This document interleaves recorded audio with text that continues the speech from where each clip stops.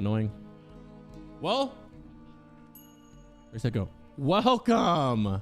What's up, guys? How are you guys doing? Welcome back. Welcome back. Welcome back. What's up? What's up, guys? Huge episode today. Big one, huge one, massive one. It's gonna be a few hours long. The episode. We have 2 extra guests with us. Joardee over here speaking for the healers, Cosmo for the tanks, Sarthe melee and the little hunter DPS, and obviously me for the casters. And we're gonna go briefly over each, but not like super in-depth each boss, but like I want to go like one boss and talk about the tank can talk, the healer can talk, the melee can talk, the caster can talk, and then we keep pushing and we just keep going. And whatever. Well, before that, we'll go over each role and costumes, gearing, how each role can get ready, what kind of weak auras can tanks use and healers use, and Joardee will chime in on what's healing intent. You get it. After that, we're gonna rank the bosses in difficulty. We'll go over the Mount Hyjal spreadsheet while we're doing it, and the Black Temple spreadsheet from Cosmo, which got finished as well, and a little raid comp in between as well in the middle. That's about it. We got a lot to cover today. It's gonna be exciting. Quite a bit. Yeah. So Sarthe, how are you doing, brother?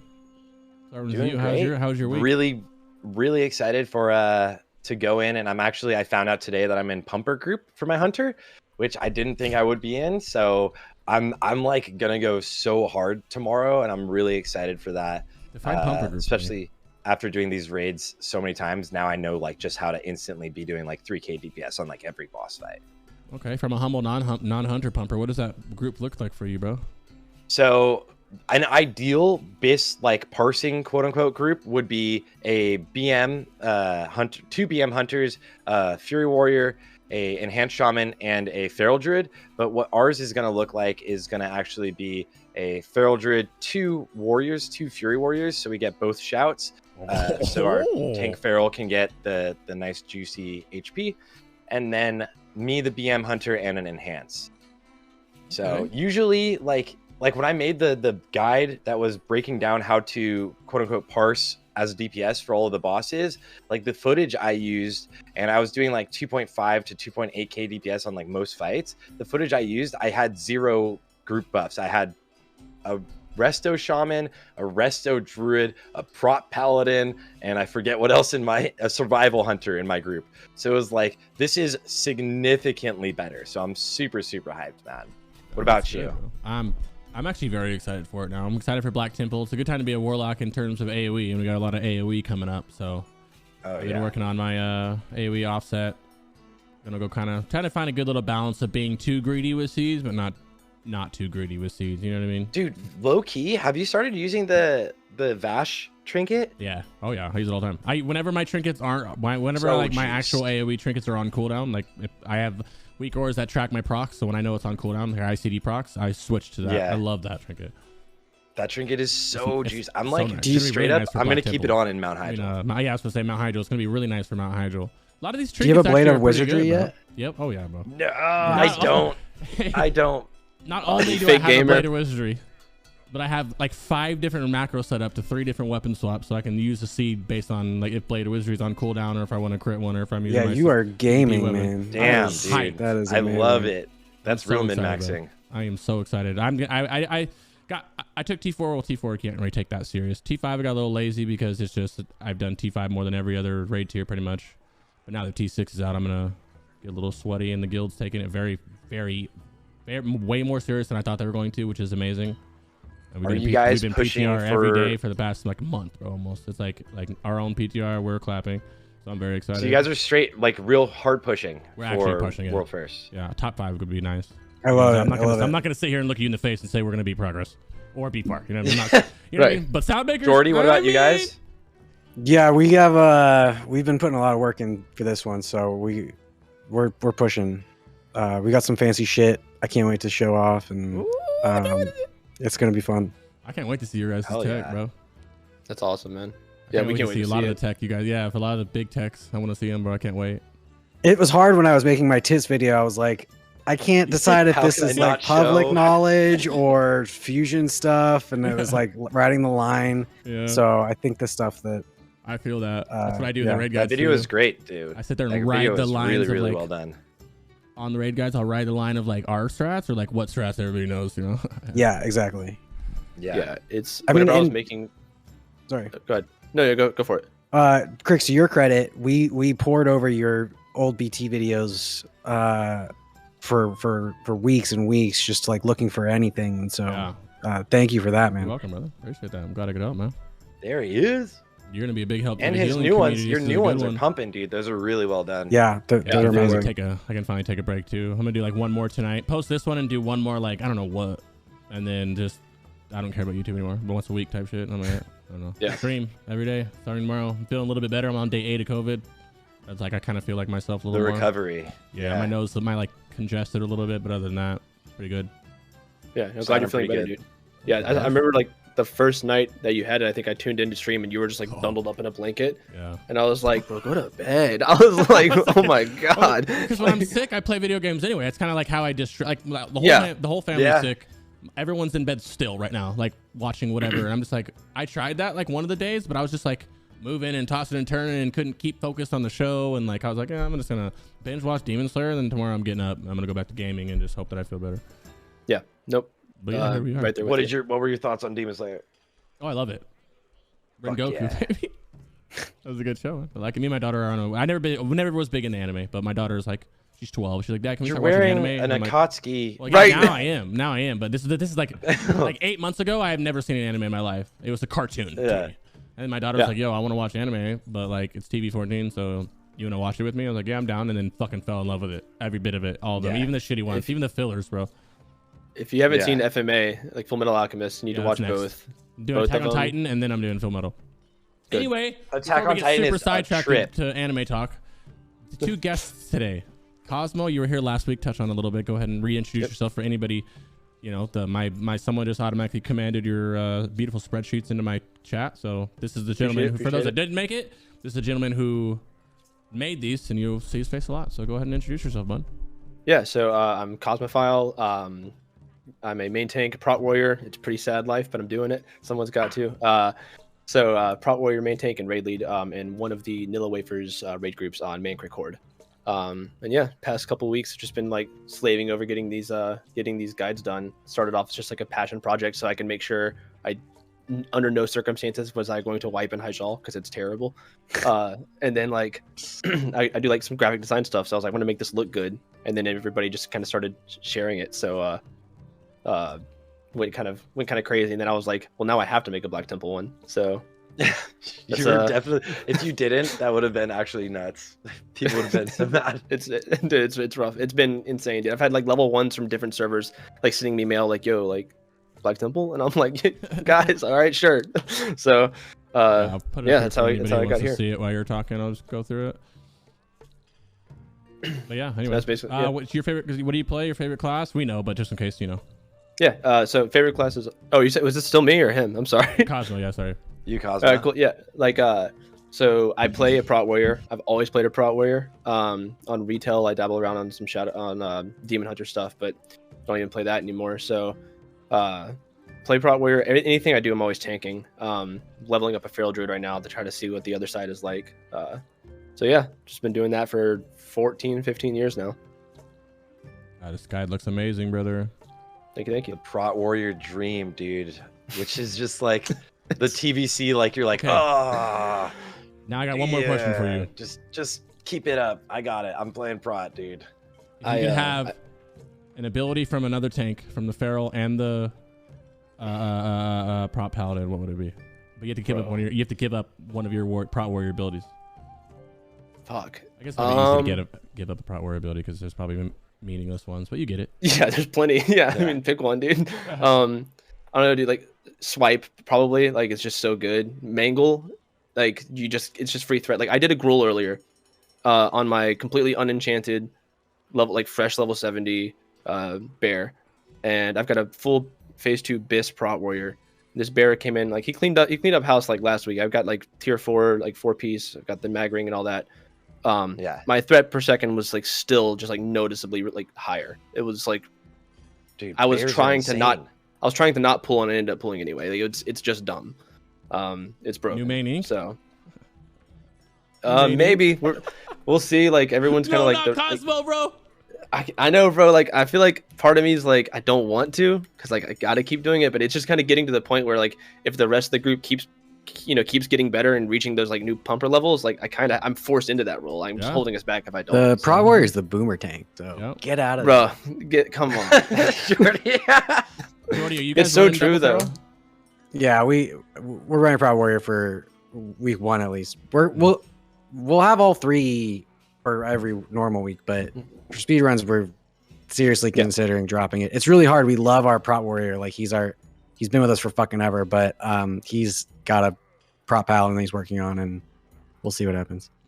You kind of like need for like the speed runs, you kind of really like set yourselves back, right? When you're running a Prot Warrior. I mean, we got world 4th SSC with a Prot Warrior, so I'm not saying that like you can't do it, you know what I mean? But yeah.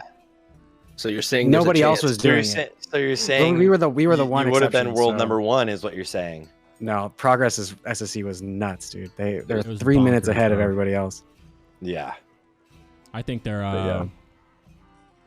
You guys think they're untouchable? Speed bar. I don't know. I've heard rumors of what the actual race will be like tomorrow. What do you mean? I'm a fan of Progress. I think they're just insane players, and like the leadership there does such a good job, and like the raid leading there is just crazy. They always always recruiting top tier and always pushing. I think they're gonna take it. I don't really know if anyone else can come in this tier yet. But I think speed runs might be a difference. Like we're finally going to see like Noda really, really take off, because I think late phase warriors just are going to be so fun. Yeah. Noda had some really tragic speed runs too. Yeah. And so hopefully they can tie one together. But I mean, they're so good. They've always been really good. So Joardee, you guys speed run, right? You guys will be speedrunning as well? Okay. I mean, we have, I think we have the 4th and 6th fastest SSC and TK. So yeah, right, we're NA second. Overclock is ahead of us, but we're gonna be pushing hard as fuck. So yeah, and while we're here, you might as well go to introduce yourself, Joardee. I'm sorry about that, brother. How are you doing, man? Thanks for having me, man. I'm Joardee. I play a Holy Priest in Fusion and a Draenei Hunter. My goal is to beat Sarthe. I just got another 100 right now, so yeah, it's 2.5. Who cares? Yeah. I know. And yeah, I'm really excited for BT. We've been putting a lot of work in. I can't wait for tomorrow. Fusion is in a better place than it's ever been, so I'm really excited to see where we can go and replace it in its ever been. So I'm really excited to see where we can. Oh, Crix has got my own voice playing. It's awful. You guys real quick. It's okay. And then and yeah, I've been streaming a lot more. I've been doing some YouTube videos. I've taking the lead from you guys, and hope I can be helpful. You are very helpful. There's not a lot of healing voices out there, and I think there's a very good niche content-wise and in the atmosphere period for healers, right? Especially vocal healers. You have a whole bunch of warlocks, you got a whole bunch of pumpers, you got a whole bunch of DPS, not a lot of, you know what I mean? And any healers you do have, they might not have a webcam, they don't really know as much. Like you're comfy. I'm glad you're here. Yeah, I'm okay. Healing's not the most fun content to watch, but in speedruns, healing's pretty insane. Yeah, because you really need to. You can't make mistakes, right? Like if somebody dies, the run's over, and so someone doesn't DPS for 5 seconds, no one notices, but healers have to be constantly on the ball and at the front of the group and the whole thing. So yeah, and you usually drop a healer for a speedrun, so it's all the harder. So. Yeah, that's the only way. So I actually, little known fact, mained healer for like 12,000 years. That's like my main. But the reason I don't is because I knew that I was going to stream, and it's my personality and flash heal doesn't really go together well, Yeah. But I would like. I think it'd be really fun to main heals if you were doing that, running purposely less healers, like one less healer, to make that more interesting to you. You know what I mean? Otherwise, it's just gonna be miserable.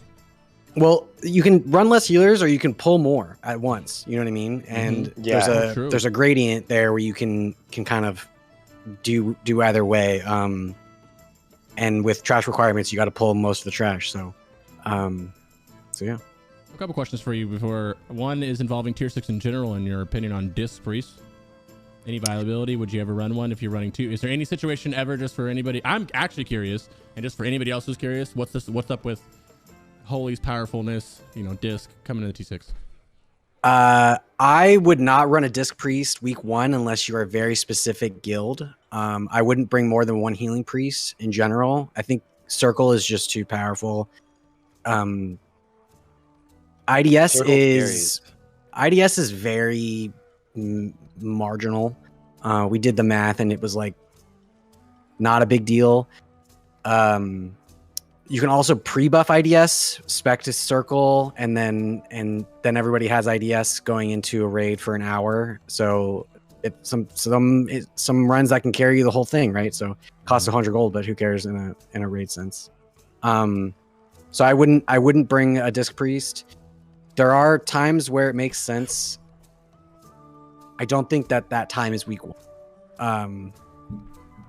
So yeah, I agree. Was that your only question? I can't remember. Oh, you got another one ready? Okay. You get the also, I want to shout out Cosmo. Cosmo did also just start streaming as well, and he just got affiliate. So congrats, dude. Huge congrats on that. Thank you. And you guys should be able to tell he's got this incredible mat now. Thank you. And beautiful setup. Yeah, appreciate your camera's baller. Right there. Thank you. I could do fancy tomorrow, gamers. Stay safe. Good luck tomorrow, gamers. Hey, good luck to you, brother. You think he's hosting it, right? You're gonna do thank you. Stay safe. I think he's doing a Race the World first. Big fan. Like big event coverage. Yeah, coverage. So make sure you guys if you want to watch like a big conglomerate like World First Race, go to his channel and watch it. Yeah, it's gonna be awesome. Hopefully you'll see I think you're seeing all of us in it, right? Sarthe, everybody. Cosmo, you're not in it. You're on nighttime. You're going in it, right? Yeah, you're going in right away, Cosmo. We'll be going in at 7:30, so I'll have like an hour and a half to kind of just like enjoy and like kind of see what people are doing. Yeah. Yeah, we'll see what's up. And then Sarthe, Joardee, and we'll be in there right away. Wow. Oh yeah. Who's gonna win? I'm excited to see what you guys pull off. Who's gonna win? Well, and, like real quick, Joardee, I was telling Sarthe the other day that like a big part of my guild's like transition from like that semi-dad to like seeing where like what kind of guild we want to be was watching his coverages of like the world first race of tier 5, but then also like kind of delving into like the speed run. So I've actually been seeing your content for a bit now, and just trying to go through and like just consume it and just figure out like pools and all that. So like big shout out to you and like big thank you to you, because like watching that kind of content has really shaped the kind of guild that we're trying to be. So wow, man, thank you. Yeah, no, seriously, appreciate it. I mean, I gotta give most of that credit to Baron, my GM. He's been streaming for years and years and years, and that guy he knows more about the game than anyone I've met, and he raid leads, he tanks, he's the ultimate Chad. So yeah. But thanks. Baron. Yeah, no, it's all it's the whole team. But yeah, I mean, like just watching the way you guys go through it, and like also like overclock, it's hard to emulate it because like we're just not that guild. We aren't y'all, but like just watching like the pacing and just like how you guys kind of keep like I think it's mostly a mental game, honestly, at that point of like keeping everybody like dialed in. Just, like trying to pay attention to how how all of y'all are doing that in your runs, and it's been super helpful. Yeah, I mean, anyone who raids at a higher level knows that the raid starts and ends, and there's no downtime. There shouldn't be any downtime, right? And as soon as you like shift down, people's attention starts to drift, and the whole raid slows down. And if you're just going, everything is much smoother, and people are right there with you. So, but thanks, dude. That's so nice. I appreciate that. Yeah.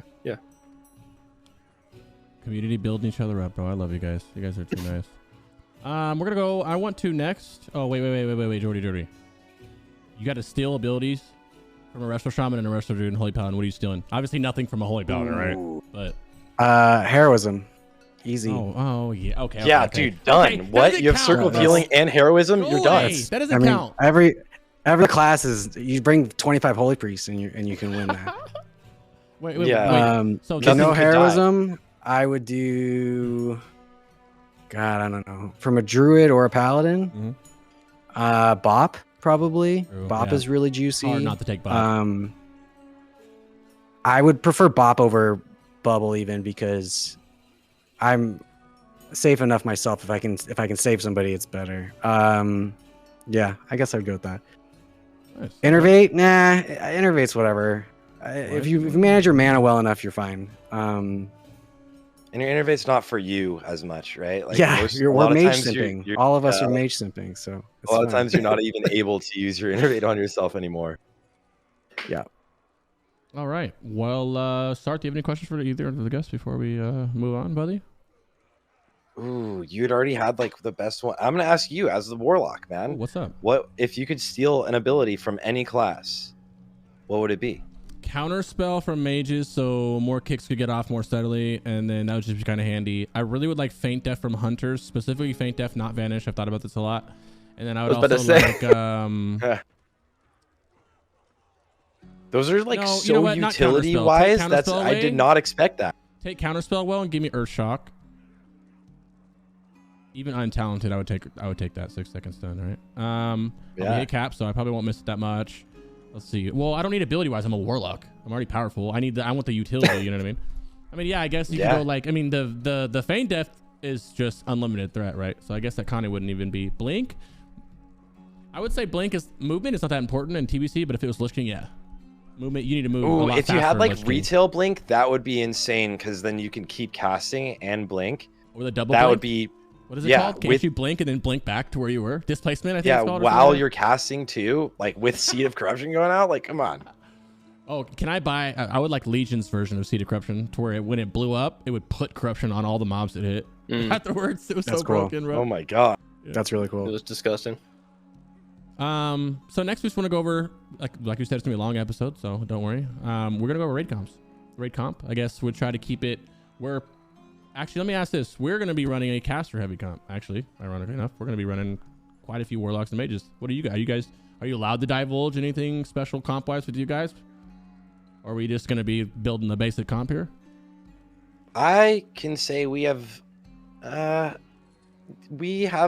think, a more balanced comp. I think a caster heavy comp on launch is stronger, and a melee heavy comp is stronger later. We're relatively balanced, I would say.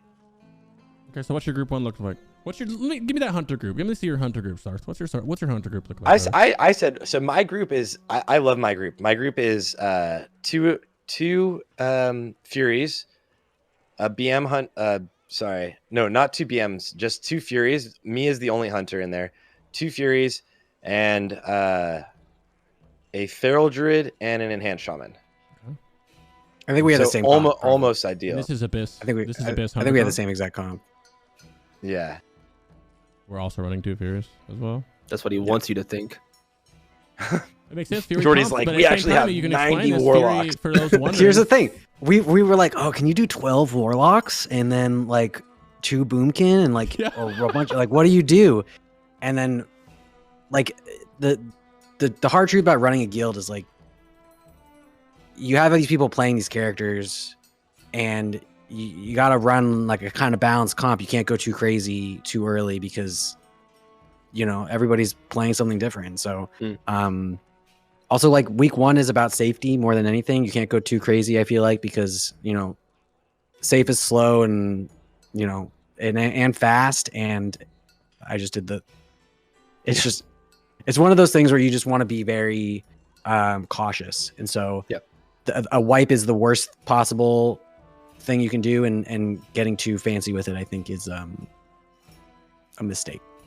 A wipe and Mount Hyjal on it's launch game over. Race World First is literally game over. Mm-hmm. Yeah, nobody can wipe. Yeah. We one shot Vosh week 1, and it gave us top 10 because a lot of guilds weren't able to do it. You know what I mean? And so we 2-shot it. We even wiped too. Yeah, it's hard. Vosh is fucking hard. Like, it's gonna be one of those things where it's like we can't wipe. But the thing is, at the same time, it's gonna be. I think it's one of those. The people who are serious about pushing, not only play the PTR, but they probably have their own. They're practicing. They're getting it in, right? That bracket, that upper echelon, we can't wipe. We can't wipe or we lose to each other. But it's at the point 100%. Where I feel like we'll be able to wipe and still be ahead of the other people that didn't have that practice. You know what I mean? But then at that point, that's like, you know, reason why we got 20th last year is because we fucked up and wiped. Right. You know what I mean? So I'm very fucking excited, actually. Slow is safe and safe is fast. Thank you. I got it. Mm-hmm. What is healing wise? What are you thinking? Let's go, since it's not you guys. We can't talk about our set anyway, really. So let's just go broad wise. What are you I mean, we're going with 6. I don't care. What's your healers are you bringing? 6 is safe as fuck. We're doing 3 resto, a druid, a holy paladin, and a me. And it will allow us to have very little downtime, and I really think I think it's probably a little too safe, but we're known for safe week 1. Again, we don't want to wipe. So I think like that used to actually literally be like Noda's motto. Basically, was just like have a clean run and we'll see how it goes. And Noda would get rank like fastest in the world multiple times, right? Like from AQ to Nax, like consistently. And that was because they were just the one guild that didn't have people die. So like I think 6 healers feels like definitely, I think we'll probably see most run with 5 that are trying to push for like crazy times, but like that might end up with them like wiping on Illidari Council, where the 6 healers just makes it like it's a safe run. You're gonna. So my question is: there a DPS check that you can't meet with 6 healers? Like not at all. No. I couldn't. We did the math, and there was like, there's nothing Absolutely where I'm not. nervous about not being able to hit with that 1 extra healer, and so that led us to believe that 6 was the way to go. And extra heroism was nice. I may have been more nervous about that, like prior to like learning there were going to be no tuning changes. Like when I was like, what are the numbers going to be? You know what I mean? But like once we saw that was the exact same tuning that we saw in PTR, I was like, all right, like, yeah. How do you guys feel about that? I think you can even one phase Illidan. Sorry, Crix. I think you could even like one phase the phase 3 or whatever of Illidan with 6 healers. Like, still not an issue. Yeah, you can. Yeah, very easy. Spoiler alert. Have all the like the LEs and the shot of pre-seal, especially during the down auras, you know, with the aura to magic resistance. What do you guys think about mage group? You running 1 or 2 mages, or you don't have to say, but what do you guys prefer? I like 2 mages. Mages are still strong. Arcane is very mages. very fucking. I don't see anyone beating them on overall damage, at least early on in Mount Hyjal. It's crazy. There's way too much trash. They just like no one can top them on trash if you kill it fast enough, right? Like the AoE damage from a mage is just godly. Bananas. We're doing 3. We love mages. Yeah. Same. We were too, Our 3. I'll admit that since you guys are. Our 3 mages are super pumpers, and we're running 3. So. Oh, I agree with you. We're awesome. Yep. 3 is good. I think 3 is very strong. This is a good time, the best time to have the Arcane Mage, right? They start falling off just slightly. Not too crazy, nothing too crazy, but we're not, slightly. So this is the time to let them pump. Shit melt. Yeah, this is, I think this is the literal peak of the pyramid, is this week, and then from now on, they'll be losing power. But I agree with you. Yeah, because every time their utility. Go ahead. Every time another person gets that gear, that white gap's going to start widening out a little bit. I'm comparing to Warlock, obviously, because casters and AoE and stuff. We have a joke. Sorry, please. No, the joke is way more important. I promise. Go for it. We have a joke that our warlocks like to say, "Wait until we scale," and it's back from early vanilla. And so we're waiting till they scale now. We'll see what. That's what I say every single week as a tank. Everyone's like, "All right, threat." I'm like, just wait, it's coming. Like, it's not, for the record. Like, I just need a little bit more gear. You just need like two more expansions. You wait, dude. I'm playing the long game. But yeah, no, I mean, like with mages, like they're just, Joardee said, like they're at the top of the pyramid, and it's like with the gear they just got out of tier 5. If you got good gear, we did our last clear last night. 0 Nexus keys the entire phase, 0. So, but like with all the gear that you've theoretically gotten at this point, and all the AoE you have to do on like tomorrow night, you know what I mean? It's just like, this is your time to shine as an arcane mage. It doesn't get any better than this. What have you done in your chat? This is hilarious. Oh, it's a chant that they're removing from fucking Twitch for some reason. They're removing those? Yeah, they're moving. I love them. I know. I don't know why they're so jealous that you have it and I don't. Made a tweet about it. I was mad about it. That sucks. We're coping about seriously, what you said Mage about the is just so juice, at least early on, and like with like haste reducing GCD and stuff, like whatever, if they can just get shorter GCDs, like they just keep pumping, it's gonna be crazy. I think like the idea, at least before this, like before TBC even came out, like my predictions from like a lot of research was that mages were going to absolutely just shine super hard in phase 2, which is what we're in right now, obviously.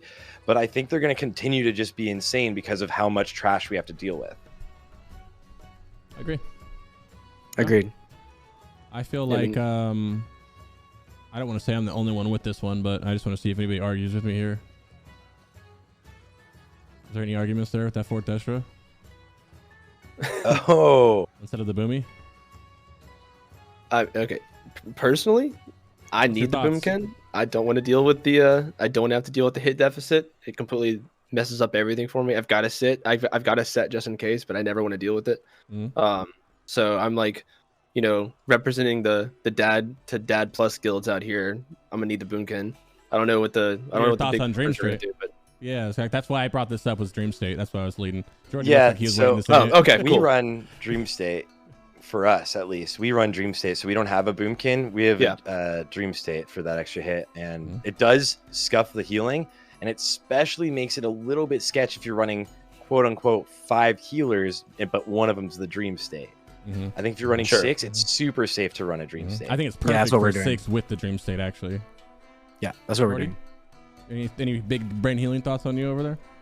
You bring 6 healers and the Druid's Dream State, Restokin, whatever you want to call it, and it's super comfy. I love Boomkins. They're super great utility. They bring innervate, battle res, but they just don't have multi-target damage and they're single targets, whatever. And if you can get your Resto Druid to do it correctly, might as well. It's a bummer too because we have like 2 of the top parsing Boomkins in the world in our guild, and it just feels really bad not bringing them along. But I mean, it is what it is, We did a Warlock Discord. We did a Warlock stacked BT, and it was like 13 Warlocks, and we still didn't bring a Boomy. Still didn't bring a Boomy. Oh my god, those poor chickens. That's so savage, dude. Yeah, and someone asked just now, which would lead to this one. What do you guys think about Affliction Warlocks? I personally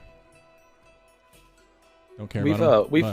We've had a couple weeks. Yeah, exactly. Yeah, we've had a couple weeks where we didn't get to bring one in, and like it didn't feel that bad if I'm being honest. Like I don't know. This is where again, like I kind of just like defer to what Joardee and Sarthe have got to go weigh in on, because for me I'm just kind of like, all right, can we get the bosses down like at a faster time than we did last week? If the answer to that is yes, I'm cool with it. But like our threshold for that is so much lower than y'all's, so I'm very curious also to kind of hear like where y'all go with that. I'd put it right there if you're bringing one. I would only say to bring one if you are cast stacking, like you said. Yeah, and you have to be like very heavy. Situation right here, I probably still wouldn't even bring one.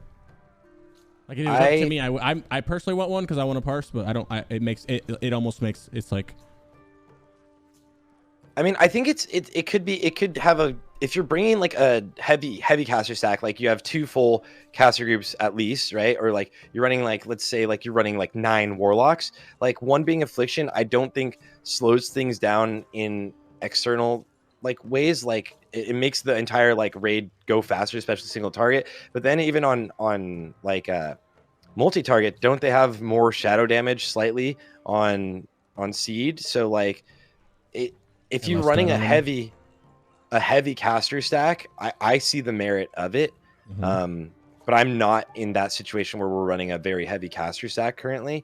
So like it's not worth it, I would say. Yeah, I agree. Our warlocks are off in Warlock land discussing their warlock things, and I just they come back with the edict, and I say okay. And that he's in your chat right now. He says that it's worth it for a caster stack, so I'll believe him. Yeah, it is worth it for a caster stack, 100%. Yeah. If you have a caster stack, it is. Also define caster stack. Into how deep do we go caster stack? Is this a caster stack? Nah, there's got to be a threshold that you probably exactly know, Crix, right? There's a threshold, there's spreadsheets, there's all types of shit, but we're not there. Yeah. Nobody's there. You're not. I mean, we ran 12 warlocks, and yeah, I'm running affliction. This right here, if you had an extra DPS to come and you were dropping like the 6 healer or something like that, then yeah, you could probably argue running one in, bringing an affliction warlock, leave him down there, leave him partying up if you had more range. But I mean, and there are people who do have a lot of range, which if you do have that many range, yeah, you're running 8-9 casters and running affliction lock.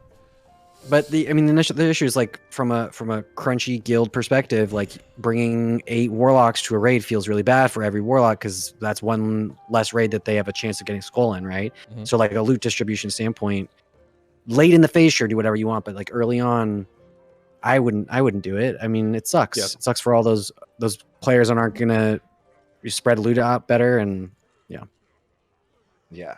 Half is nice for the 5% physical damage reduction. Yeah, it is. I don't really care about that, but it is. It can help some people out, yeah, but like we don't really go. I don't personally go in the mentality of we need affliction lock so we can not get hit as hard on this boss because everything is survivable without that. You know. He said, just give skull to a mage. Yeah, dude, 5 head, easy game. Kill myself tonight. Yeah, not have to worry about it anymore. Just give it to the mages. look, the holy priest needs it for arena. Okay, I really need it. How are you cleaning up your Cosmo? What are you doing with your tank group, bud? How are you fitting tanks into here? So for us, again, we run the prot warrior, me for now. So I just tend to like, in order for me to be effective at all, I have to toss myself into a melee group. If I don't have the whirlwind, the wind fury, then it's just GG. Yeah. So we tend to run me, an enhance, a rogue, Ret, and Pharaoh. Okay. So we put our bear tank in there as well. Mm-hmm. Up to this point, group. Yeah, no, I mean, like it genuinely, like the threat memes kind of go out the window once I'm in that group. But if you take me out of that group at all, like it's awful. And we had like it's look, man, like it's just bad.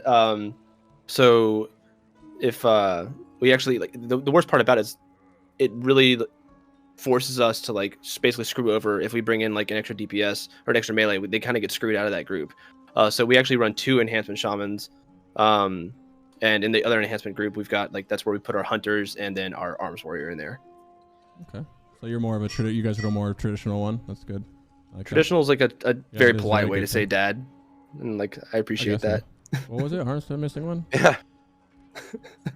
What about what was your other one? Hunter. What about on Sart's side? I'm just curious. When you guys said you were running double fury, what's your tank group look like?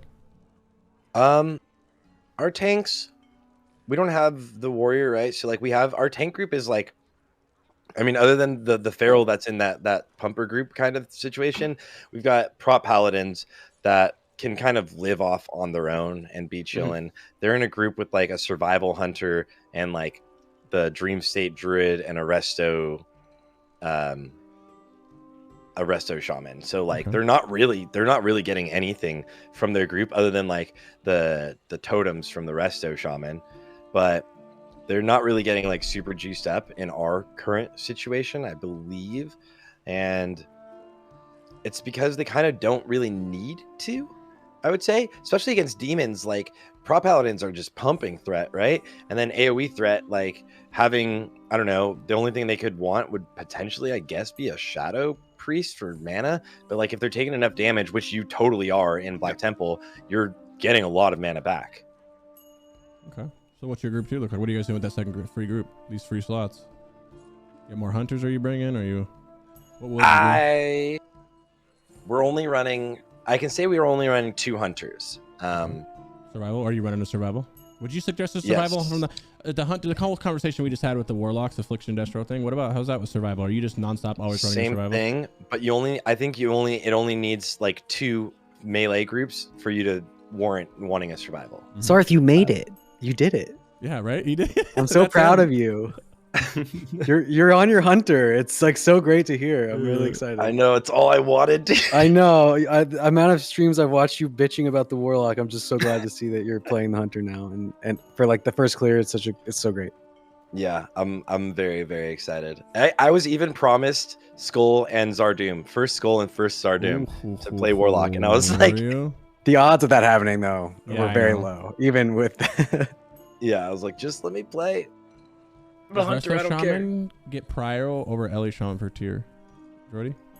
Yeah. What a question. For us, yes. Yeah. For your average guild, mix it up.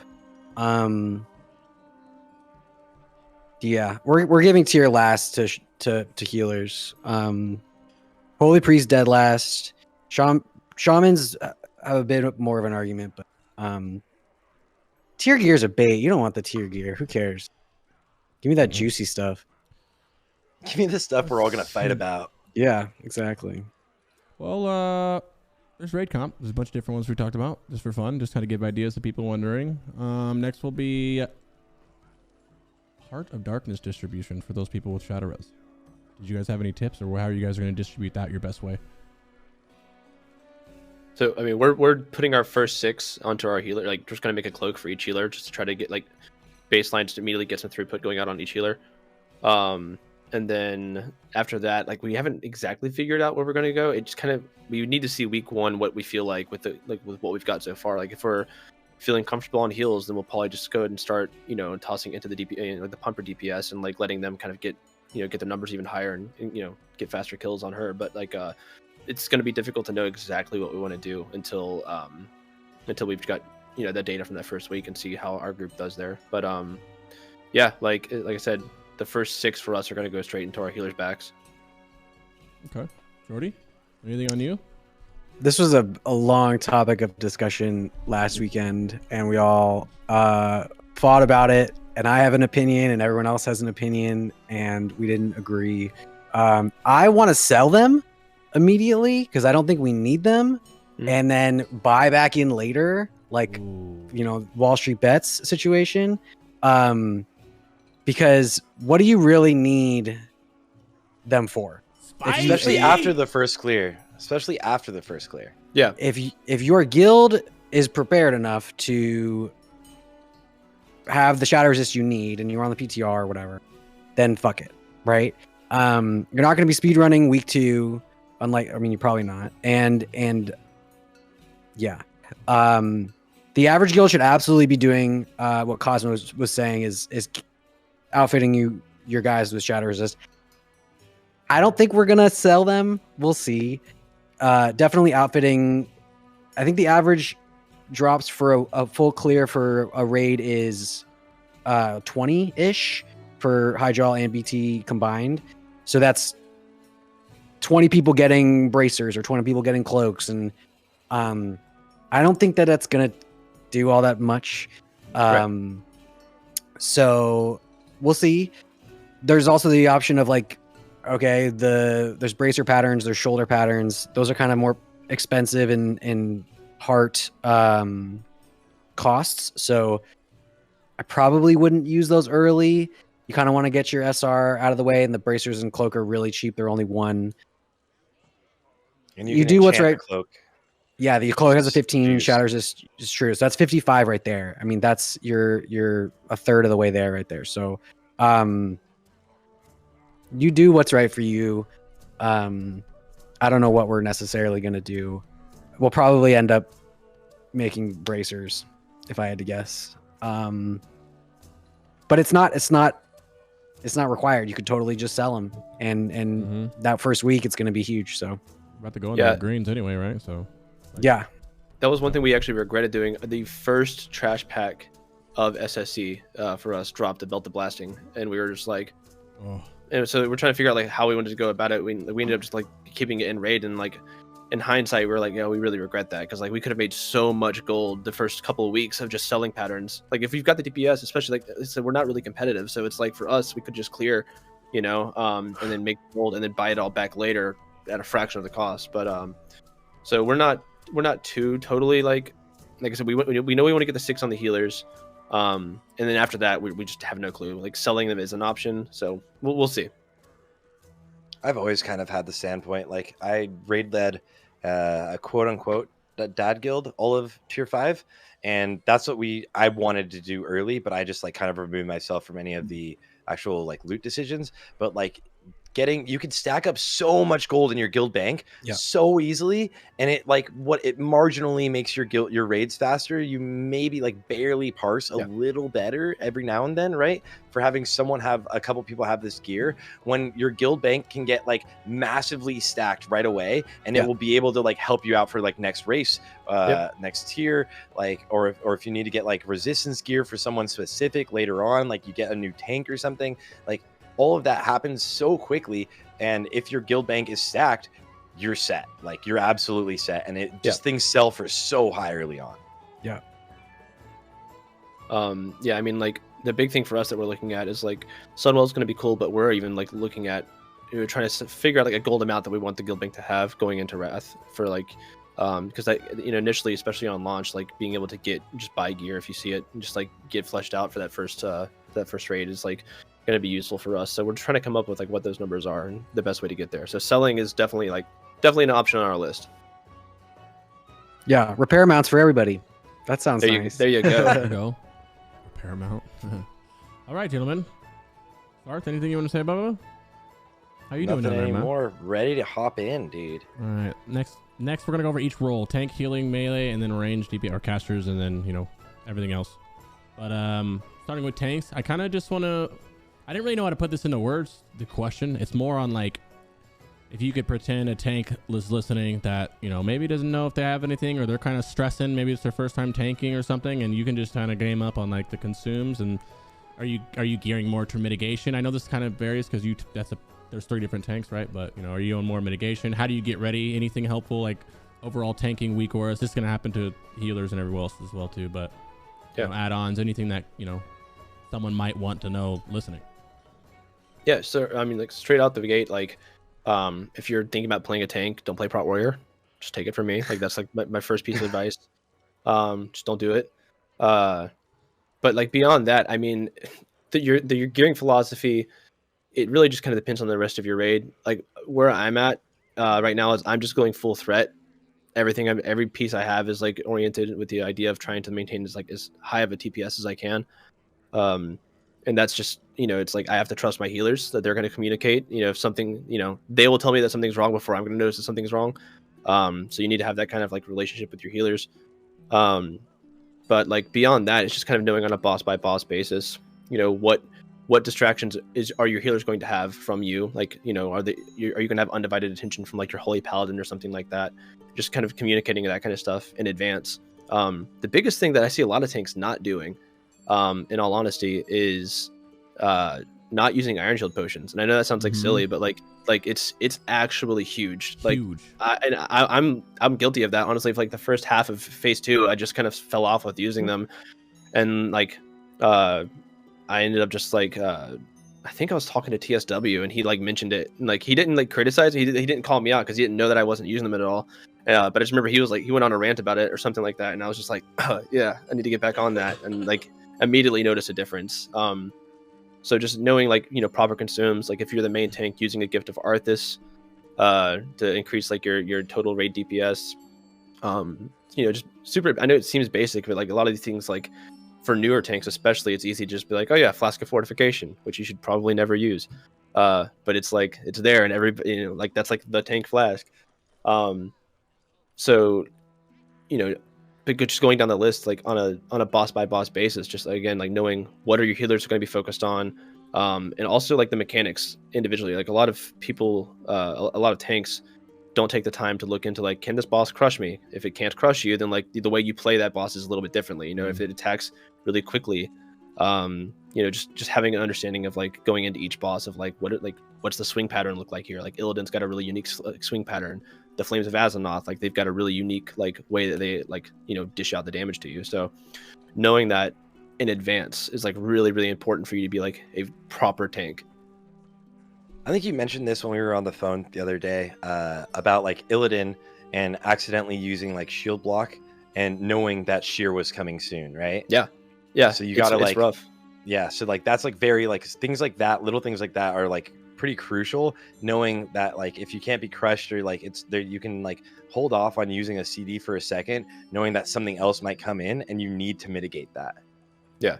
And what's cool is like on Illidan, I know like skipping all the way to him at this point, but like when I was doing the PTR, you'll find like the same a pacing for each one, whatever group you're in.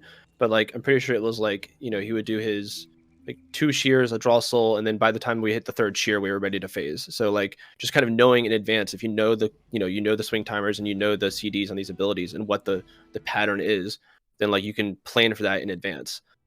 It's not only can you plan for it to go right, but you can plan for it to go wrong in advance, so you never get caught. So just having those things planned out is just, again, like I think in my opinion, like the things that separate like the really good tanks from just like the guys who take the damage. One of the big things I was noticing our tanks struggling with early was like positioning on Hyjal trash, especially the horde camp. There's just shit everywhere, and knowing where to be standing and how to pick it up and how to get it in a spot where people can effectively kill it is really good. We're still figuring out the best ways to do it. And another thing is like the paladin can take a lot of shadow bolts very quickly on that trash, and knowing how to mitigate some damage on him as not the paladin tank, warrior tank, the druid tank, and pulling some of the threat off of him so that he doesn't get one shot by shit was really crucial. And then there are some pulls that you can do that can get pretty spicy, and staying on your toes, spreading out the incoming damage. Like the hallway to mother gets kind of crazy. There's a lot of shit you can pull very quickly, and knowing how to tank it and where to face it and all that is big. And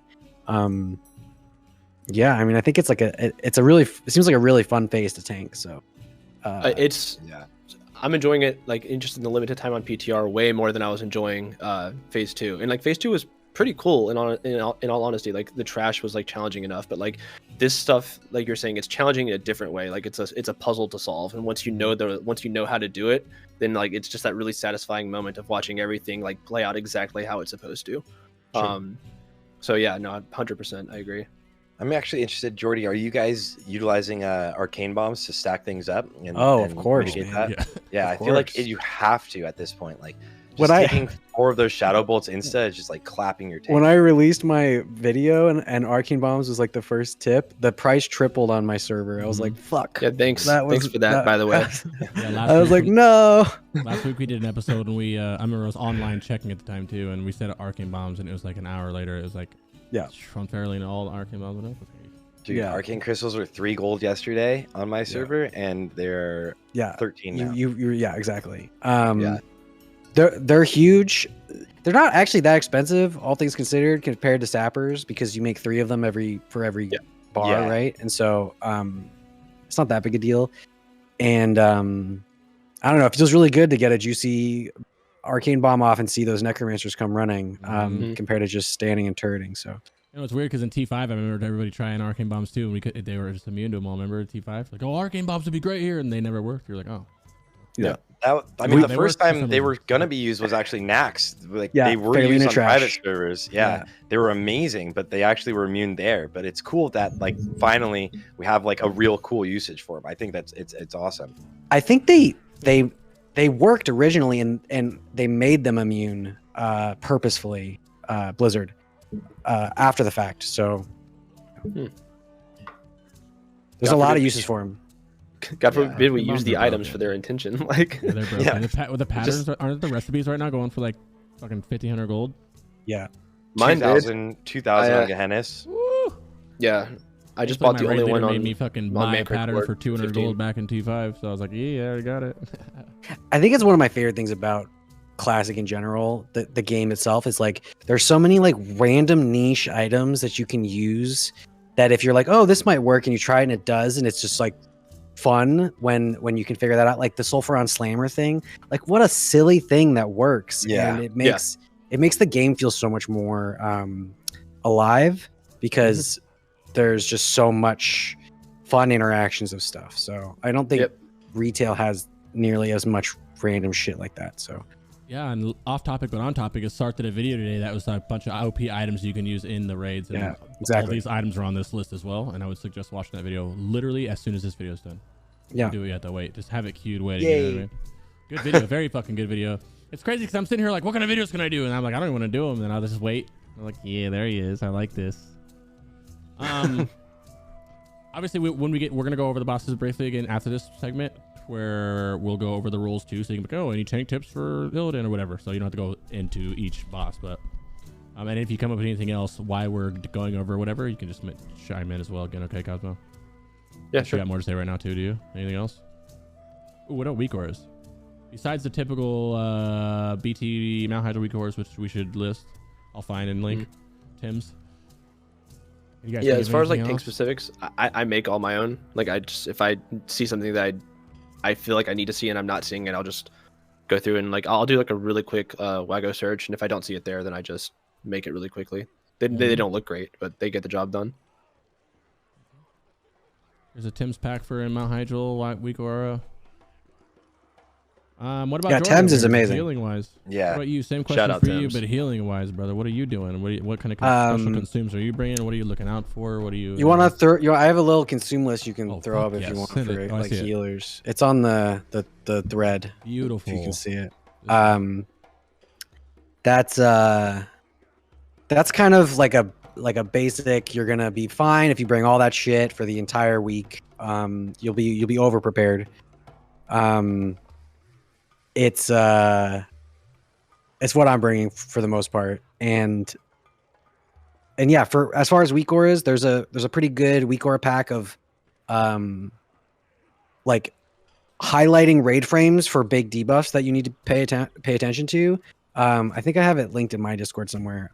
You can check if you Google WAGO and figure it out, you'll find it.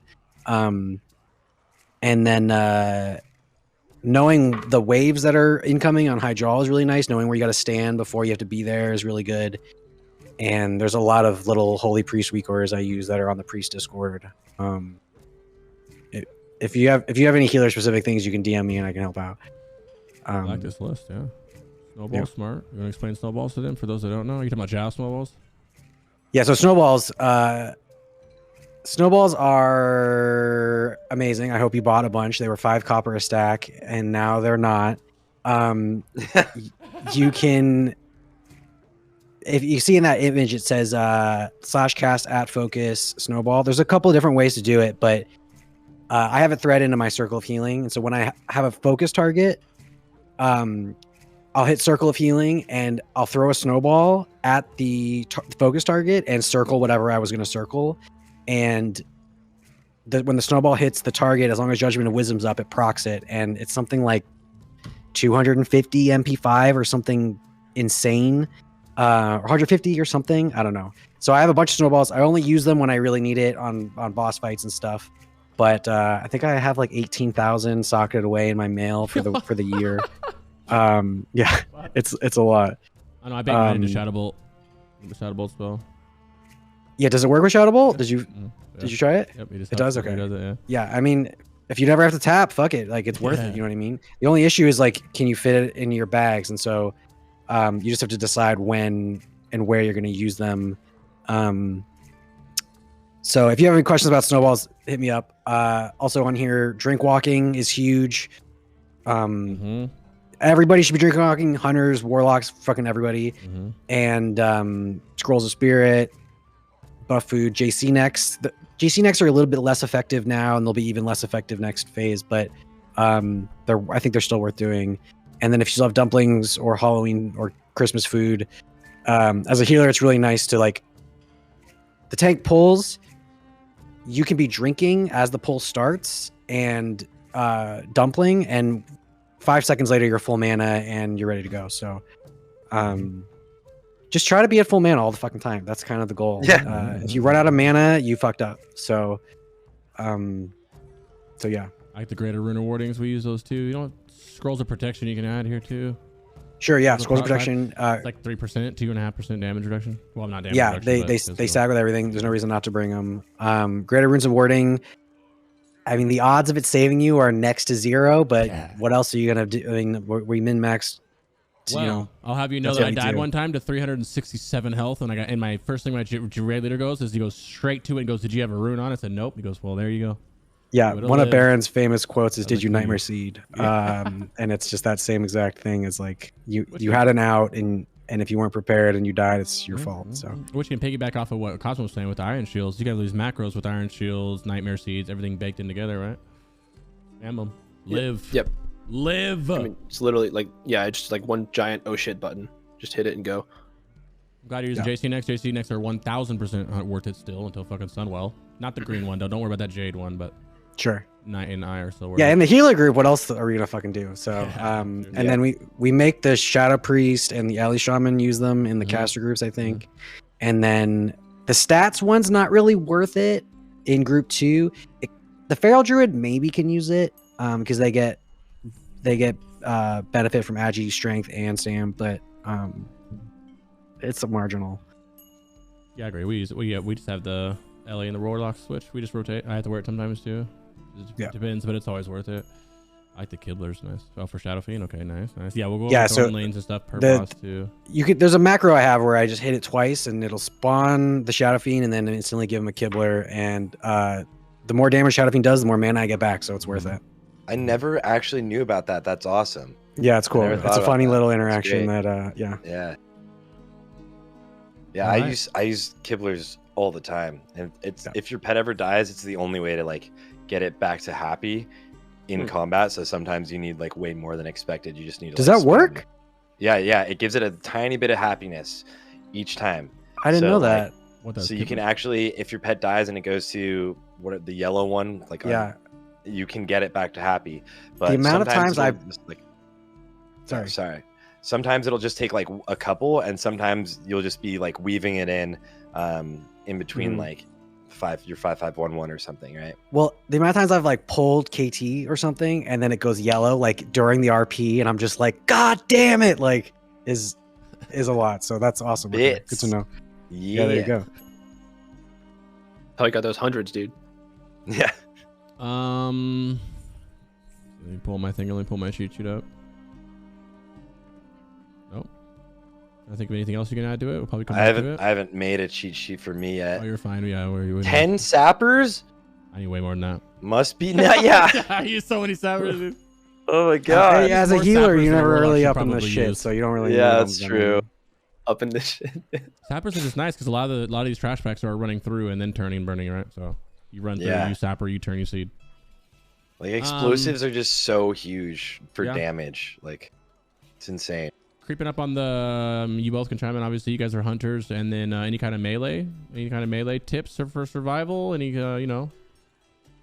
most things in these raids are significantly less punishing, like trash mobs, than in tier 5. So like most of the things, like you'll see something whirlwinding, most of them won't murder you right away, and like they in general might not just murder you throughout the entire span of this like whirlwind type thing.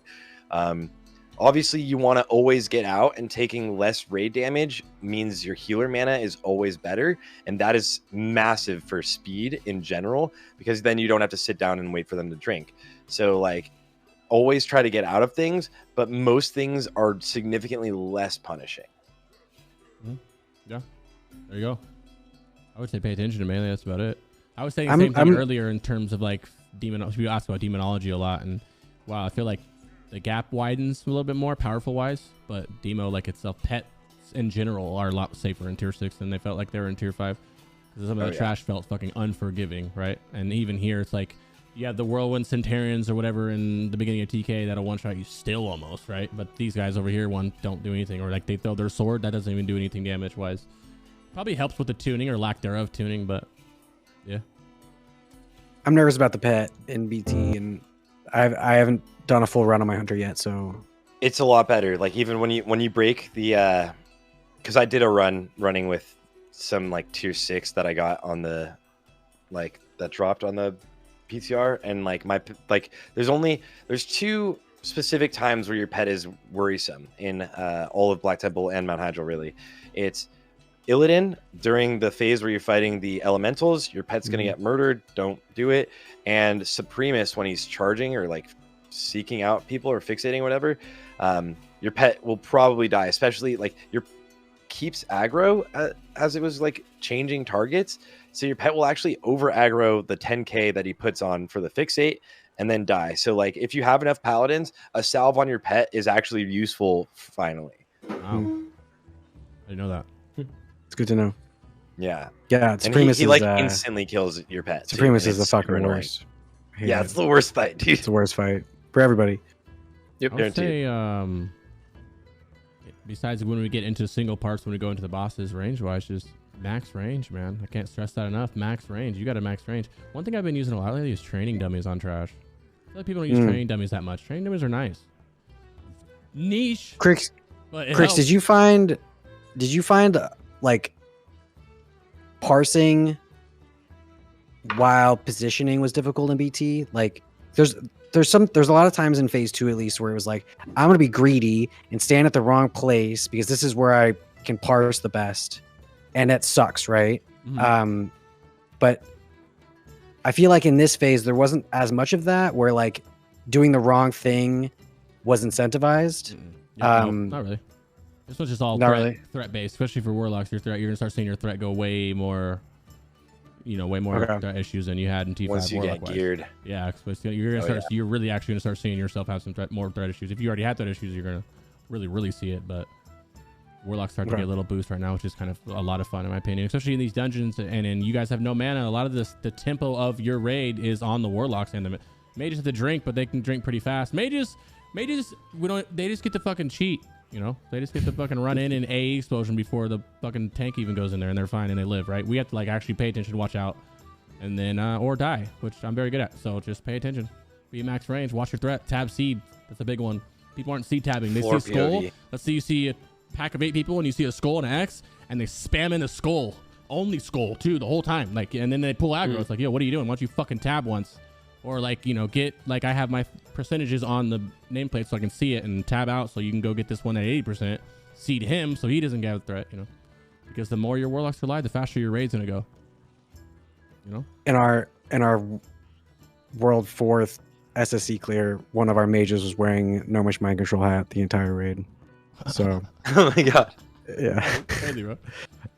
we meme on our are OP, mages. bro. Mages are OP.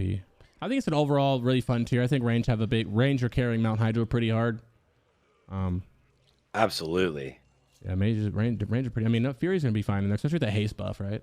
Haste mind control buff thing, beginning Mount Hyjal. Yeah. So that's Fury's probably gonna be fucking carrying pretty hard too. I'm really interested in seeing it. It's gonna be a lot of fun. Yeah, I think this is gonna be like the most fun tier by far coming out so far. And like this is the first tier where there's like, in my eyes, like real speed runs are going to start happening, where we see like these crazy strats being thought up, like different different pathings and everything like that. I think there's so many things you can do with it that this is going to be really fun phase. Like Mount Hyjal, okay, just go on your warlock and your mage and you just AoE everything down. You get to like relax after doing like a stressful speed run in Black Temple or something. Yeah. Do you think Hyjal will be a thing people do? Dude, some guild Speed running wise, some guilds are gonna claim it, and then eventually all other guilds are gonna be like, well, I guess we should do one. Yeah. It's gonna be the worst. Where like nobody I'm cares, calling but it now. everybody is.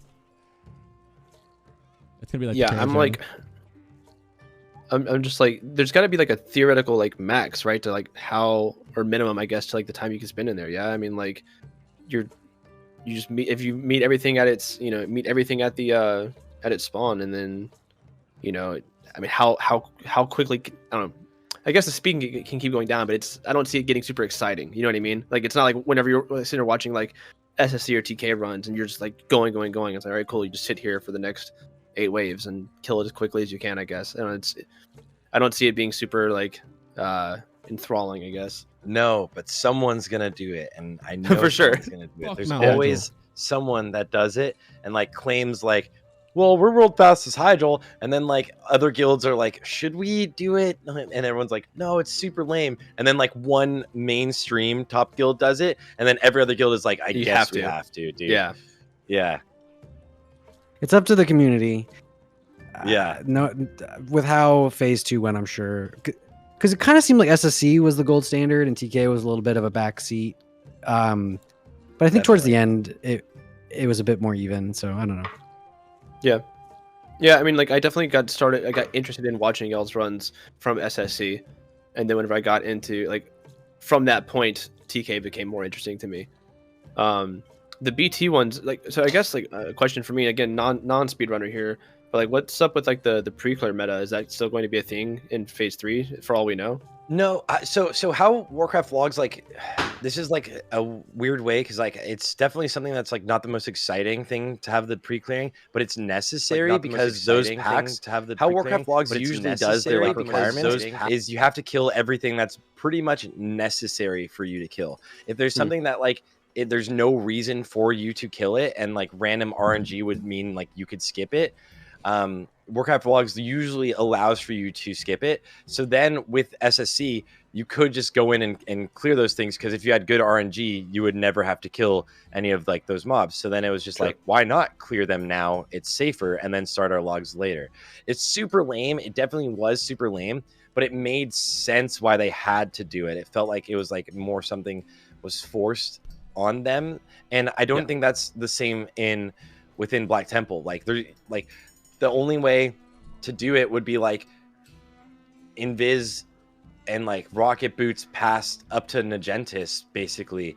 But like there's like that one padding, like the little non-elite or whatever mob that's like in there, but like I would highly assume no one's going to start their logs on that, and Warcraft logs won't require that. It's just going to be on like right at the bottom of the stairs of Naj'entus. So it'll Leviathan. I don't see a pre-clearing meta happening, but it definitely is going to be like things you will be allowed to skip for sure, right? So it was unfortunate for this phase, but it was like it made sense because of the way the dungeon is set up, the raid was set up. Yeah, there's no way around it. If there's any pre-clearing, it's going to be very small because there's only so much room between you and Naj'entus anyways, and there's some of it's already required, so it's not going to matter. The door doesn't the door doesn't open to Supremus unless Naj'entus is dead, and then it is what it is. So the trash requirements are looking really good. The Warcraft logs guys are amazing. I know people shit on them, and I don't think it's deserved. They're really balanced, and Kira's they put in a lot of work too. Yeah, and they talk to the community a lot. Yeah, every time I go to that Discord, it's often Kotzen bitching about shaman tanks and Alondo, and I mean it's just like it's a bunch of memes and fun, and they all care about the game, and I'm a big fan of them. Yeah, like, we wouldn't be able to play this game the way that like we actually play it without what they're doing anyway. You know what I mean? Like it's like they are absolutely essential in the way that the community kind of rallies behind these types of things. So yeah. So that meta gone. Thank gosh. Well, dude, and like honestly, stupid question, because I completely like you would think as much time as I spent in that fucking raid trying to map everything out, I would remember there's a door there. Yeah. And like it's like just totally did not. There's two. You've got the Naj'entus door and then Supremus, so I didn't even think about it. But yeah. What the fuck happened here, bro? I just look like this. What the? You have it on inverted, yeah. How'd you do that? Yeah. Bro. Control I maybe. It looks cool. This is What dope, the dude. fuck? BRB updating all the guides to look like that. Yeah, what? You're editing mode on the live version of the guide? Nah. Yeah. Oh, turn this off. Which that reminds me, I need to get you guys the new links, because like just real quick while he's getting that fixed. Can you control Z a couple times? See what happens? Oh, it's okay. We're just gonna be blinded, boys. Fuck it. Anyway, go ahead. Cosmo, what were you saying? Oh, yeah, sorry, real quick. We're going to... I was going to show footage on each one, but I feel like it'd be better to show this again, so people can see the placement. Whatever, sure, yeah. And we'll just go like... we're not going to spend too much time on these, but we'll go by each boss and Mount Hyjal, and then Black Temple, and go like each roll, and Boom. But what were you saying about your things? I'm gonna post this in Twitch chat here. This is like the published webpage version of the guide, because like the spreadsheets are like hitting critical capacity, and Google's like, you need to publish this or people are gonna get locked out. So that's the published version. It's read only. At the very top of it, I put a link to the spreadsheet that everybody else already has, and from there you can go to file, make a copy if you need to make edits to anything for your own guilds. But anyway, some of the formatting gets a little weird in the published version, but it's fine. All the information's there. So I guess did you just want to kind of go through this boss by boss and like? Yeah, I'm trying to make it so kind of give a quick quick see everything. Whoa! I'm gonna use the bathroom real quick. I'll be right back. Yeah, I do think. How dare you? Can I put him somewhere? I guess Cosmo gets to stay up there since it's his guide. What up? So that's the winner. Cosmo gets to stay up there. this. Yeah, we're just gonna go over each one real quick. So I guess we don't gotta go over this tactics because we've already done it before. We already know this fight. What are you looking for? Anything tank wise? What's the first thing you're doing tank wise? If you imagine him scooting on out here. You're getting into position. Thought process. Yeah, so like for guilds, like for most guilds, this is like where you'll be tanking him. Just have a hunter at the top ready to MD, and then like you want to plant yourself. This is very much a boss where you just like plant your feet, maximize threat output, and then just like zerg this boss down as quickly as possible. As a tank, there's really nothing crazy to be worried about here. If Death and Decay gets, if it's getting dropped on you, like honestly, there's a PTR run where I just stayed in it and got healed through it. But if you need to move, you can just step out. But this boss is literally just it's a tank and spank, you know, do everything you can to maximize threat and don't get absolutely annihilated. He doesn't hit that hard. He's not really a threat to tanks at all. So for this boss, not much. Okay, DPS wise, the same shit. Dodge, Death, and Decay, and you're gonna get hit with the Frost Note. I mean the Ice Bolt. We're PvP trinket it. I don't know if you don't have to. Not everybody PvP trinket it. If you do not want the PvP trinket, just have a one priest bubble, the other one heals. Someone else heals. You guys should be all right. Death and Decay. You can also like lap, right? So just there you go. Do laps. Oh yeah, laps. The thing about laps and faps though, you can use laps and faps for it, but then you got to save your cooldown. Then you're like saving your potion cooldown for the chance of you getting an Ice Bolt. So I wouldn't suggest doing that unless you just get it then, like right away, right? Like you get it first before you could even do anything. Is a haste potion stronger DPS wise output than a having your trinket? I'm curious. I mean I haven't looked at the exact numbers, right? So I don't know. Well, we don't use haste potions. Our alternate is a Destro pot. Mana on this fight probably. Actually, yeah, we Destro on this fight. Haste pot over DST, of course. Yeah. I mean, you could high roll and not do either. And that's and I mean that's what survive this. If you get chosen, that's the RNG. You got chosen. It's like getting graved, right? Like even if you get chosen, you don't die. Yeah, like you can live if you have healers with. I think if you're a healer, you absolutely wear your PvP trinket because who cares about your trinket? And otherwise, it's on you if you want to wear it. I think personal responsibility. I don't plan on wearing it. If you Bestial Wrath, do you get hit by it? You can like get out of it if you like. So when it's off CD, you can hold Bestial Wrath to do it when it's off CD. Although then you definitely aren't going to get a second Bestial Wrath, which you might not get either way, depending on kill times. So that's like where the like decision making is. Yeah. For us, again, like basically an average guild. Like where I told everybody like, yo, bring out the PvP trinkets. Everybody needs to have one. We actually have this. We have a Shadow Priest in our guild who has been around since day one of Classic, and he has somehow gotten through the entire game without ever earning an honorable kill. And he sat and he did the quests in Alterac Valley to get the honor. And he has a PvP trinket. He's ready to go for Rage Winterchill and does not have a single honorable kill. He's Breton on Mancrick, and he's what a baller. Total G. Chad. Yeah.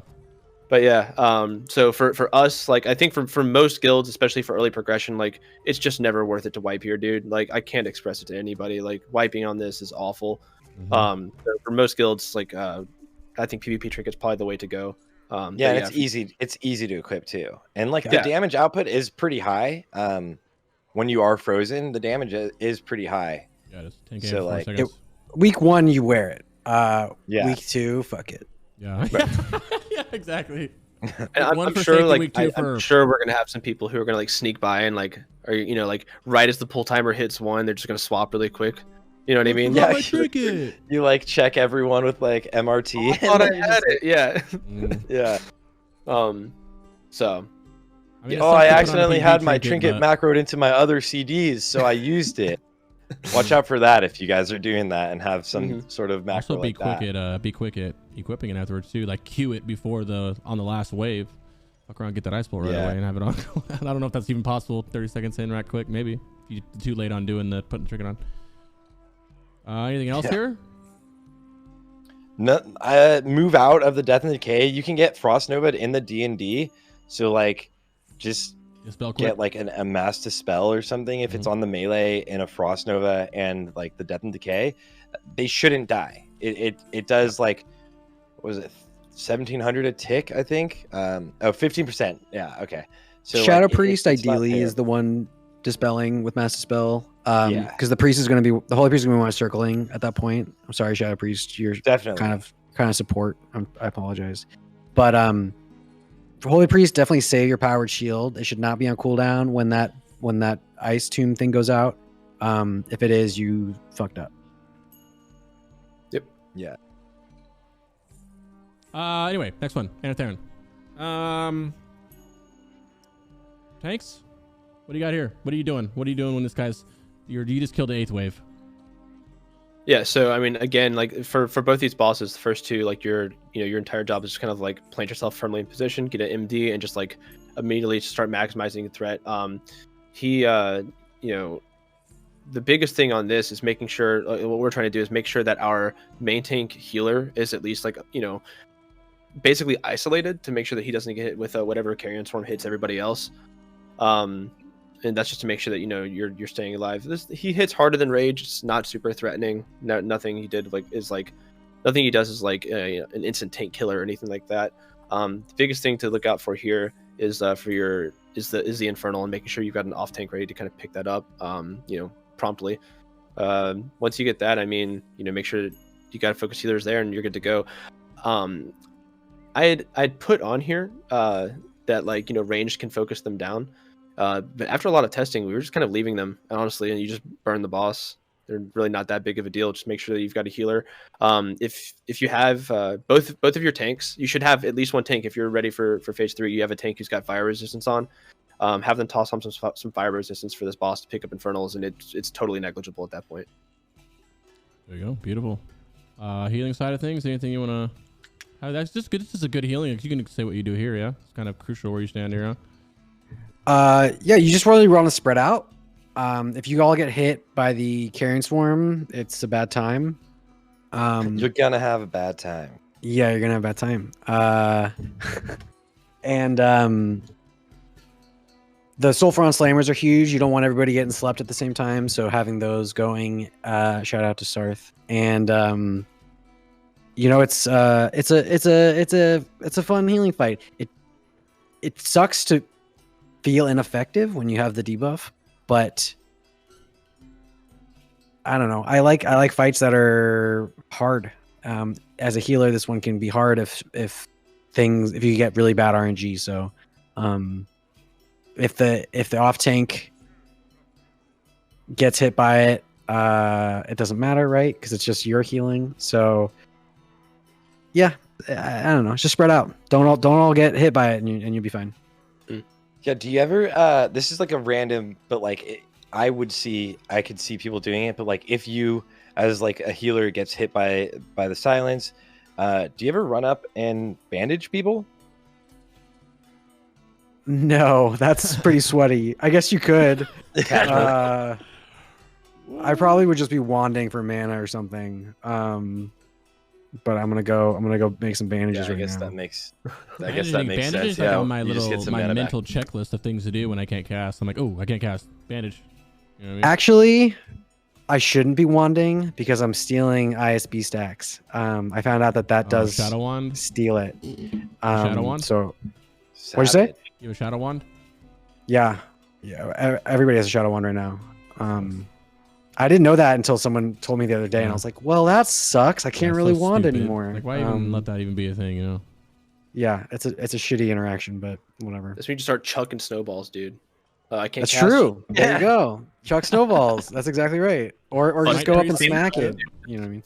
Dude, just use your mace. Come on. Yeah. Any DPS?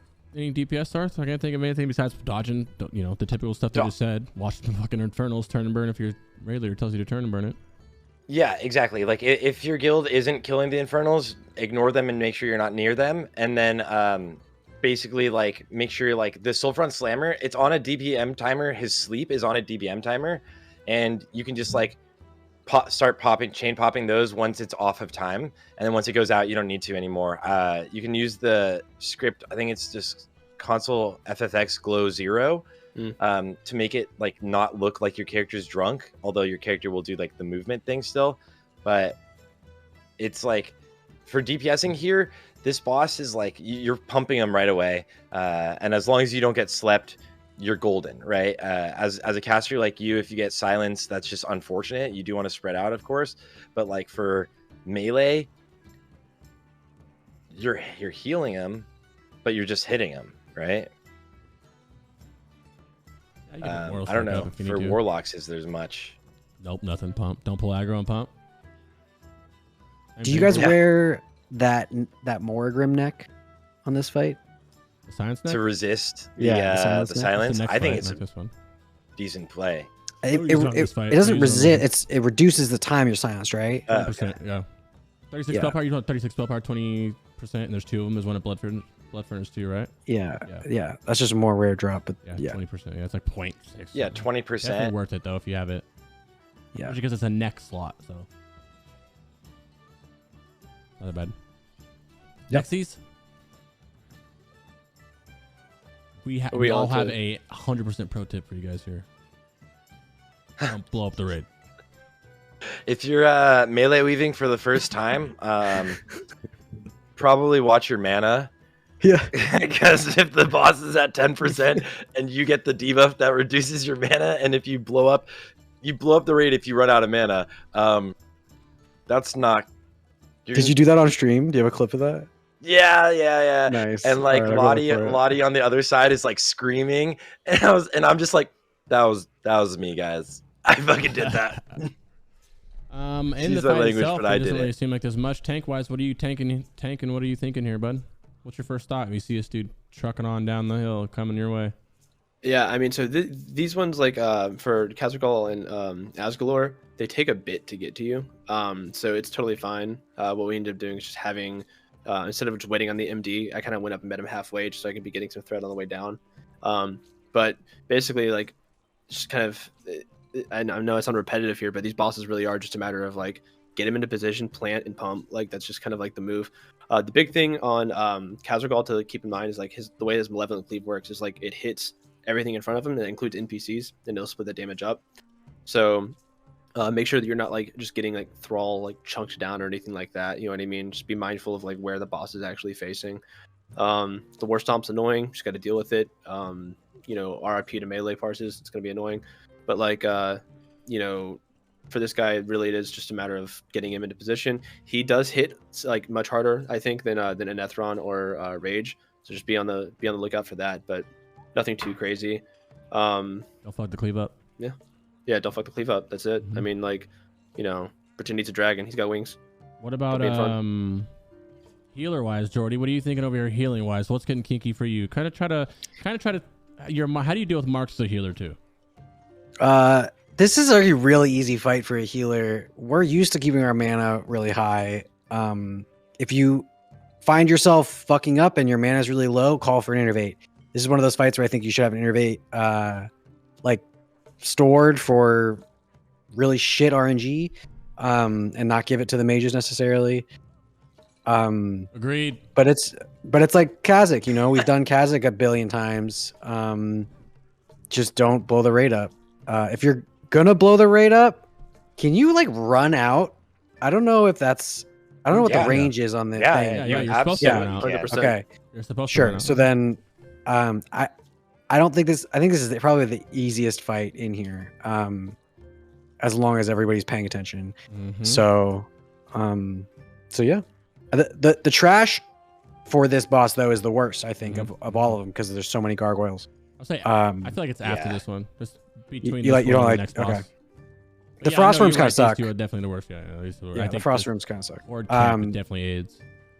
Horde camp sucks. It sucks when shit doesn't spawn in the same spot. Yeah. I just hate it. The infernals are kind of a bitch too. So, but yeah, this is an easy boss. If you've done Kha'Zix, you know what this boss is. Just don't run out of mana. Pop those mana pots early. Mm-hmm. Dark runes, mana potions. Yeah, if you're after fell mana, just fell mana. Fell mana. Yeah, totally.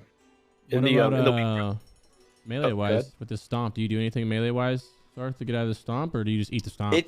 No, you pretty much eat the stomp, and hope you resist, especially if you're horde and you're an orc and you're like, oh sweet. But other than that, I think you pretty much eat it. You can fap, and that could be worth it. I would assume it would definitely actually be worth it. 5 seconds of uptime over a haste pot would actually be massive. So how often does he stomp? I don't know what the timer is. I don't remember CD on it. Yeah. If I can find it, I'll put it in here. If you can get like 2 stomps in one FAP, that would be amazing. You know what I mean? Yeah, if you could FAP right before, like just like literally like just like in Nax and using like lips and stuff and getting fears. Yep. So if you can do that, then that would be huge utility and absolutely the play. And then everyone else can just like outrange the stomp, right? Yeah. Can you outrange the stomp an ogre suit? You can. I don't know if you can be in melee range for it though. I don't think an ogre suit is far enough. Like I'm almost sure it's not. Right, it's 12 yards. 12 yeah, yards. no way. Yeah. Are you guys using ogre suit for anything? Secrets. Never mind. Yeah, don't answer. Don't answer. No. So I'll find out tomorrow. Right. Yeah. For this fight, like Joardee mentioned earlier, like just like don't run out of mana. There's actually a really useful weak aura that you can get. There's probably several up at this point, but in the weak aura section, there are 2 that are pretty useful here. But it'll just put your mana on your screen and like it changes color based on like if you're in danger of blowing up or not. Ideally, you shouldn't be. This is one of those fights where it's like it really is just on you. I don't know if we mentioned it, but like it's mentioned in the graphic to like we isolate, and Crix, this is your idea. You just isolate your warlocks in one little area because like there's no chance that they blow up. So if anybody does blow up, they won't hit any of the warlocks. So good move there. Oh yeah, I will say that also one thing that nobody gets really talked about is this burns 3,000 mana over 5 seconds. However, if you have 2,500 mana and the mark goes off, right, and you use a potion or whatever, you're gonna die still. It doesn't matter if you get thrown back above 3k. You have to literally be above 3k. You 3,001 mana by the time that fucking thing goes out. I did not know that. Yeah, you're gonna die. Oh, it'll blow up at the end. It pretty much snapshot is the wrong word, but it's pretty much you get it. Yeah, he's pretty much snapshotting. No, that's the right word. Oh, that's the right word. Yeah, right at the exact time. Yeah. So if you have 2,800 mana, use a mana potion. It puts you back up. It's still gonna drain you out. Wow. Okay. Did not know that. You can use. Did not know that either. That's awesome to know. We don't use any resist. Make a change here really quick. So you can't tap either. You can tap. Yeah, I can tap. I just look up and tap first. So like you have to tap before. Whenever Mark comes off, our raid leader's like, "Yo, everybody, do whatever you got to do, or run away." Right. So yeah. We were on the PTR. Bugged out one time. Or bugged out like twice, and then it works sometimes. Actually bugged out at 2,500 one time too. So. Yeah, the boss melts. Like all these bosses just drop. But yeah. I hope they change that though, because it's kind of stupid. I'm hoping that it doesn't do that tomorrow. But yeah, but they like literally were like, we're not changing things. Do you think there's anything they're gonna do? Yeah, you can have. Hopefully we won't DC mana. when you just we have try to have to the mana spawn. before Mark. Yeah, that's true. Hopefully we won't DC when you try to spawn a Hellstone.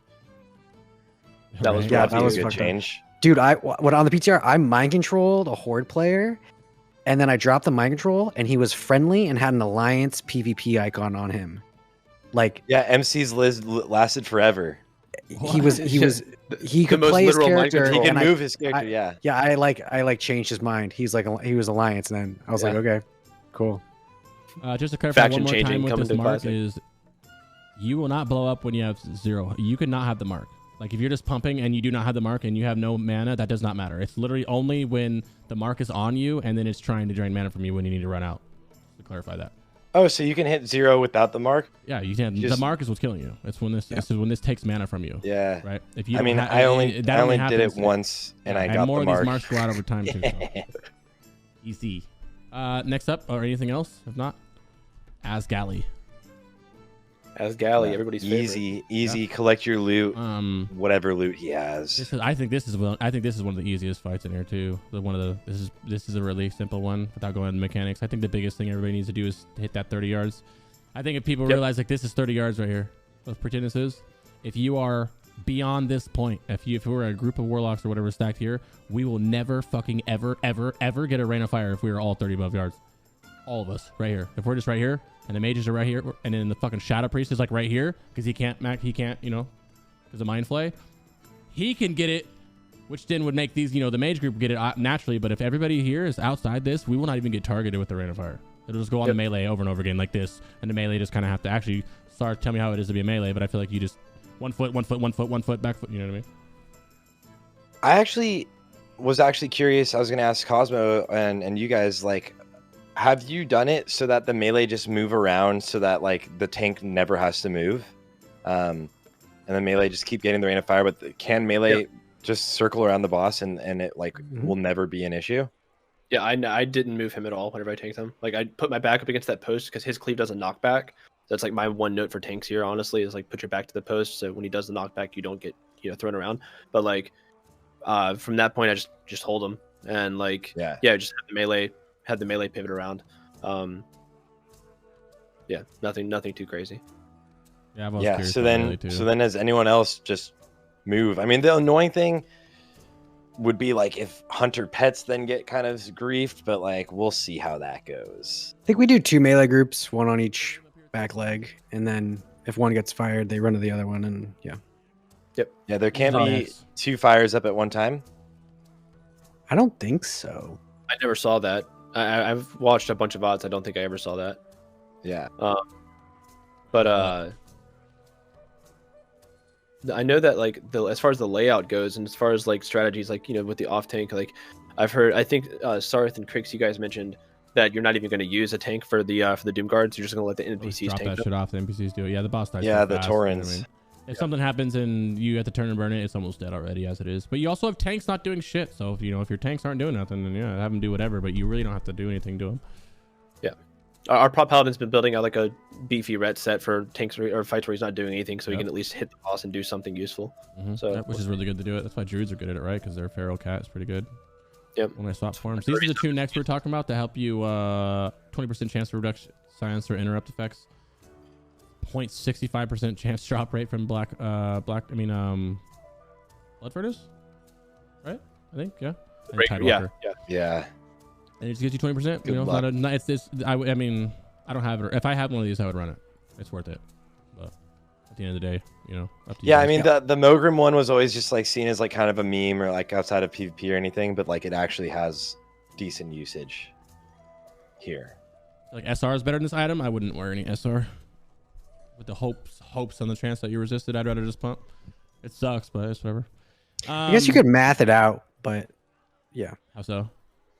Well, just like the chance to resist versus the 20% less, like you could probably do the average, math it out, and see which one over time is better. But yeah, I would high roll. I feel like sometimes, I don't know, whatever.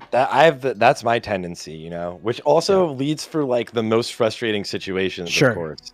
Sure. But like you always want to like high roll or not always want to, especially not on progression. You want to be like, that's when you play it safe. But like when you're doing the high roll and you're like going for it, and then that's always the time when you get the worst RNG. Yeah. Once I had to resist it, there's 75%. Oh, SR. I wouldn't personally use SR because that's just RNG on it too, right? I resisted like 75% of them with 3 SR pieces, but I don't know if it's worth 3. It could be. I mean, if you resisted all of them, then it'd be worth it. But that's once again just RNG on resisting it. Yeah, right. For 3 SR. Yeah, pieces? because you have to full resist it, right? So like, wouldn't that be the same? Yeah, I don't know. I might not know the gambling wise, behind resist within the game engine, though. Reminder to keep shadow prod up. Gotta have that shadow prod up. Oh yeah. All raid this entire tier. Fucking 20-minute buff sucks dick. Let's make sure you have soul stone rotations. You'll have time to get your 2 dooms up, and yeah, that's it. I think, right? Yep. 30 yards. 30 yards. 30 yards. 30 yards. 30 yards. If you are over 30 yards, you will be able to stand and pump almost the whole time. Besides the silence, remember that. I know you just mentioned, but like soul stone rotation, just use it here. Like you're not going to use it on Archimonde. Like if anybody dies on Archimonde, you're doing something very wrong. So just have it ready to maximize uptime. Yeah. We're gonna talk about Archimonde while we watch Joardee's Archimonde, huh? Go ahead. This is elite healer gameplay of me just eating a fire. Oh my god! Yeah, I was like, did you just literally stand directly? So here's the thing. Here's the thing. We were testing, and I wanted to eat it to test. That's what I say. Limit testing, dude. Limit testing. Easy. That's what PTR is for, is testing. 100%. Sarthe doesn't believe me. How's healing in this fight? You can talk healing about this fight it's really bursty. It can be kind of scary. One thing I did that I really like on this was I put my Tears of the Goddess on a spell that I knew I was never going to use on this fight, so I could hit that button and / use Tears of the Goddess or whatever, so that I didn't have to think about finding a new key or anything crazy. Right, I could just like hit dispel, and I knew that that's where it was going to be, which is on my 1 key. So that's a decent tip. Make sure you spread out. Healing's really bursty on this. He hits hard as fuck. The tank can die on the pole, so make sure you're getting positioned very quickly and spamming graders off the jump.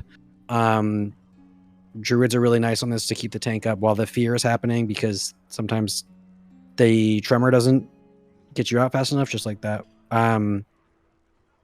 Yeah, and it's just an individual responsibility fight. TBC, unlike vanilla, is there's a lot of those fights where if somebody fucks up, the raid's gonna wipe.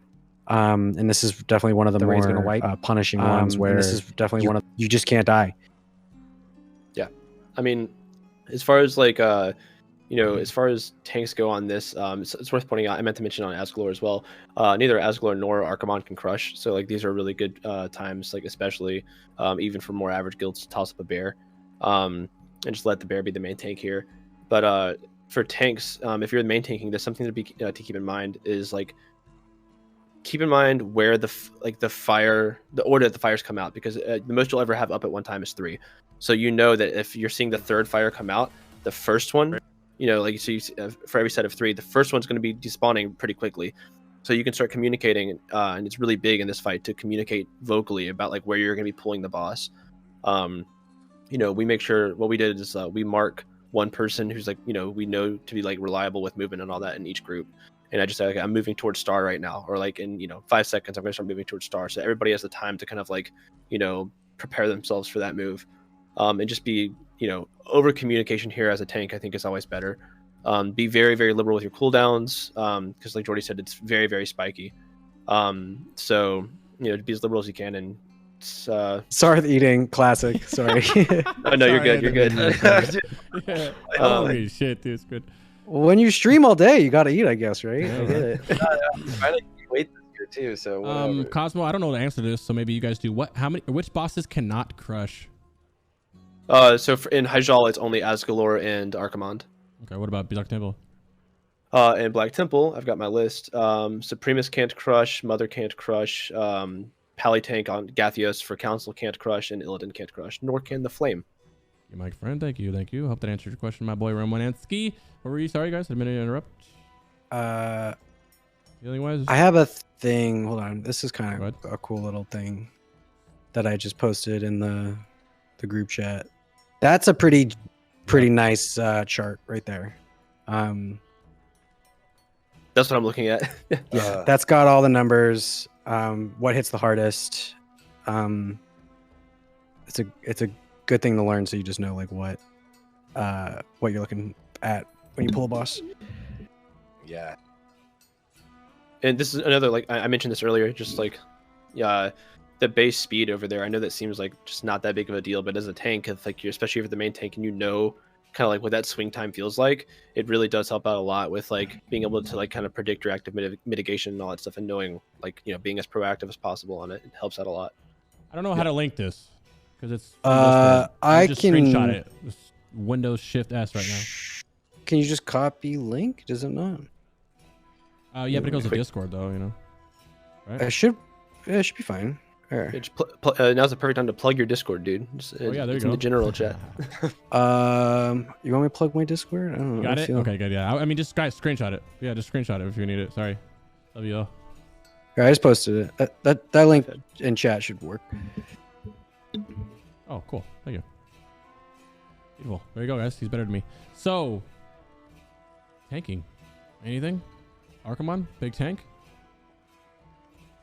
Yeah, I mean, again, it's just all about, communication and like being pretty liberal with your cooldowns. Keep an Iron Shield up at all times on this fight. Pop one before pull, be ready to go. So like here, what we do is we pull over from the other side, from the VOD that I just watched. We pull from the left. on the pull, I tend to pull him back a bit from the direction that we just came from, just to try to maximize the amount of space that you've got as the tank. And then again, once you're stable, it's just all a matter of like, keeping super clean comms. If you're a warrior tank here, you can actually stance every single fear and never have to eat a fear. I mess it up on my VOD, but you see me pull it off a couple of times, but it's super useful. Yeah, that's basically it for Archimonde as far as tanks go, though. I mean, it's single tank fight, hits hard, use your microphone and you're good to go, basically. I would say this is heavy on DPS, is spreading on this fight a lot. Obviously, fire's mandatory. Watch for fire and the fear. Making sure you're not up by the fire when the fear goes off. Outside of that, it's super spreading out. People are getting really greedy. Over the past few years, I've seen it so often. People getting really greedy where they stand with airburst here, and knowing that, not that many airbursts are going out, so I think we're good to stand here. I'm not getting it, but then you do get one and you blow your whole fucking group in the air. You know what I mean? And it's like really annoying. And it's a lot of DPS down on the boss. It's not a big deal. As long as everybody survives it, you run back. But you can actually, I think this happens to Sarthe in a second, if I remember using this exact footage in the video, is he gets knocked back and then feared. You know what I mean? And he's off over there fucked off fearing, and he can't get out of it because he's out of his trimmer. You know what I mean? There's actually one attempt too where I fully because I had used my I put my tier on a very common bind that I use for other things, and that was like what Joardee said. It was like that was the it's such a dumb mistake. Just add it to a spell you're not going to really use, but you're used to using, so that you can. It's very simple. Frost trap. You'll never use it on. Yeah, this you're not exactly. Can you intercept back inside tier? Well, tier throws, you'll see him get hit by a tier throws you like fucking super high in the air. Intercept back down. I think if you spam it going down, you should. There it is right there. Warriors can use it if they get knocked up, and it will push them back down. Okay, cool. There you go. Thank you. And you could probably blink as soon as you get it too. Ice block, all that shit. Yeah. All that kinky shit. Warlocks can demonic. Look at that juicy tier. Well done. Boom. Yeah, and then instantly and then the fear. That's what I was talking about. So he gets hit in the air. It hits you pretty high in the air. For those that are not wondering, that's how close to happen. So first off, I want you to see this priest next to him. Look how close the range is. Right? It's not. They don't. Thanks, Alex. If you're watching this, wait for it. It'll happen at some point. Put it up. Put it above. Boom. Yeah, you can't see it because it pauses and makes it darker. The play is where fucking Sarthe is. This is gonna hit all three of them. Obviously, this is probably Sarthe's first time in here. In the future, this dude's over here more. Sarthe is over here more. So this doesn't happen, right? I'll run. But that's gonna hit everybody. I move out of that way. Oh yeah. No, I'm just giving you guys a good example, right? Learn through us. We walk so you guys can run. Okay, learn through us. And then you stuck out here and then he's feared. I have a feeling that there's going to be some cheese on this boss eventually that I don't know. How so? Standing by the trees, there's got to be some lip that won't knock you up or something. Some cheese is coming on this. I don't know what is. We're not using it, but I have a feeling somebody knows about it. Yeah, that was 22 seconds of downtime right there. Anything to cheese that. Yeah. Because off of a hunter doing it. If you can invalidate one of the three mechanics on this fight, it would just be such a joke. So range on air burst, I would say about 7 yards. I made that up, by the way. I'm not sure. 5 to 7. Does did you wipe? Does air burst? Oh, I didn't even notice that. Anyway, right here before we go. Oh my god! Is this water right here? Don't put your back to it. For anybody who didn't know about that, do not put your back to this water because the water will silence you. No, it doesn't kill you. They don't do anything. But the water does silence you for 30 seconds. Decursors? Curse? I guess we're not going with mechanics, but yeah, it's a big one right there. Yeah, it's a fun fight. It feels really bad when somebody dies and the whole raid hates them, but I think it's a fun fight. It's one of my favorite fights, actually. It's a lot of fun. Because if you don't get airburst and you're off in your own distance, you're just pumping. You're just having a blast, pumping away, brother. You know? And he's got less HP than Gruul. I mean, he melts. You know what I mean? Yeah, and you only have to get him to 10%. You know, 9 minutes to get him to 10%. It's so easy. I think it equated to 600, an average of 641 DPS or something on the raid needs in order to do this. You guys will be all right. Easy game. Yeah, you guys will be fine. I don't know how Thornling Seeds would work here. If they can soak an airburst or what. You'd probably have to figure out the best way to optimize that, but it could be interesting. There's definitely a potential for testing it. I never did. Never did test it, but there's definitely there's always that potential to see if something cheeky can work. And like Joardee was saying, I think we're definitely gonna find some things for sure. Yeah. It's exciting. I'm kind of excited to see all the runs tomorrow. There's everybody doing their shit, you know? Yeah. It'll be a lot of fun. I'm almost mad that I raid. Like, I'm excited to raid tomorrow, but I'm like, damn, like I'm not gonna be able to, be like completely zoned in watching. So progress raid, like day 1 at launch is the most fun fucking raid there is for the whole phase. Is that first one? So yeah, like I said, I mean, like buff. It's is it the Necromancer? I think it's the Necromancer. It's one of those ads. I can pull up the sheet and look. And you just mind control it. Is it a Necro? It's the Necros. Yeah, it's the Necros. Necro. You mind control it, and then it's melee haste. A 20% melee haste. It's only 20 seconds. It's like 100% for 20 seconds. I think something crazy. Yep. I don't think it's really worth it. But I don't see it being worth it at all, to be brutally honest. Yeah. I think it costs you more time. I promise you, there's gonna be some Fury Warriors out there getting that buff.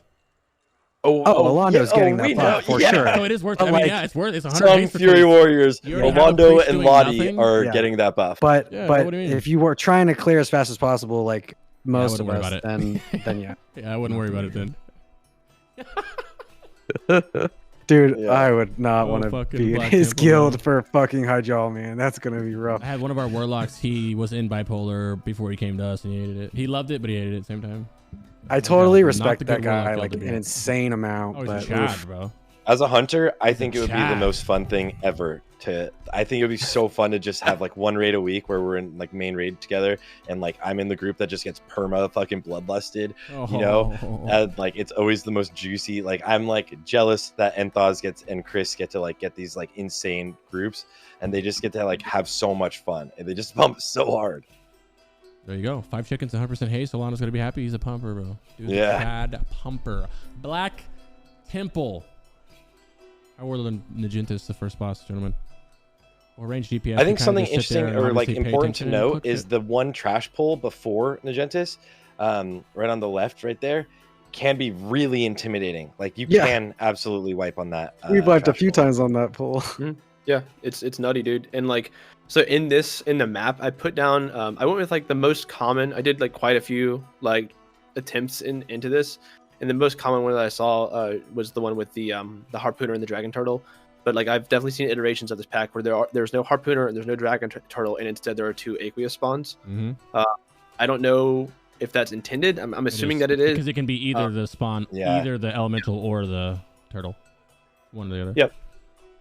So I mean, like the aqueous spawns make it much simpler if you get like good RNG with aqueous spawns, like GG's. But like the harpooner and dragon turtle packs, like if you get that, I mean it's just an annoying pack regardless. Like neither one of those 2 mobs are particularly annoying, but they're more annoying than the spawn, and like that's what matters. Yeah, it's like Any raid ID scouters? Right? Oh no, dude! Didn't even think of that. I I think mean, many people are gonna it's wipe like right 2 here. This is a big things wipe. to search for. You know, it's not like I mean, you guys aren't the one police in. doing it. I don't know why. I know, you don't but know. it's not like the like 1 in like a 10 million chance or whatever of getting a god Sure, ID. yeah, you absolutely. It's We in got a- a- Crix, we got a Crix, you one- missed that. What? We got a one Lord ID or whatever it was in AQ. That was pretty pog. Oh wow. Yeah, What that is was what the winning times had also. Yeah. God ID, dude. And then like I remember it was like a couple guilds, including Salad Bakers. Salad Bakers did, I forget what the calculation was, but it was like over 200,000 resets to What? get a decently good ID. Wow. That was unlucky. Yeah. Yeah, the BT did Cosmo ever release the epics right here? That's what we're doing right now. Kind of what we're building off of. I like it. What we're talking I about- like it. Crix is Cosmo. in AQ40, the trash between Twin Imps and Cthulhu. There were 8 packs of 4 random mobs, and each pack could have one of 2 different sets of 4. And so you would scout down to that trash and look for an ID that had as few Mind Slayers as possible. And there were like weak auras that helped you track it. Sounds miserable. And so the goal was to get 0 out of 32, and each one of the 32 had a 50-50 chance of being the wrong one. And so imagine Yikes. the math there was pretty awful. Imagine Classic.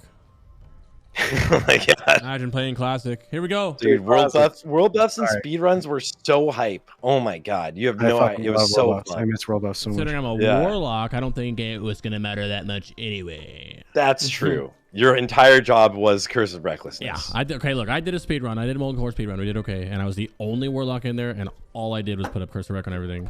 Yep, that's like literally your entire I got all job. happy. They're like, yeah. I'm like, oh, I can come. Like, yeah, you're gonna be the only warlock. I'm like, yeah, fuck yeah. That's all I did was put fucking Curse of Wreck up. I felt used. Gotcha. And abused, bro. So used Yeah, and abused. debated. Naj'entus, Mr. Tankman, what do you think when you go in here? You're pulling the boss. Anything you're looking out for? You just You're take looking- the boss, man. This There it is the most nothing boss that I think. If I had to think about it, like this and like Gorefiend, you just kind of Tank wise. hold the boss. Contrary to Except that, for I think this is a Gorefiend good claps raid. This cheeks. is overall like a good, as it's the first boss. I think it's a good first little raid opener because like you do got to pay attention to some shit. Tanks might not have to, but the range, all the DPS need to be paying attention to the spine to pick up. Healers have to pay attention to be topped up before you blow up. Healer, what are you thinking here, man? Can you? This is a really fun healing fight. Yeah. Yeah, you probably get so much heals from Circle, huh? Yeah. I think it's fun for everybody, but like having a mechanic where you need the raid to be topped off as quickly as possible in order to continue pumping is really fun because you can load your HPS into those moments and because that moment is the most important. And so oftentimes it's just like, okay, steady damage the entire fight and it's whatever. But having that mechanic is fun. And also like you can skip the second title shield if you pop the shield as fast as possible, right? And so that's kind of on you as a healer to like make sure the raid doesn't die from that first pop. I don't know. It's a fun fight. I like it. Ooh, what's a faster kill? Everyone using frost pots on the first shield and instant pop, or raid top off and DPS? I think it's Faster to do just the like pro- at the you beginning, can but that's a top lot of off fucking really quickly, Yeah. and if you can, then like as a DPS perspective, you're gonna do significantly more damage because that downtime is just literally just a downtime of not DPSing it, and you're like DPS on the meters, and over the time of the fight is just going down while you're just sitting there. So like if you can pop the shield faster, basically right away, it's ideal. So like if people are topped up and like you can just get whoever's low, or you can just get whoever's not topped really fast, and it can be like called out or coordinated, then you can pop it within like a second, 2 seconds, and just like boom, you're back in, and you could totally, like Joardee was saying, skip a second version of it. Yeah, and main Mies just gave the trick away is Nightmare Seed. If everybody Nightmare Seeds, even if they're at 6,000 health, you'll survive. And yeah, that also doesn't cut into your DPS because it's on a haste pot or whatever. So Right. Yeah, I mean, like this fight's gonna be one of those, like for me, that I'm really excited to see like how quickly people can start getting their kills down on this one. Like, in all honesty, I mean, again, it's as far as like first bosses go, I think this is probably one of like my top like first bosses. And like there's in my opinion, like just like the history of raiding, there are some raids where like the first boss stands out as like just being like way undertuned or way overtuned. But like Naj'entus, I think is actually like really, really solid design boss. Yeah, because you can wipe very easy on this still. You wipe here if you don't pay attention to that No, title you burst. have to pay attention, dude. Yeah. Yeah. Wipe here. yeah, and you can cloak, you can bice block, you can do a bunch. Yeah, of you can shit. cloak. You can use the frost neck. If someone doesn't know what he's talking about, there's a JC frost absorb neck yet that you can use. That's what he was saying. You can pop that. You can also pop that instead of the potion as well. Pop the JC neck instead of. Sure, yeah. But yeah. Supremus. The worst fight. Yeah. Stand and pump. DPS. I'm don't inclined die. to agree. So let's go phase I don't like one, fights that just have tank and spank RNG for spec. no reason, where you can't do stuff, and it's like, I got picked. Phase one Yeah, tank. How you tanking it? Anything you want to watch out for? Anything you're popping on? How are you dealing with hateful strikes, flames? Yeah, molten so punch? the big thing here, with Supremus, like he can't crush. So this is another like great opportunity to have your feral just kind of like up on the front lines. It's the way that hateful works, and like there's a lot of information going back and forth about this, but like this is the most accurate and like agreed upon information I've got. Is that it's going to look number one, it looks at its threat table, and he looks at threat slots 2 and 3, and he's going to hateful whoever has the most HP out of those two people. So like you want your off tank to be like in second or third, and have just a ton of HP. So you want to keep him topped off. As far as like tanking in phase 1 goes, nothing crazy to be worried about. This fight's really all about, in my opinion, it comes down to phase 2. Phase 1 is just basically tank and spank, make sure that your off tanks are keeping up on threat. But this fight is going to be decided in phase 2. Something a lot of people don't remember is that you can make active use of the ramp for kiting. A lot of people don't utilize that enough, in my opinion. I think there's a weak aura in the weak aura section. If not, I'll go. I'll either find one or make one to track to make sure you're within 5 to 40 yards. But I mean, yeah, as far as tanks go, like phase 1, basically tank and spank, and then something to keep in mind is like on that transition for most guilds, on the transition back to phase 1 from phase 2, you want to give your tanks some time on transition to establish a base threat, because he does a threat drop on transition. So just be mindful of that, and you should be fine to go. Snosis, we only used 1 OT, and we were always fine with it. Yeah, you just kept them topped up, basically. Yep, just keep them topped up. It's totally like a patchwork situation. It's very like the hatefuls. You guys should all be used to that. And then, is there anything that for healers to watch out for, Joardee? It's just a fucking awful fight for everybody. I hate this fight with every fiber of my being. It feels the most chaotic, least controllable. Random fight, bro. It's just the worst. And some like his hitbox is, who the fuck knows where he is in actuality? Dude, his hitbox is it's crazy. He's so huge and his hitbox is tiny. It's awful. I've done this on my hunter and hated it. I've done it a bunch of times on my priest and hated it. Yeah. So, things to watch out for when he does the fixate, and melee are pumping on his ass because that's what they want to do, and they all eat a volcano and they die. It's not your fault. Don't get mad about it. Always blame the healers. Try to keep powered shields up if you can. Roll hots on the people that you really want to keep alive. I don't know. It just sucks. It sucks. You could use fire protection potions during phase 2. You could use fire necks. You could use a ton of different shit to try to mitigate some of that volcano damage, because if the wrong volcano pops in the wrong spot, people are going to die, and that just sucks. I think this will be one of the fights that gets markedly easier as the tier goes on, because your HP will go up, but it just sucks. And I don't know. I hate it. Yeah, Frozen Rune. Frozen Rune's good. Although if you can, range DPS, just be better than melee and don't be behind him, right? We get to be at range a little bit, pumping. Don't be too far though, because if he chases you, he's gonna chase you literally. Sarthe, what do you do melee wise to avoid? What do you do to cheat this out? Outside of watching out for volcanoes, what do you do phase 2 to do a little cheeky damage in? While worrying about when you're running away, you can definitely keep DPSing. Like if you're just straight running, you run too fast and he'll run to you, right? Or charge you. So just like you can turn around, you can get things off like shadow bolts. Even obviously, if you're a hunter, you can get things off like steady shots. If you're just a melee, just don't run too far from him. There is an aggro table, so tanks could pump into him. It's like a 10k threat, like kind of just like Thaddeus on KT, where if tanks pump into him, they could rip threat and like just be like sit there tanking him during this phase, and like it's not like he hits insanely harder or anything. So like that's the ideal, is if he's targeted on a tank, that no one moves and the tank is just pumping threat. Yep. Just move whenever a volcano happens. They do quite a bit of damage, but it's not nearly as like scary as on private servers was. So yeah, it's and also don't have more HP than your off tank if you're melee and in the top 4 of threat, because you'll get hit. Good call. Good call. So just like, might as well, like, you can watch threat as an off tank, but like it's very easy as a melee, or even as I was mentioning earlier, as like a hunter pet, to over aggro during the fixate phase. So watch out for that, because I don't know if he does, like it's weird. It looks like whenever your pets are like up close on threat, then it'll just like turn around and womp him. But I don't think he can hateful during that phase, so it's like a weird thing that like looked kind of buggy, and I'm not 100% sure how it worked.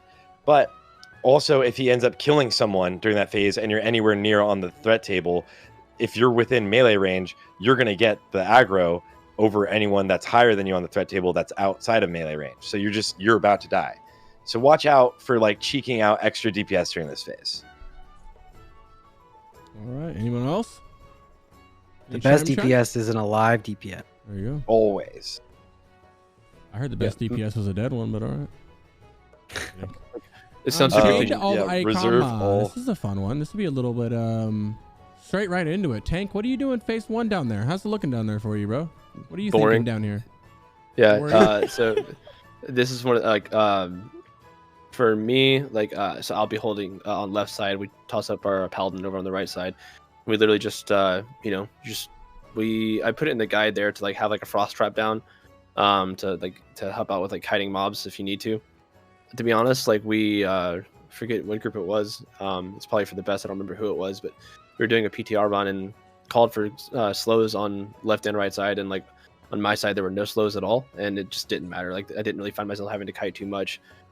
It really, I think, depends on like your survivability. Like there's I list the mobs here on the guide. Like the defender hits the hardest, but even then it's nothing too terrible, and the rogues can eviscerate the tank. Just keep an eye out for stuff like that. But honestly, this fight's really just all about taking down the channelers and then just nuking Akama.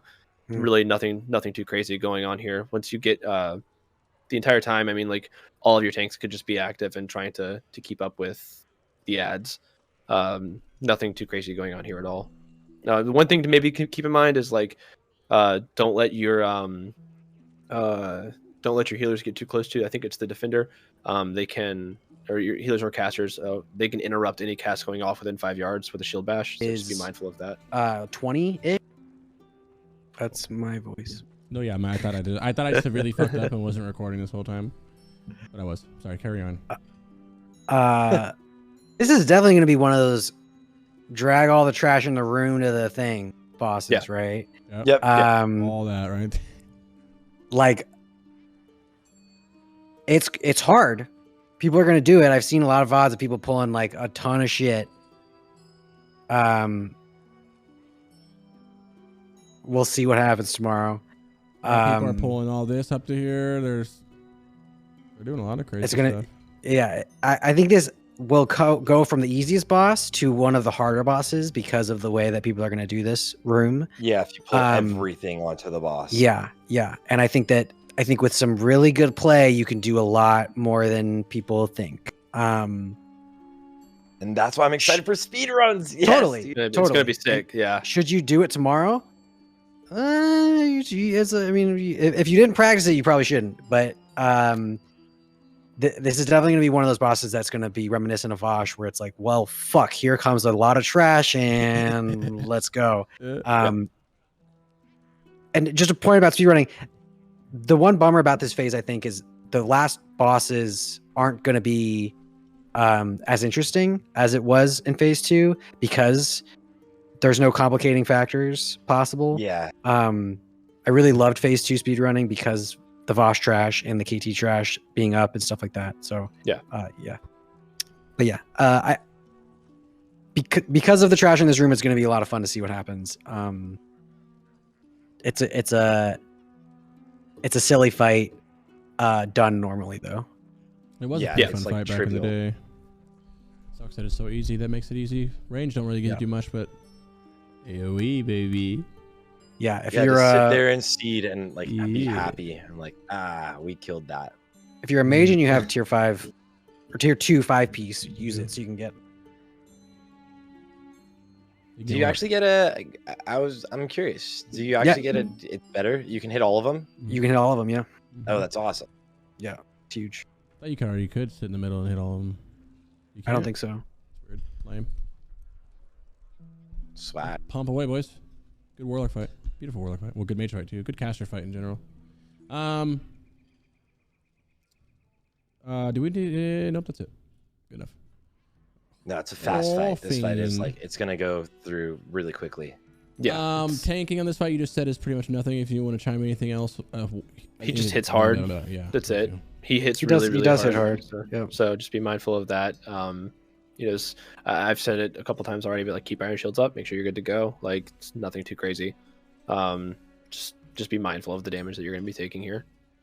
This might like if you're particularly squishy, if it's kind of Monko with your heals, then like maybe toss on some more mitigation here. Again, I'm just going full threat the entire time. So. Okay. Joardee, how are you feeling on this one? It's a big healer fight. Is it? Massive. Dispel. All caps immediately. I agree. And hope you get the ghost. Like legit, I hope every time I get the ghost. God, you do so much damage if you get the ghost. You do so much damage, but you also don't. It's less about that and more like I want the DPS something. to pump the boss faster. And I'm not necessary. So I did a lot of smiting on this boss. I don't know. I love the ghost mini game. My tips video has a explaining how to do the macros in your spells, so you don't have to worry about pet bar, which we had a lot of people. Awesome. Yeah, a lot of people were bitching about the pet bar thing, and so that definitely helps because you don't even have to think about it. It's just the way it is. Yeah,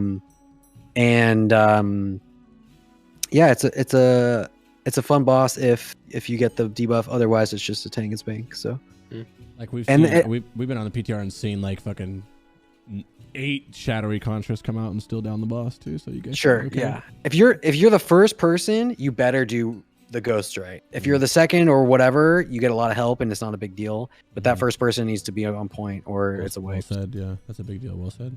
That's a good one right there. Because after you make it to the first one, you guys are pretty much safe. That's half the boss. Yeah. Hunter still use pet bar. Everybody uses pet bar.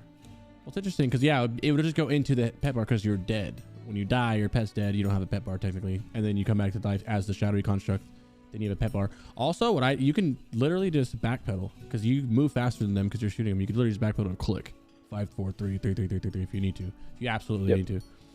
It's like you have to try to fuck that up. In all honesty, like it's really not that bad. But like, I recommend everybody just play the mini game. Have your raiders prove that they've like beaten the mini game. Like it's not the mini game is genuinely harder than it actually is in the game. Yeah, it's pretty. I've messed this. This is a mechanic that I personally have messed up many times on private servers back in the day. And I was not looking forward to this on the classic side, but it's like you can't. I would dare say you can't fuck this up. I've seen footage of people. I'm talking like literally 8 or 9 constructs out, and everybody's still alive, and they're just out healing it and then keeping the boss dead. So, anything else to chime on this one? I mean, if you're a hunter, I would follow like literally Joardee's video. I think did an incredible job with just like macro those into abilities you'll remember. I'm not sure exactly if it'll cause any sort of like internal MS delay with them being on like something like your steady shot, but like my 4, 3, and 5 are all abilities like I basically click like once every now and then. So I'm not worried about those. So just having those macroed into those abilities just makes it just literally trivial. You can just press your normal 4, 3, 5 or 5, 4, 3, 3, 3, 3, 3, 3, 3.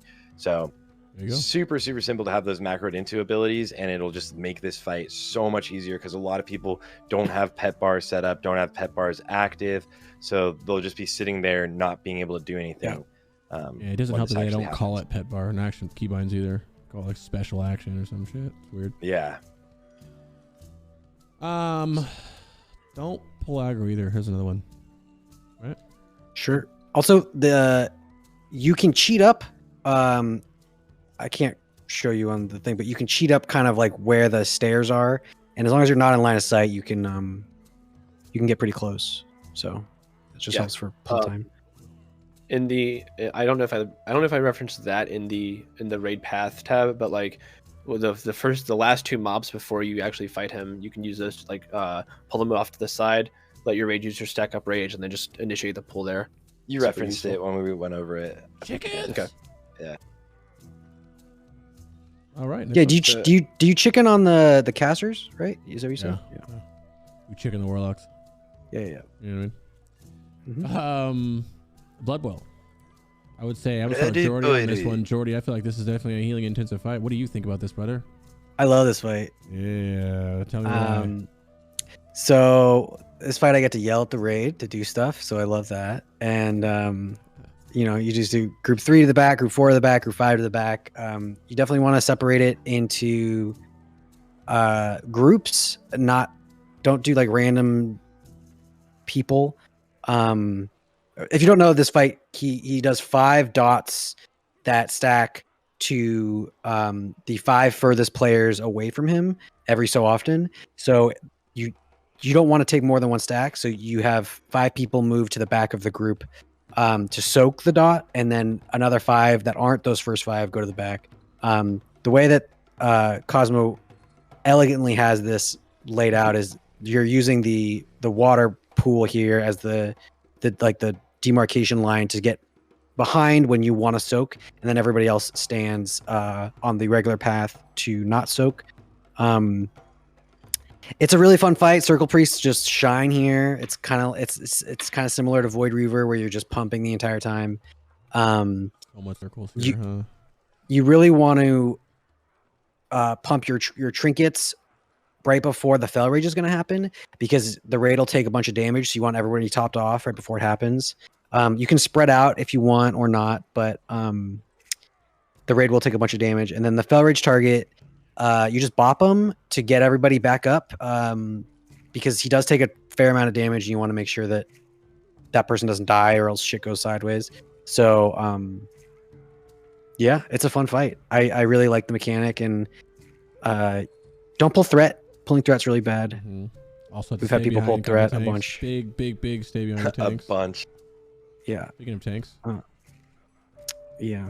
It's good. Yeah. I mean, so as far as tanks go, this is actually like one of the more, like, if not the most interesting fight for tanks in the phase, in my opinion. Like, not very often in BC that we get some like interesting tank swaps going out. So, for this one, there are a couple things that can happen that can to cause a tank swap. So all tanks need to be like vigilant and staying at the top of the threat meters. And like to the same note, DPS need to make sure that you're being, aware of the threat meters here. Like don't worry about not only just pulling threat, but like don't be above your off tanks. A big thing to worry about here is he does the Fel Acid Breath. Oh no, sorry, not the Acid Breath, but the Acidic Wound is the one that I think tanks need to worry about more. You can see here I have the off tanks off to the side. Just basically the idea here is that they're away from the DPS. So you still want to be hitting them because you want to get the threat, but you want to be not getting the Fel Acid Breath on whenever he does target a melee. So with that in mind, though, tanks, you're going to be tanking this Acidic Wound, and it does this armor reduction debuff that stacks.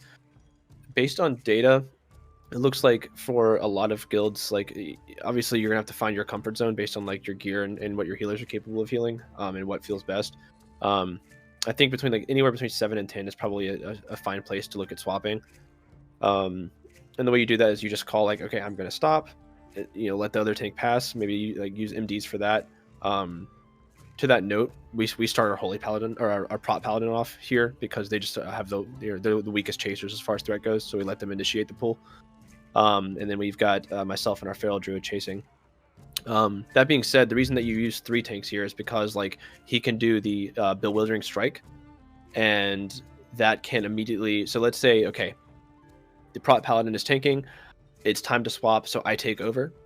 Now that I take over, and then immediately I get hit with Bewildering Strike, and that forces a tank swap. And it automatically knocks me, it removes me from the threat table for a little bit. So that's why that 3rd tank needs to be there to pick that up just in case anything goes wrong.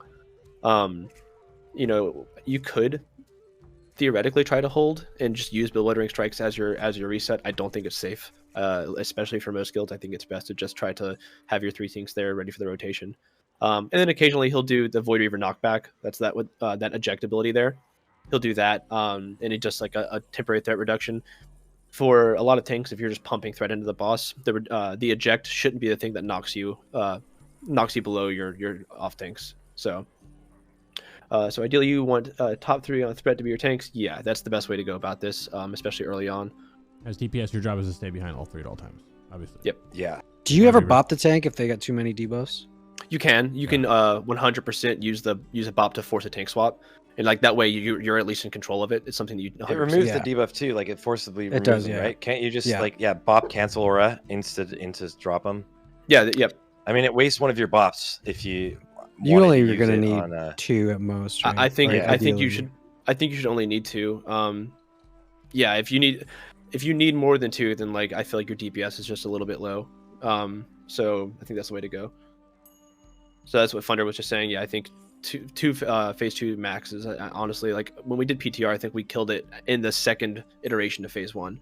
So we did one full rotation. Melee, Good fight. I think that's Sarthe like, melee wise. more often than not. That's what it seems like. Melee wise, stay behind the boss, of course. When after the 5th blood boil goes out, that's when he's going to choose someone to enter into phase 2. If you are a physical DPS, like a rogue or something, anyone like use whatever mitigation you have, because now he's going to be targeted you, attacking you. Ideally, if you're DPSing, you don't want to have, like if you're physical DPS, you don't want to have to be bopped. Your team can bop you to save you, but ideally you don't have to, because you're doing a ton more damage during this phase if you get chosen. If you were going to like try to cheese a parse or like get the best parse, you'd use all your CDs here, and then you would just do insane DPS. You'd go up to like 6k DPS is what I saw from like a Ret Paladin during this phase. So like this would be awesome. Just if you have any sort of like inkling that you might die, use things that'll just keep you alive. Like on progression, just stay alive here. So like I'll switch to like aspect of the monkey. Rogues can use evasion. Warriors can toss on a shield. Anything you can go defense stance so that you take less damage, so you don't die because he's hitting you and attacking you. And also, there's like 2 trains of thought. Face him away from the raid, or the raid just moves away from you. I would just really easily, it's easy to move to like how it's on the spreadsheet right there, just to like the top of the room or the bottom of the room. So he's just facing a different direction than the raid is normally standing. Just one of those opposite directions really easily. But yeah, have you seen warriors get chosen? I don't think warriors can get chosen. Actually, warriors cannot. No. No, I haven't seen any warrior being chosen. I've never seen a Cosmo warrior get was the chosen. one who, Cosmo dove through a bunch of logs and has never seen it once. Either, yeah. I've seen it on practice. If you're in chat and you have seen it, link the log. Love to see Hunters don't want to use feign death because like if you drop the threat, he turns around and starts womping people, right? Locks can get chosen. Everything but warriors. So, before people yeah, the only thing I've not seen warriors get chosen. To be honest, I haven't seen a rogue get chosen, but it might be mana. Rogues. It might be a mana pool. Either. Rogues can, because they're broken when they do it, because they can just pop evasion and pump, do a lot of damage. In rogues. Yeah. I don't know why warriors can't. I don't know if that's just RNG. Warriors can't because they would do way too much damage. They just yeah. There's infinite rage, just pop, pop, pop. It'd be stupid. It would be rad, though. Crazy. Okay, that makes sense. That's cool. I've seen rogues. Yeah, they already have rage, so they can't get the fell rage. Rogues can, red can. Rage bar turns green. What else we got here? I was gonna say something too. Like you said, everybody has a way to survive. Warlocks, drain life, death quell. You guys think of anything else for this one? Anybody has any questions about melee? Always be ready to like cover if someone dies. That's like something I think is important. Is like if someone dies in one of the soaker groups, melee can just take a few steps away, like one, and join into one of the soaker groups. Ideally, you join into like the last soaker group, so you only have to run away one time. It's going to be 5 fell rages or 5 blood boils before the fell rage each time, because it's a 30-second timer, or 60-second timer. 60. Yeah. So just know that it's always going to happen like that. So as a melee, know like the third one, if you're part of the 3rd soak group, you won't have to soak again. Yeah, I think something like just to that note, and I don't know if it's already been said, if it has, forgive me, but like, you know that, after the 5th blood boil goes out, you're safe to go ahead and start getting into your petitions for phase 2 and like making sure that everyone's adequately spread. You can do that preemptively, and be totally fine, because he's not going, like, he will only do 5 in every single phase 1. So as soon as that 5th set goes out, you're good to start looking at your phase 2 positions and making sure everybody's in a good spot. At that, I would actually you could go a little bit before that. You got to the 4th one goes out. As long as that next set of soakers are the furthest 5, you guys can still all be wiggling into your spot. Yeah. Just make sure that 5 is the last one to get it. Yeah, because that 5th one, it goes out, it changes phase like right after the 5th one goes out, like right after. We'll do it a little bit earlier, but yeah, you're right. Other than that, looks great. Is that it? Anything else? Other than that, this is gonna be like the first fight. I think that like is a little bit of a struggle for guilds, but once you get used to it, I can see a wipe here. it's really simple. I can see a lot of Do you people think I guess one question I have is like, do you think guilds are going to be doing this? Like, and so in my raid path, I said that the path that I recommended was looping around, hitting Blood Boil, and then hitting Reliquary, as opposed to backtracking. I was curious, do you think like we're going to be seeing more guilds go for Reliquary or Blood Boil first?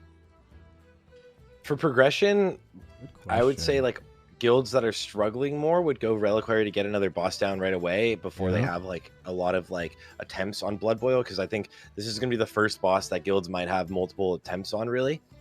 But in any sort of like for raid pathing, once the raid is on farm, you just go Blood Boil first, and then you like rocket boots up, and then go into Reliquary.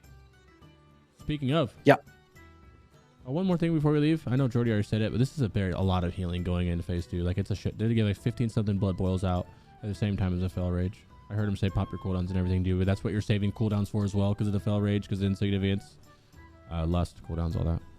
Mm-hmm. I don't know if this is the first fight in BT where if you don't have a circle priest, you're going to regret it. So talking about definitely Blood Boil, by the way.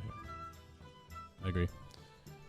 ROS, this is my favorite fight in the world because of the faces. The faces. Yeah, it's a fun fight. The face. Yeah, you get it. I think I actually messed up. As a hunter. I think I messed up the faces on. I think I swapped them, so I'll have to fix that later. But whatever, it's all good. I like the picture of You get the point. Did you kill yourself, Sarthe? No. It's just like you get a knockback on every single one of your every single one of your steady shots. So like to min max during phase 2, I think, and someone's gonna have to come up with the best calculation for it because it has to change with your haste for sure. But I think being as close as humanly possible while still being within range to shoot is the best. It's felt like that I got the least knockback during that. Beg for Earth Shield. Yeah. Well, before phase 2 is phase 1. Yeah. So let's let Cosmo speak on phase 1, since this is literally all about tanking. I would let Joardee speak on phase 2, or phase 1, but there's no healing here. But what can you do, Joardee? Can you tell them what you can do? Hey, no, there's for sure healing to be done, but Cosmo, you should go. All right, yeah. So real quick, before I get dragged, I'm going to fix the graphic. There's no reason to have range spread here. You can just stack. There's just no point. Like, just go for it. That's like this case, I think, all the way down the line. So as far as tanks go, the biggest thing here is to have a rotation ready to go. The way that the aggro works in phase 1 is they target the closest target. Now there is a cooldown on that. I think it's 5 seconds. So like if that tank were to die or whatever, there is a threat table that they will obey until they fixate again. So just keep that in mind. Just have a rotation going here. Initially I had put down to that you could bop, but do not bop here. It does force a tank drop, and that it'll go straight to your threat. Learned that pretty quickly. It's all about proximity. We recommended having a rogue tank last because they can pop evasion to tank the enrage that happens towards the end of phase 1. It's a fairly simple fight. Big thing, and I'm sure Joy will talk about, is like, keep shields up on your tanks and all that stuff. There's some pretty cool things that healers can do in order to make that happen. But that's about it for phase 1. Couple funky things you can do in phase 1 for some healing that I'll let Joardee and Sarthe talked about a couple of them earlier too. Yeah. For priests, you can powered shield. A powered shield puts a 15-second debuff on the target. That's called weaken soul. It means you can't reapply a powered shield. So you can powered shield like 20 seconds from the pull, so that when they pull, the boss eats it, and then you can immediately put another one up. And at that point, you put a powered shield on the person who you know is going to tank second, so that you can do the same thing. And when they pull, he eats it. You put another one up. You want to get 2 ideally back to back, so that they need as little swapping as possible. Because at some point, if the rogue is about to drop evasion, he's gonna die, or it's gonna suck. So I think Scarab Brooch works. I'm not sure. People have been talking about it. I didn't test it. I had people say that they tested it and it worked. And I'm looking for logs right now. And then I had someone today say that they were hearing that it didn't work, but I heard like a couple people say that they tested and it worked. I think Spider tested it. Okay. And I don't know if he's here, but I'm gonna try and get a log. Min-maxing this fight or this phase is not a big deal because no damage. there's no damage. So like even if it does work, who cares? No one's gonna die if you do it properly. Anyways, there's really not a whole lot you can gain from wearing Scarebrooch. I feel like so long as everything goes correctly. Make sure you're dispelling. First pull, we definitely didn't dispel, and much people died, and then we were fucked. That was huge. That's like all the damage going out in this phase, pretty much. Just if you dispel things, your raid will not get hurt. Yeah. It reduces the healing received by 100%. So you can't pre-hot. Hots don't work. It's just powered shield. I guess Pain Sup would work. It does, but I don't want. I mean, you don't want to have if you're rocking that. Well. If you want to blessing a sack for whatever reason, you want to blessing a sack, you can do that. And then you could wear 4-piece PvP set, which reduces the weakened soul debuff by 2 seconds. So you can have 1 extra powered shield every so often. I wouldn't do it, but it's if you're having trouble in phase 1, you have trouble in a lot of other places, and real quick, this is like something I wanted to mention with tanks is like for me this is like the first time that I'm like blowing the dust off my Moreau's Lucky Pocket Watch. Just gonna toss that on for just to stay in for a little bit longer in phase 1.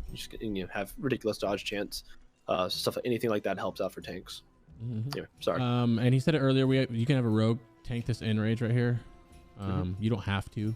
We've done it on PGR without it, but it does help a little bit if you have a rogue doing it already. What else? Yeah, rogue actually sees quite a bit of use on this fight. Joardee didn't say one thing about healers in this phase. Healers dump your mana this phase. Very important. DPS. Joardee, what are you guys?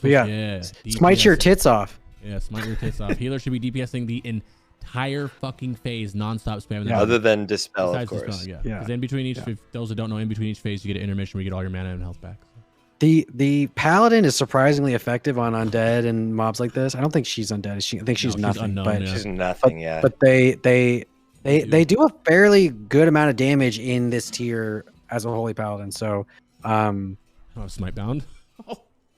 Yeah, Eliana doesn't like to DPS, but yeah, I mean, do damage. You got nothing else to do for the most part, so you might as well. This is one of those things. I think this is something that all healers need to do more. It's 2 things, and that's proactive healing and then DPSing. I feel like healers don't obviously watch their mana, but healers don't DPS nearly as much as they could be DPSing. They'd rather end the fight with fucking 80% of their mana instead of DPSing the whole time. There's no proactive healing. Yeah, there's stuff that I think healers in general should work on a little bit, especially if it's tier 6. It's also my 1 key, so power up. Phase, was that it for phase 1? Yeah, phase 2, besides this phase being about wrong. Phase 2 is so much fun. Yeah, you go ahead and talk about it. Yeah, go ahead. I was gonna say, go ahead. Yeah, go. Yeah, so like phase 2, like Joardee was just saying, it's probably one, like, you know, it's not a total boss fight, but it's probably one of my favorite like encounters in all of tier 6. Biggest thing here is like for tanks, just make sure like again for me, I'm warrior main tank, so I'm just gonna be spell reflecting the deaden. I think you can actually like 5-head it and do an intervene with the spell reflect on the deaden if you're not the active tank as a warrior. I'm not entirely sure. Yeah, it's about all we really need to worry about, unless like if you're included in the interrupt rotation, just making sure you've got solid interrupts. But honestly, like Sarthe was saying, like rogues are really useful here because they can actually, with their PvP gloves, I think you can you can hit every single spirit shock. Every single one. Yeah, so I mean, like for tanks here, it's pretty simple. If you can get it genuinely, I feel like if you can get through phase 1 with the kind of coordination, then like it's phase 2 is just it's a different kind of coordination, but it's just a coordination check and you're good to go. I will say tank wise, you don't have to spell reflect that. I know some people are wondering because they're not running a prop paladin. You can just you just interrupt it, eat it. Nothing. This fight is all on the DPS actually, less on the tanks. Like you said, there's nothing but tanks. This is everything gets 50% of your damage done.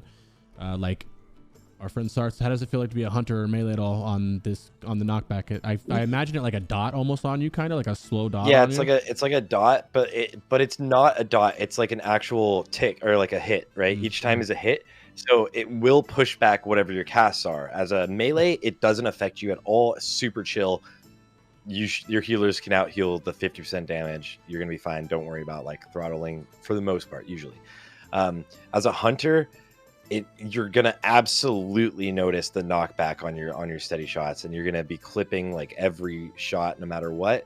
If you move closer to the boss, I found that it seems like I clip less, so I have less knockback. So that's nice. Or else, if you're like further back, you're gonna get a double knockback from your auto shot and your steady shot as they go out. So it's really rough. It's ugly. But you as a warlock, you're gonna have fun when you're full geared, right? Yeah, you won't kill yourself unless you do. I told our warlocks don't do in phase 2. First prog at least, just because we're trying to like not die. But after that, we're definitely I'm trying to kill myself if anything. I was on the PTR trying to kill myself with my stuff. I was popping all my during dead end all my cooldowns. I'm trying to kill myself and I couldn't. The most you can get is on private servers it happened all the time, but on live servers the most I can get was a doom pop with a shadow bolt, and it got me like 200 health. Right, so. I would say prog. Yeah, if you guys are being serious and you want a one shot, don't doom phase 1. Your healers are selling earth shields and power shields. So please fund those consumes and we'll help you parse.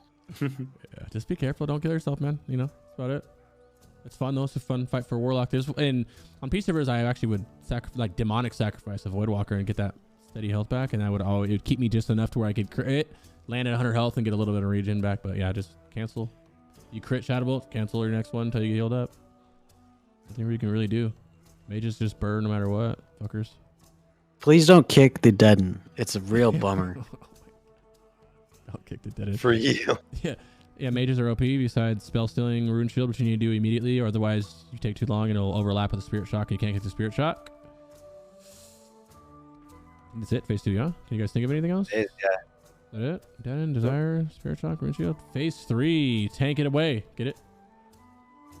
Yeah. So with phase 3, the way to do this is we have an off tank initiate the pull, because of the seethe debuff that goes out. So basically, or buff, I guess, however you want to view it. Basically, what happens is like after the after the boss starts looking at a different target for every single target swap, the entire raid has like 200% threat generation increased. So like what you want to do is you start with your off tank, and as soon as the pull is initiated, the main tank, whoever's going to be actively tanking that phase, pulls it over and starts pumping. At that point, you can have hunters. That's when you want to start having your hunters call out MDs and rotate MDs into the main tank. And then just after a couple seconds, everybody should be good to go. If you even need to wait, in all honesty, like with MDs and with the buff, like hunter or your tank should be generating like plenty of threat. This is where I imagine a lot of people. I've seen people lusting phase 1 or phase 3. Pick your poison, but I think a lot of guilds are going to be phasing lusting here and just unloading on the boss. Yeah, 100% attack speed, bloodlust. Give me that, dude. Yeah. Well, yeah. Honestly, you do more damage in this phase as the phase goes on, as well as you take more damage. The aura works both ways. You deal more damage as well as you take more damage. So it's just we're definitely gonna see people doing like multiple tank swaps so that they have that buff the entire phase. Oh yeah, that. It's gonna be a good one. That one, and then you have this is where you're saving your healing cooldown. Actually, Joardee, anything healing wise you want to talk about here? This is not a hard phase. I think it was hard back in the day, but with the amount of damage that we have, this is not a hard phase. Don't worry about your healing cooldowns. I think phase 2 is probably harder on healing than this phase is. So, yep. I would say as a healer, watch for spite for sure. So spite comes out, you need to make sure everybody's topped off before that goes off, because that actually kills people to 7,500 damage. So other than that, I don't see this like he said. Phase 2 is the harder one here. This is just a tip for warrior tanks here, is whenever the soul scream's going out, if you got a ton of rage, you're gonna take a ton of damage. So right as you see the soul scream about to go off, stance really quick to drop your rage, and you'll take less damage from it. Then you can stance right back in. Juice can shift, pallies can dump mana. Yep. Oh, good to bring that up. I forgot about that. Thank you. That was a good one. Yeah, no, for sure. I forgot about it too. Believe me. And it's like it's here, but it's like that is something that if you don't pay attention to, you can actually be like, oh wait, what's happening? You know what I mean? Like this fight is less on like. There's many things that can kill you, but not really kill you at the same time, and more of this like little annoying things that are like, oh shit, all right, well now I'm at a mana in phase 1 for some. No, I wasn't paying attention. Now I have no health in phase 1 or whatever it is. This is a great fight. I love it. I look forward to it every all time. I was actually dreading this fight dreading it, and then when we got into it on the PTR, I was like, oh, this is actually like way cooler than I remember it being. So yeah, it's a fun fight. I love this fight. I like the faces and the different emotions and the way they look. I was thinking footage for like B-roll when I went on retail to do it, and like the faces when they were going in and out and fucking, you know, pretty cool. All right, Mother. I'll just say it right now, just to bring it up one time with the shadow resistance. I have to tell everybody. 300 buff to be safe, and for anybody who doesn't want to be safe, 174 unbuffed or 244 buffed. You guys have anything else to say about shadow res? Besides, I'm not suggesting anybody run 0. You guys, we can, but I'm not suggesting anybody who's listening to this go run 0 unless you're in a guild. If you're in a guild that's gonna run 0, then you're not gonna be waiting for us to tell you to do that. You guys are in your own fucking land. I don't think any guild is running 0. Incorrect. People will be running 0 on this fight. 100%. People are gonna run 0 on this fight. It's RNG. No, like I mean, like as a full raid, it's a lot of damage to deal with, right? Healers should run 174 no matter what. Your HPS is not gonna save anybody. It's all burst. Thank you. Yeah. Yep, I like that 174, that 244. I mean, gamble with the rest. I'm running rocket boots. I'm pretty sure a lot of people are gonna reason not to run rocket boots if you are. Perfect example why you should run rocket boots is because I have literally got a fatal, came back, fatal, came back, fatal, came back in the same fight, and I died the third time. You know, because the rocket boots are out, shadow, everything's out, everything's gone. But ask Sarthe how much he's wearing. Yeah, I 100% can say people are going to be running 0 for this fight. Yeah, Sarthe, how much are you wearing? Because if you don't get fataled, you're not even going to, like, it doesn't matter. It goes to the point where if you are not getting fataled, the main ability, then you don't even need shadow res at that point. You're pretty much wearing it so you can and survive when people run through the raid with it and shit like that. But if you guys are running how you're supposed to, you guys shouldn't be running through the raid. You're not running through the tanks. You're not doing any of that, right? But it happens. We'll see. That shit happens. How much I weigh. Shadow res exists. The other protection is very good, yes. I did actually just get a message from noobs that they were testing some things. Fatal Attraction might be LOSable. We'll have to see. Might be LOSable, where it teleports no one. It only targets like the tank and whoever's not LOS. Did you already know that, Joardee? Look at your face. No, I did not know that. But I don't think it is. I'm trying to think of times in my past that I've we spend lots of time on retail fucking around with it, and yeah. I don't think that you can LOS this. Yeah, cheeky face, dude. No, I got nothing. I don't literally like I would if there is a way to cheese it, I'd be sad because we spent so much goddamn time trying to cheese it and we couldn't figure it out. And if there is a way, I want to be bummed that we didn't figure it out. Yeah, this is a fight that I feel like everyone's trying to find a way to get it a little bit easier, and it's hard to. We'll see. Yeah. Look at maybe Sarthe knows something he's not telling us. Look at his face. I mean, obviously you can use Thornling Seeds to reduce raid damage, but they don't get targeted by Fatal Attraction, but they do get targeted by the beams, which is like nice. Good damage. Like it's just like if you just don't die, like healers, like Joardee was saying, like where the shadow res, everyone have shadow res. Yeah. Like if you reduce the raid damage in general, like the boss will fall over. Yeah. And regardless, the more shadow res you wear, the less damage you will be taking. The safer the fight gets. This fight can go from either the most RNG stupid fight to the easiest fight in the place. You can make this fight literally the easiest shit ever. Right? More shadow res you wear.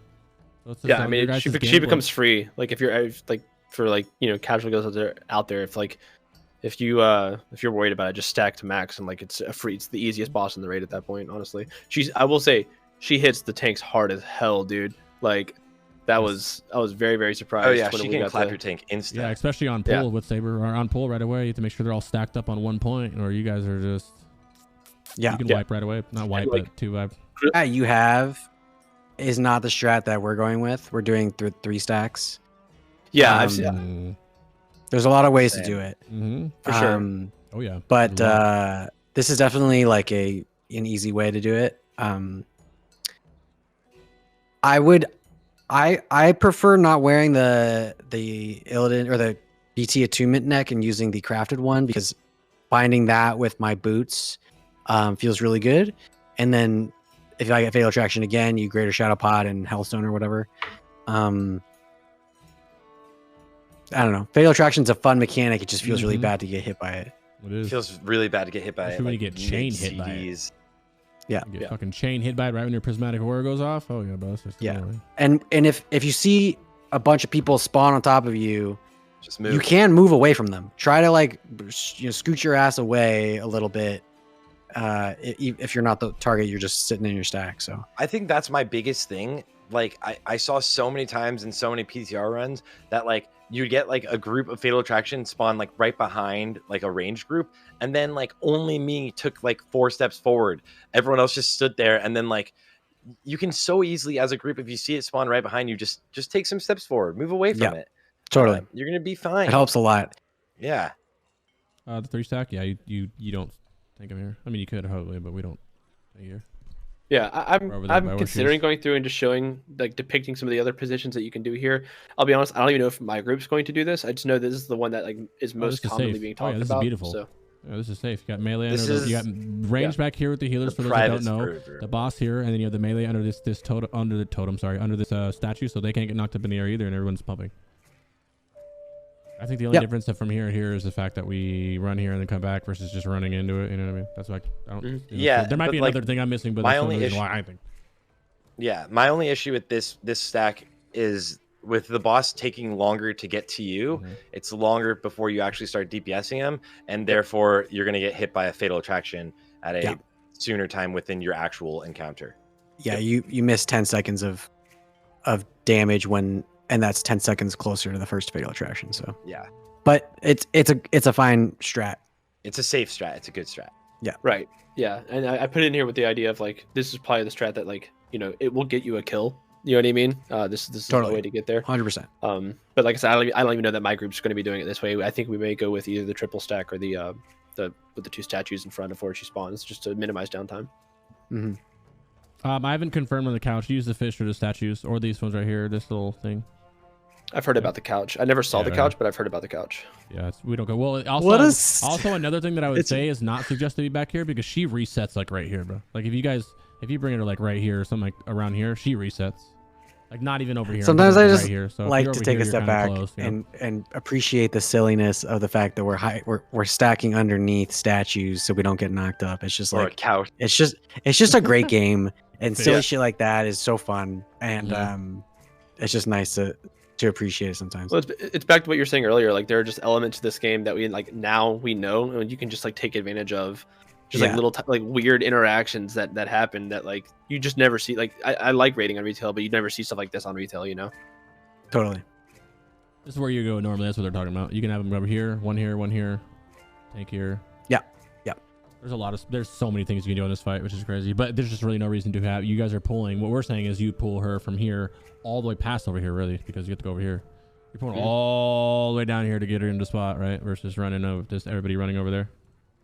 Post up. There were some complaints about this to where they thought that the Fatal Attractions, there was like 8 placement spots, like designated spots that they can go to with this, but I can't find any. I've seen the most random places that I doubt that's real. I'm not sure if you guys have anything on that. Sarthe and I were talking about the other day, and I've been going through trying to find out if anybody's mapped it all out. Joardee, you're shaking your head. Is like hard confirmed that that's just not true. Go on retail and sit and tanker for an hour and count it, and put little marks on a map and tell me if you see any so it's not logic scripted. to it. You what? I'll trust you. I also heard it was scripted, but I literally feel like it's ranged around her. Yeah. So that's just anywhere within like this window. You know what I mean? Cool. I think overall it's a fun fight though. It's a pretty cool fight. I like it. Anything that It's makes you put on some definitely a fun resistance fight. while it sucks because they're doing less damage, it's still nice, right? And another thing about we don't need to touch too much on Shadow Rest. Just make sure besides having it that you guys do have your hit, whatever spell hit, melee hit, whatever the fuck it is. Make sure you still are hitting this boss. Because I've seen so many people go stack res and they're all happy, but then they go in there. I just watched like 4 or 5 different people's streams yesterday, where they were building their set on stream and they had 42 hit or something afterwards. That's a warlock. I'm like, yo, what are you doing, bro? Like, you're not gonna fucking hit anything. Right? Just resist. Yeah. Like, Did you guys ever classic? Did you guys ever figure out whether or not thornlings and landmines actually do anything? Yeah, for the beams. They'll soak beams, but not. Eat the beams, sure, but the beams are pretty negligible. Yeah. But the Fatal Attraction. Well, I mean, it's nice for the beam because it does prevent you from getting. It can prevent you from getting knocked up that one time, I think Thornlings are going to be a lot more useful if you can get them reliably used on council to like not have to dodge things, right? Right. Because they can be targeted by like the blizzard and Flame strike and all that. Yeah. Yeah. So I highly think that like that's where Thornlings are going to be used more so. There's probably more block spots. Sorry. Go ahead. You can finish first. There's probably more spots like that we haven't thought of, but you know, spend some time in DME and get a bunch because they're easy to get and generally useful. Someone says, please clarify the ice block misconception with mages. Too many people are unaware that ice block is better for raid versus not doing it.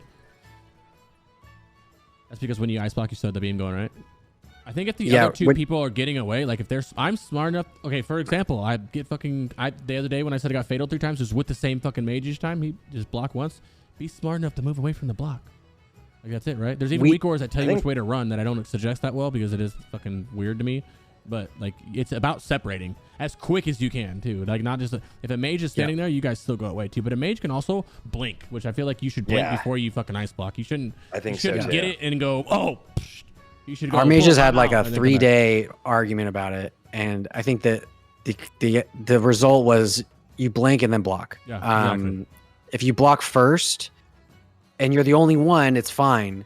But you know, blinking is better for the 2 people that are also getting hit by it. Because when you block, you still have the debuff and you're still doing damage to people around you. You're just not taking damage yourself. So. And they have to move further from you. Yeah, you didn't run away at all. Because you're not running away. So it's useful for more. Okay, so is it more useful for healers to have SR than plus healing items because the mana drain is brutal? Absolutely, right? Like what Joardee was saying. Yeah, I would do 174. I didn't notice the mana drain was too impactful. Also, at 174, with the mana drain, right? Because it's a beam, so you might not even get the beam. Is that how it works? Yeah, all that stuff. I mean, my Shahraz set is insane. I have like some of the best pieces you can get, and I'm very excited to use them. So I'm wearing mine. Woo! Thank you. Unbuffed, yeah, unbuffed. Unrecommended, yeah. Well, 70 gives you 244 with the priest buff. And to put it in perspective, just why we're here, it's 182 shadow res with all just the stuff you don't even need to get and enchants in your neck. Like, but that's without any extra green shadow priestess. So it's so easy to do it. And everything's getting cheaper too. Shadow Pro, it was like pieces that were like 1,500 gold last month are like 400 gold, 300 gold now. So I think people are dropping pretty quick. Yeah, either they already have them and they're not getting them, and you can go pick up 2 rings and a nice cloak for not even 800, 900 gold. Be fine. Enchant it, call it a day. Make sure you enchant your fucking shadow res gear too, please, everybody. Thank you. Cloak is a really good piece because there's a 15 SR enchant to that. So I would say having like an alternate tier helm is really nice as well. Yeah, I'm not using just bringing 2 enchants with you. There you go. Yep, that's what I was gonna say. Just real quick, I'm sorry to plug again, but like in the spreadsheet, there's an Are You Prepared tab where you can go through and track your entire raid's SR. And like I also include like over on the far side all of the you can get up to 76 SR on your enchants. Probably, if I'm being honest though, like as far as throughput goes, I probably wouldn't use the 10 on the legs, and I would still just rock a leg patch or whatever leg enchant you use. The throughput that you get on that slot is just insane. So make up that 10 elsewhere if you need to, but I don't think I would sacrifice it. But I listed it there just in case. That's 35. Yeah, I'm not doing that personally. Me, I like to pump, but yeah, it's mine is literally a cloak, the neck, and 2 rings. That's it. 2 SR rings. That's it. And then everything obviously enchanted and stuff. Don't have to use different headpiece or nothing. You don't gotta do nothing. Yeah, it's nice. Obviously, warlocks can spam shadow word, which you should, but you still need to be that 174, right? Obviously, but yeah, you should be spamming shadow word. I think like 5 a fight, 5, 6 a fight. That helps. And put bore speed on those boots. Don't be cheap. Come on. I would almost say mandatory that. You should mandatory get that. Shadow on the boots. Shadow prop boots? Yeah. Bore speed. Come on. You're talking about shadow prop boots? Oh, you're talking about no. You can get shadow on your rocket boots. Yeah, you can get rocket boots, and then you can put a shadow armor kit on them, right? You could, or you put bore speed. I have both. I have one of both. I would do bore speed. I don't think the 8 SR is going to save you, but bore speed. Who knows? One less tick hits somebody. Great. The ASR is perfect for chest, in my opinion. That's about it. I like it on the chest piece over stats. SR on boots is we're trolling. It's okay. You have a second pair of rocket boots and armor kit. Smart. Ooh, that's not Yeah, bad. that's what I have. I have didn't- a second pair of rocket. That- That's sweaty. I love it. I like that. I'm gonna do that. You know it. Yeah. Riding crops, big boys. Mount Hyjal, don't fucking cotton Mount Hyjal without no riding crops. What were we talking about? Second pair of rocket boots.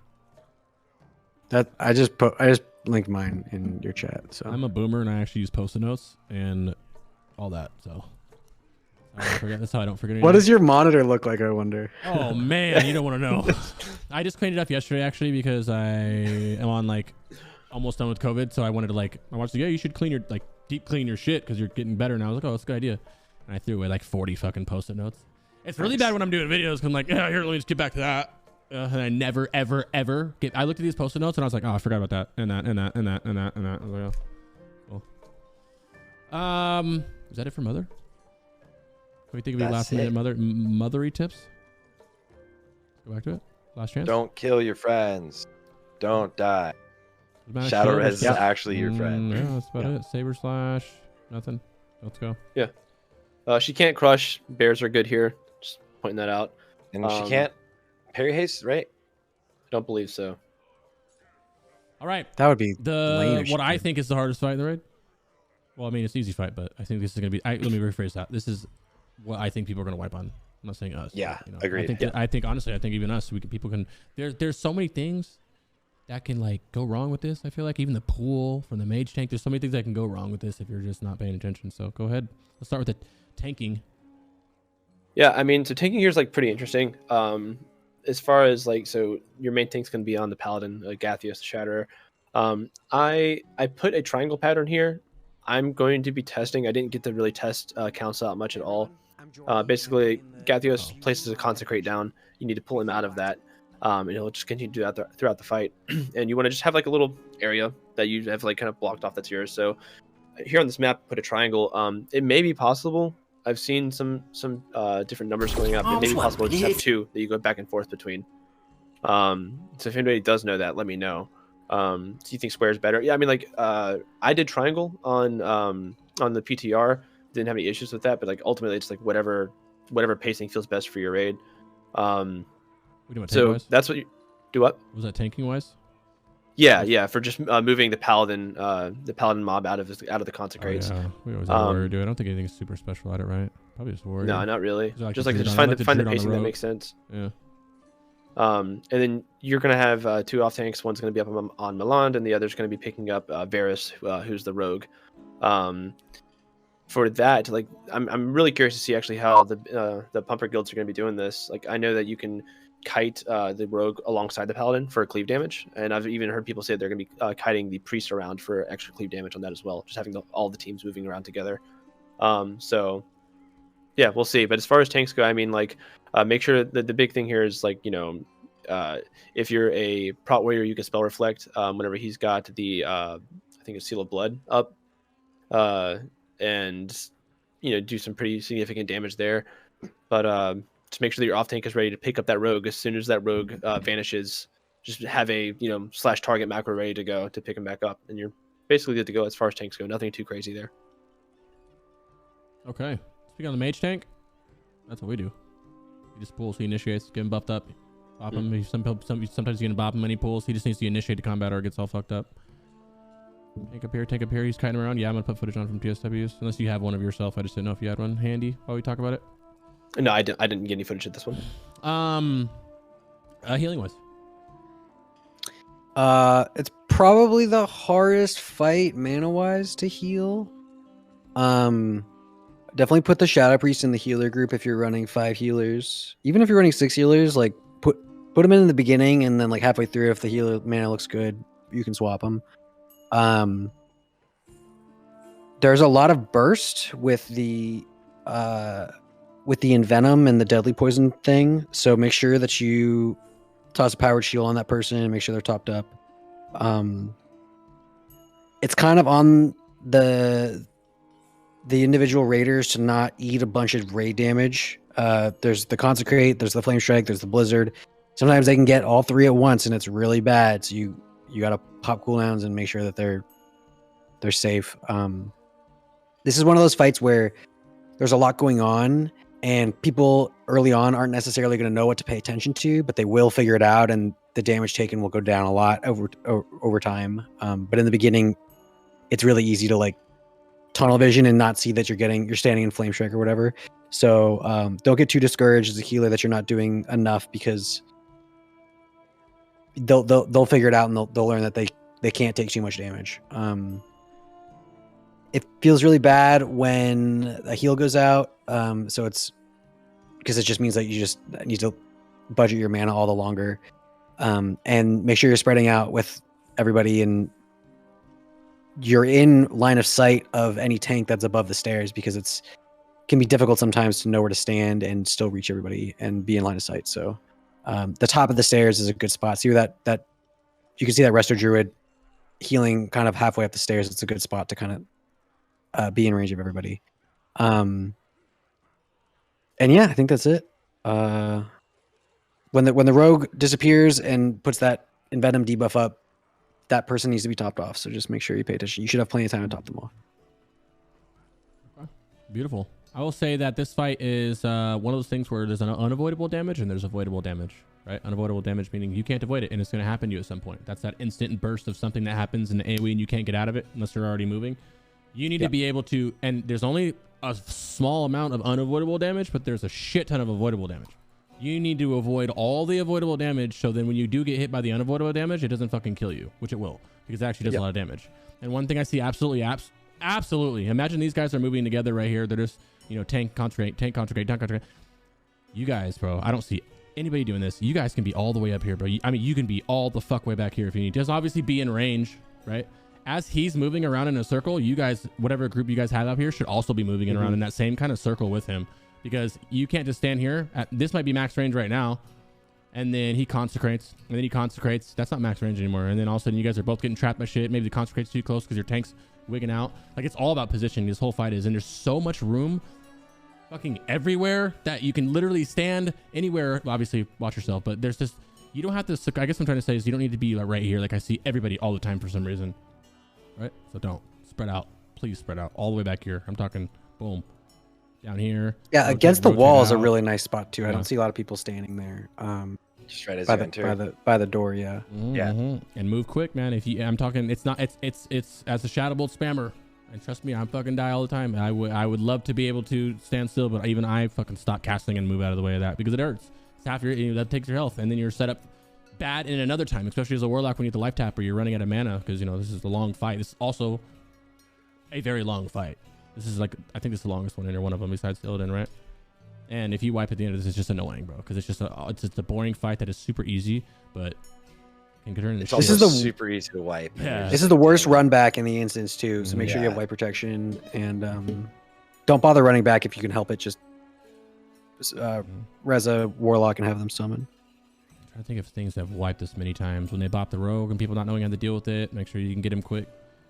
The double interrupts is huge here. Having not double interrupt, but yes, double, but having like a physical and a magical deep like kicker is huge here.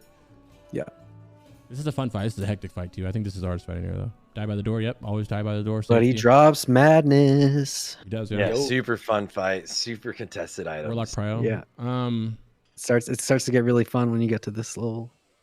Circle healing needs to be kicked ahead of time. You want to kick both of these, right? Obviously kickers, but you want circle healing prior, right? This is like, this can't go off at all. This is healing at all the bosses. Like this can go off. Divine Wrath this fucks also. It does, yes. But if you have please to choose, kick that too. If you need to choose, like I've seen people choose this over circle because they don't know. All they know is I got to dispel one of the two. Sure. Right. So just make sure you guys are prioritizing circle healing if you have to. Agreed. And then obviously Joardee said it already. Make sure you have big heals on whoever gets the target of this. Seal of Blood. These by himself don't do that much damage, but together, which he does do it randomly together, which does do a lot of damage. Your big heals on him. The Flame Strike, the Arcane Explosion, the only thing that happens when you're close, so nobody's going to have to worry about that. The Flame Strike, the Blizzard, and then the Consecrate are the 3 AoEs you need to watch out for. His auras are annoying. There's nothing you can do about him. He can put a chromatic aura on a different ally. Switch, like if he puts this on the Paladin, you can switch, have your Warlocks and your casters switch from the Paladin to whoever does not have that fucking aura for a couple seconds and then switch back. Make sure you watch this reflective shield that's on the lady at all times because it sucks and people don't pay attention to this. You can just see it kind of on her nameplates if you track them on nameplates. Is that it? It's only 25k damage. I think eventually people are going to just burn through it, but you'll kill yourself if you turn and you're the only one like going and attacking into that reflection. You'll die. Yep, and at the same time, you guys are trying to. I mean, you wanted to kill the paladin. It doesn't matter. Like these guys do share pool, so if you, in terms of an infliction lock, if you're, in theory, keeping 4 dots up on all the bosses, that's BiS as fuck. But have fun. Curse of Tongues does work on the Curse of priest. Tongues, yep, does and should be used. Yep. Good call. Very good call there. Very good call. Tongue. We have whatever warlock, keep it up at all times. Like, and stress that at all times too. I can't think of shit else. What about you guys? It's a fun fight. It's stressful. Yeah, just one suggestion for DPS. If you know the path that your tank is using for movement, don't be in that path, because then if you just get a blizzard on you or a flame strike on you, then your tank can't move the boss the way he's trying to, right? And it can kind of screw things up. So don't stand in front of where the tank is about to move to. It seems like it's self-explanatory, but it will happen often, to be honest. Just don't be there. Easy clap. Yeah, the mage is, thank you, Killer Off. Yeah, the mage over here, he'll be hitting everybody. The AoE will happen no matter what in this fight. The fight is actually just DPS dodging the AoE and killing the person. That's it. Really, to be honest. It just looks hectic because it's oh, it's AoE and moving out of classic community and moving out of fucking mechanics is you know what I mean? So this fight reminds me of Four Horsemen in that it's if you look at everything, if you scroll down and look at all the boss abilities, it's there's a lot going on here. But if you just focus on your job, then it's a very simple fight. You know what I mean? For each individual person, council's simple enough on their own. Yeah. There it is. And last, the dude, yeah, just to keep it nice. It's the guy, big bad guy. Phase 2, in my opinion, is fucking gonna be a defining moment for a lot of guilds. Outside of council, I would say this is the second hardest fight, and only because of Phase 2. Look, if you could just take Phase 2 as itself being its own fight, and people have to the guy in the box, and people have to figure out Phase 2, which Cosmo will hopefully be able to help you guys figure out. Starting with Phase 1, though. Simple enough. So Phase 1, if you're tanking here, the biggest thing that you can do is simple enough, genuinely, if you've reached Illidan, to move out of fire. So when he does the flame crash, just move. And then whenever he casts his shear, we talked about this a little bit earlier, make sure that you've got, if you're a paladin or a warrior, make sure you've got your holy shield or a shield block up ready to go to block the shear. If you don't, it's a problem. This is one of those fights where it's really useful to kind of know the pattern. Like I said, whenever I was doing it, it felt like it was it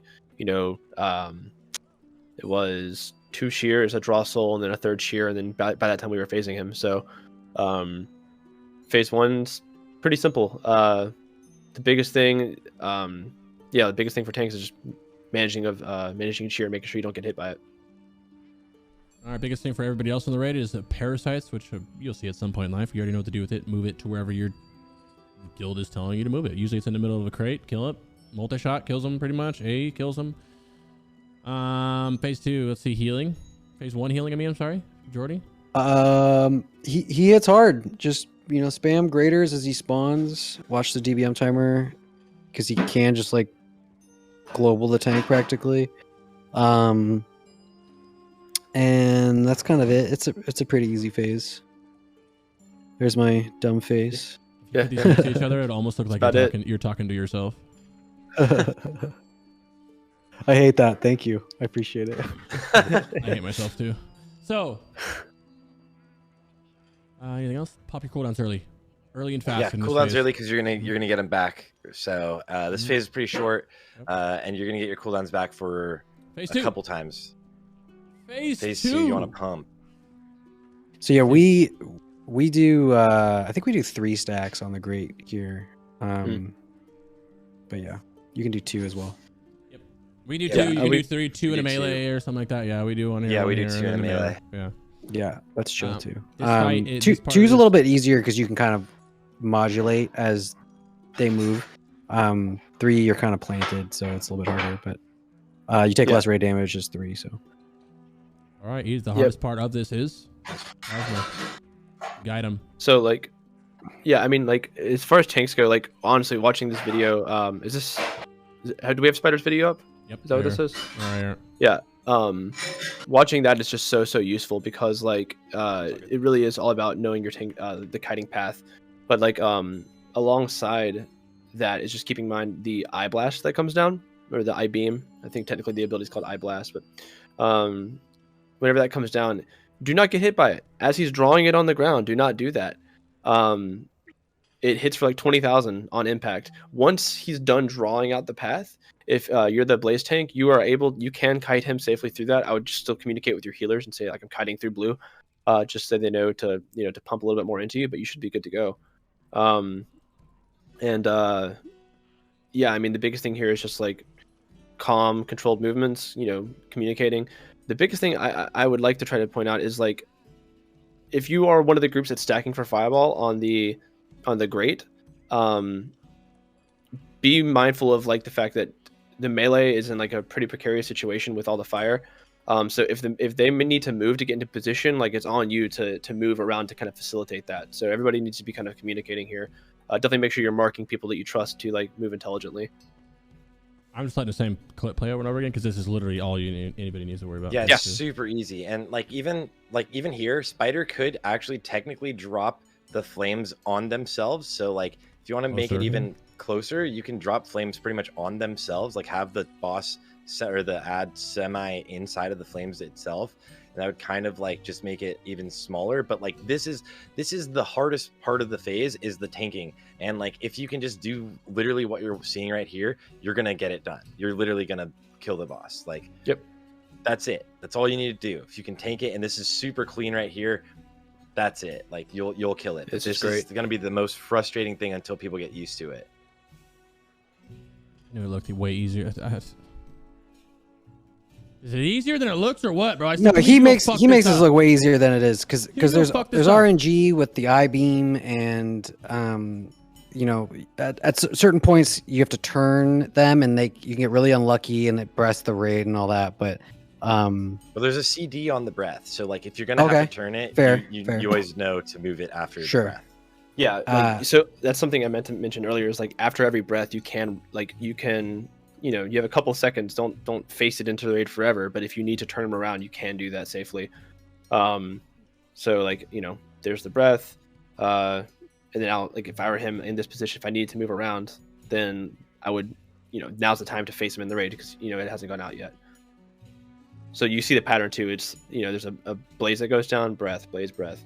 You guys seen anybody solo tank this yet? Not yet. God. Have you guys done it? We haven't done it, but I've seen VODs of it. It seems pretty chill. That'll definitely be the meta. Oh yeah, because we'll get there. Yeah. Jesus. I'm surprised Laddie didn't do it, but we'll see. We just didn't have enough time. Yeah. We only did 2 runs ever. Yeah. Healing wise, this phase, spam circle healing on everybody right there because of the fireball. Look, easy. Yeah, there's a lot of raid healing going on. He also does the eye barrage or whatever, where he targets a single person and hits them with a ton of damage. So make sure you power shield them and get hots rolling on them really quickly. The tanks take a fairly good amount of damage, and it's kind of on the melee not to get hit by the fire.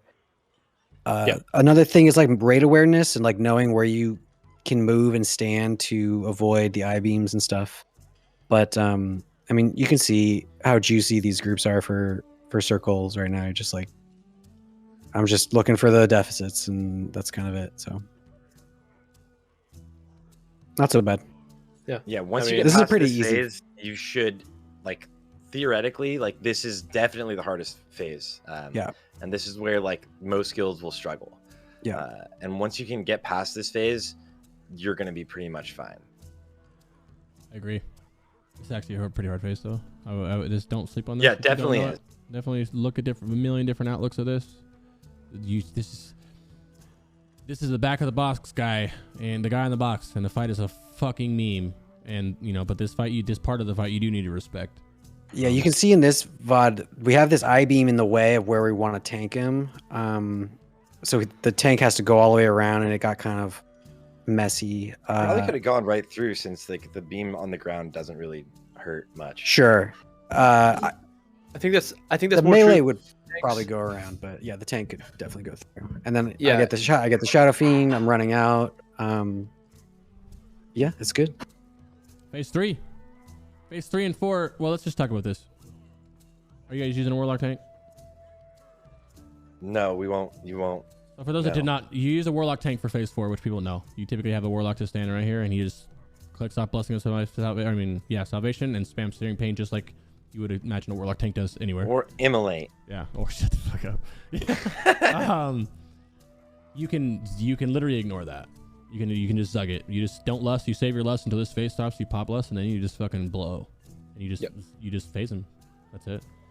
There's no workaround to it. It's not a severe DPS race. It's literally just lusting and blowing it up, and it's sad, but you know, as a warlock, I don't have to tank a warlock tank anymore, so that's cool. But we're trying to decide. Just being a meme, you know.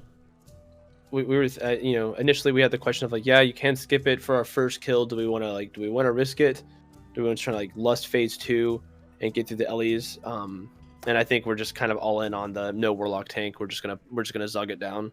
You know, like if you play clean phase 2, you beat phase 2 anyway, no matter what.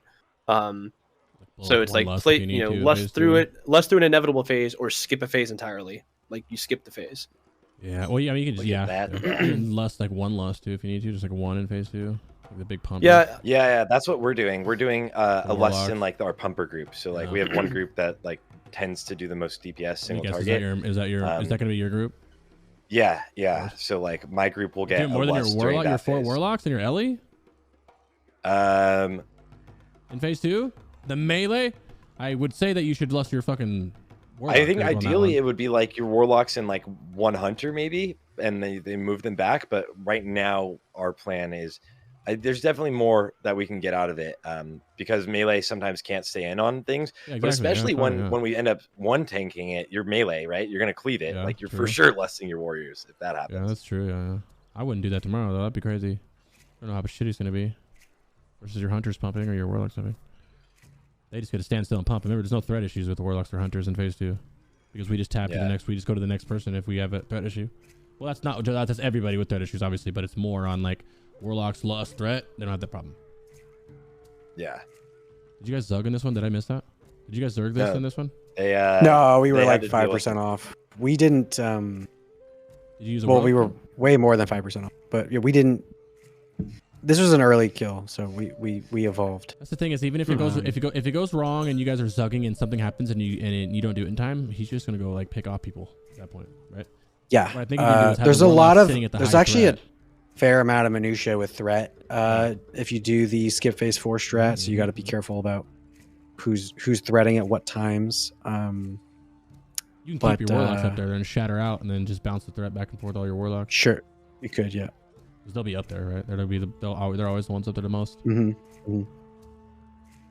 That's what it's fun. Least, yeah. Skipping phase 4 is fun I mean, it's not necessarily hard, especially the fact that we're able to do it week 1 is going to be kind of silly. Yeah. But imagine, you know, when we have 3 pairs of glaives in the raid, and it's just going to be such a joke. Yeah. Whenever phase 2, they were talking about. It depends. If you're in team warlock tank, you kind of lust phase 2. If you're not team warlock tank, you kind of lust out of phase 2. Get out of phase 2 and lust. So we were using, like Sarthe said, our guilds are using like 1 lust in phase 2, and then lust in the pumper hunters, and then save the rest for this part. Well, not this part, but when they get out of it. Yep.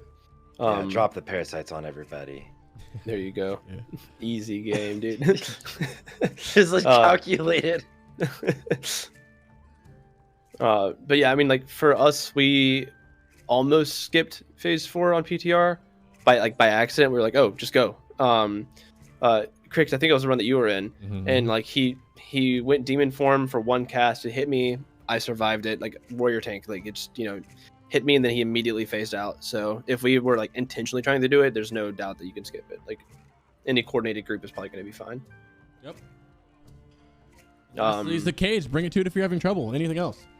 Can we think of anything outside of our sweaty brains for people who might have trouble here? For Illidan specifically? Yeah. Or council.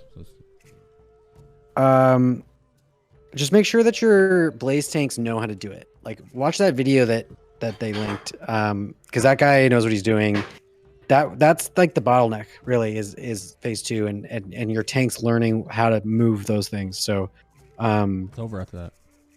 Once you got that, you'll start to just pick away at the rest of the mechanics and understand them, and it'll be easy. But that phase 2 tanking can be kind of a pain in the ass. So make sure that they know you can't go too far. You can't be too far from the other one. It's like there's a whole litany of things, and the reason that that guy is moving in those specific motions is there's a reason. So Cage Wrath. Just copy it. Yeah, I'll if Spider's cool with it, I'll go ahead and I'll put his VOD in the phase 2 the phase 2 section of that guide, just so I would assume so. I can. He sent it always while in me here, and you too. were going over it, Cosmo. Yeah. I'll message him and make sure. Yeah, I just want to make sure. Well, Cool. guys, I think we have one more thing to do, which I'm very excited about the most, right? That's it for what we intended today. Let me check my agenda and make sure that we got this right. Sarthe, I think lastly is something that I don't know why we wanted to, Sarthe, and I wanted to do it. I want to start doing these tier things because I see other people doing it, but no one does it on DBC because everybody's classic Andes or I've done tier lists and got in. And what? It's always causes drama. Yeah, but I've been watching here's the Sarthe deal. do And then- lizard tier list videos for weeks now. Oh, those are the most fun. Yeah. Oh, these chat. I saw the just chat. I said, "Yo, whoo, I thought for a minute you were on that fucking React meta there, bud." He's like, well, "I am. I'm just in WoW right now." I was like, "Ah." Yeah, dude. It was good. It's so fun, man. I started like it's actually a blast. Yeah. Because then like as chat we all like decide like what we think is gonna be the meta, and then this guy like big brains it, and we're like, oh my god. That sounds fun too. I know. That guy's channel is really great. He does a really good job. We are going to just simply go boss by boss with just the tier 6 bosses, and we're going to rank them upon difficulty.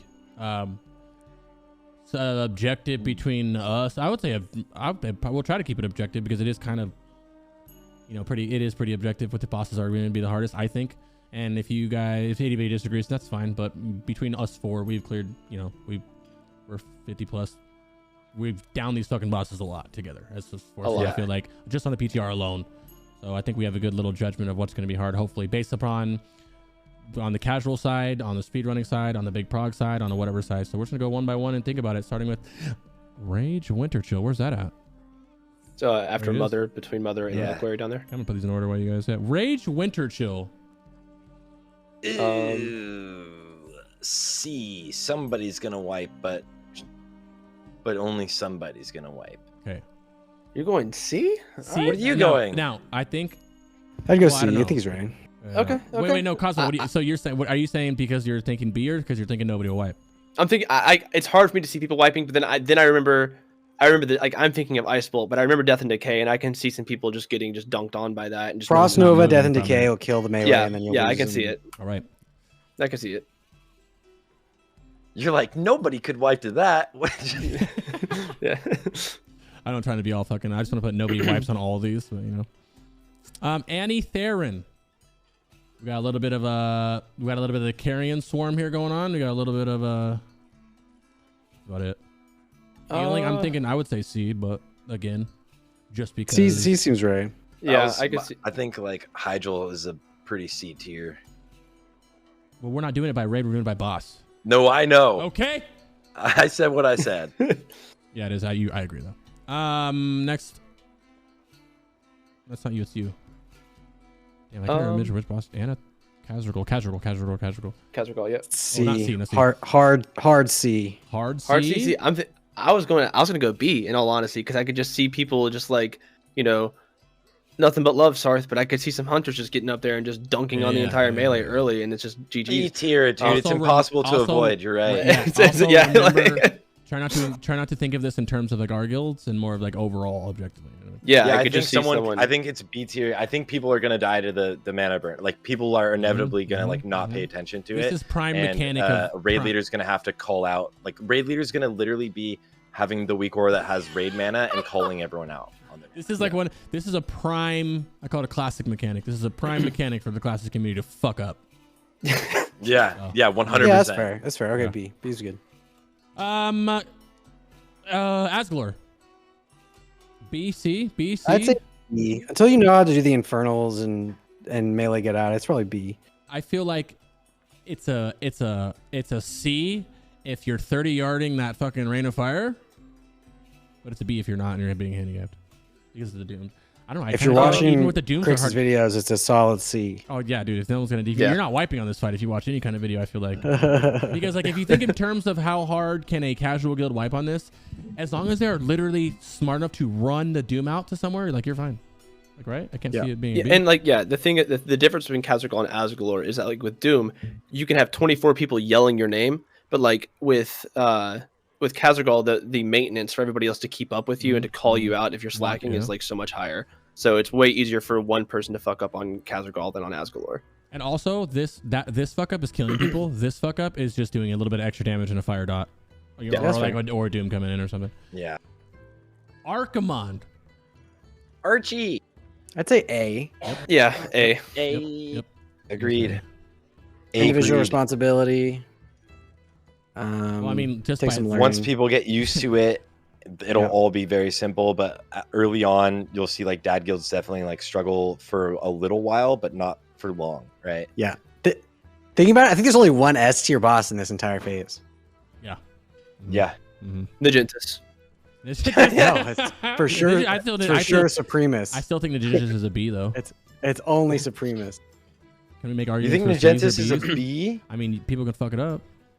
I watched so many people wipe the title burst on the PTR. It was hilarious. Bro, Like title burst would go out and they would just stow it right away. And then you hear the Raid leader's like, "What are you doing?" And he's like, "Oh, I don't know. I saw the shield."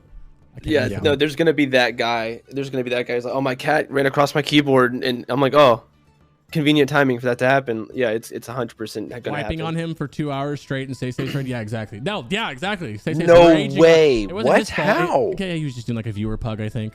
And every time, I think he was getting trolled. Every time title went up, someone would throw it, and he'd be like, "What the fuck are you doing, dude?" Like, Griefers, yeah. Without griefers, I don't think you. Yeah, that's crazy. Yeah, I don't think you have that issue without griefers, but like I definitely could see, yeah, obviously, in like a stay safe raid, especially with viewers, like people will get into that specifically for the attention. Who's gonna be stuck? Yeah, I'm gonna put it at C though. Any arguments for B on the? I'm gonna put it back on C. I thought about B, but B's good. I B's think. Good. All right. B is more like a tier where it's like it's easy, but be careful. You know what I mean? C's like B. It's careful. easy. You don't. Ooh, I see what you did there. I see what you did there. A was like okay, yeah. So A is like pay attention because you're gonna wipe. B is like these guys are easy, but they have a mechanic or two that might fuck you. Supremus. Hard S. Hard S. I want to say B. But like real talk, like B. like super casual guilds are definitely going to struggle. Like that's gonna be. Yeah, I would That's say why like I say almost. B. Yeah, there's no way. It Like, feels like it should be a C A because at the end of the almost. day, it is a tank and spank. No. It is a tank and spank, and it is running away. But both of those can be fucked up severe. No, well, tank and spank can't get fucked up. But the second part, phase 2 can be trolled so hard. You know what I mean? Yeah. That I feel like it should be. A B. I think it's one of those fights where it's harder if you're parsing in a high end guild, it's harder than if it's just your casual guild, because if it's a casual guild, everyone just runs away and there's no like you don't have to worry about it. But if you're trying to DPS during phase 2, it makes it a lot harder. You're just trying Yeah, to you be could just like greedy. die. Yeah. You could defeat Supremus without a monitor. Yeah, I would say probably B is good. People Let's go will struggle. Teron, and I'm gonna put it at a B. That's what I'm thinking. B. You guys know this. Did you skip Akama? Oh, I did. I'm sorry. Yeah, Akama C. Akama. Early on, I think C. Akama's a nobody will wipe. Nobody's Oh, no. wiping in Akama. Oh, I don't think it's possible to wipe. Yeah, you're right. Okay, clarification. If you clear the trash, if you clear the trash and go to the fight normally, I do not understand how you wipe on this. We have made it into phase 2 where he starts slow walking with 6 people left and still killed this fucking guy on time. Yeah, but later on during speed runs, Akama's gonna be like Yeah. the juicy fight. It's gonna be the biggest time saving. It's gonna be like the biggest. I think it's gonna go straight up from here to here. If you include the trash rights before, I think it jumps right to an A because of how much stuff that you can do with it. Real quick, Detain, I love you. Prot Warrior, solidarity, good content. I appreciate you. Okay, anyway. Baby, welcome, brother. Let's go. Detain's our main tank. Anything else on Akama besides nobody will He's wipe? the dude. Yeah, nobody's wiping. Teron Gorefiend, bro. I think he deserves a solid B for fucking salary constructs. Yeah, I mean, At the like, same time, it's Yeah, like we it's can't like put what he it said in. earlier. If like it's all down to the first one, right? If you get a bad player on first constructs, it's like GG's. So, but it's gonna happen. So, Can you think of it? Can we think of it? Is it A? Is it if it? I feel like if the constructs did like more damage, it'd be an A. Yeah, if the constructs were scarier and more like if one gets through, it one-shot someone, it'd be A for sure. Joardee said to put it as A for incinerate, right? the hard debuff you have to dispel makes No, it thank you. No, thank you. B's good, I think, because B you're at the mercy of one player knowing what to do, and I think that's a B. Sorry for the noise. That's a B. That's a B enough right there. Yep. I'm hungry though, so what is she cooking for us? I think she's making chicken tacos or something. Oh, my wife made. made tacos too. I swear to God, there's tacos on the stove right now. She's the fucking greatest. Yes, teamwork, baby. All right, next up. I also choose that Reliquary guy's of wife. Souls. I'd say is almost a C, bro. If there was a C, if there's a C and a half, bro, or B and a half, I would. But on terms of like keeping, if you look at ROS with these three versus ROS with them, it makes sense to put a B. I feel like because it's ROS can be fucked up more than these guys again. Definitely, like the thing about ROS is like you're any sort of like consistency or rhythm you find is like hard broken every time you push the next phase. So like for like just your more casual players, like that's gonna that is going to trigger just like especially the intermission. Like it's we talked about it earlier. Like keeping tempo is so important for like playing consistently, and the intermission literally just forces you to break tempo. And it's going to be so difficult, I think, for casual guilds to like maintain that focus after the intermission every single time. So, yeah, I think B is super B tier is super fair.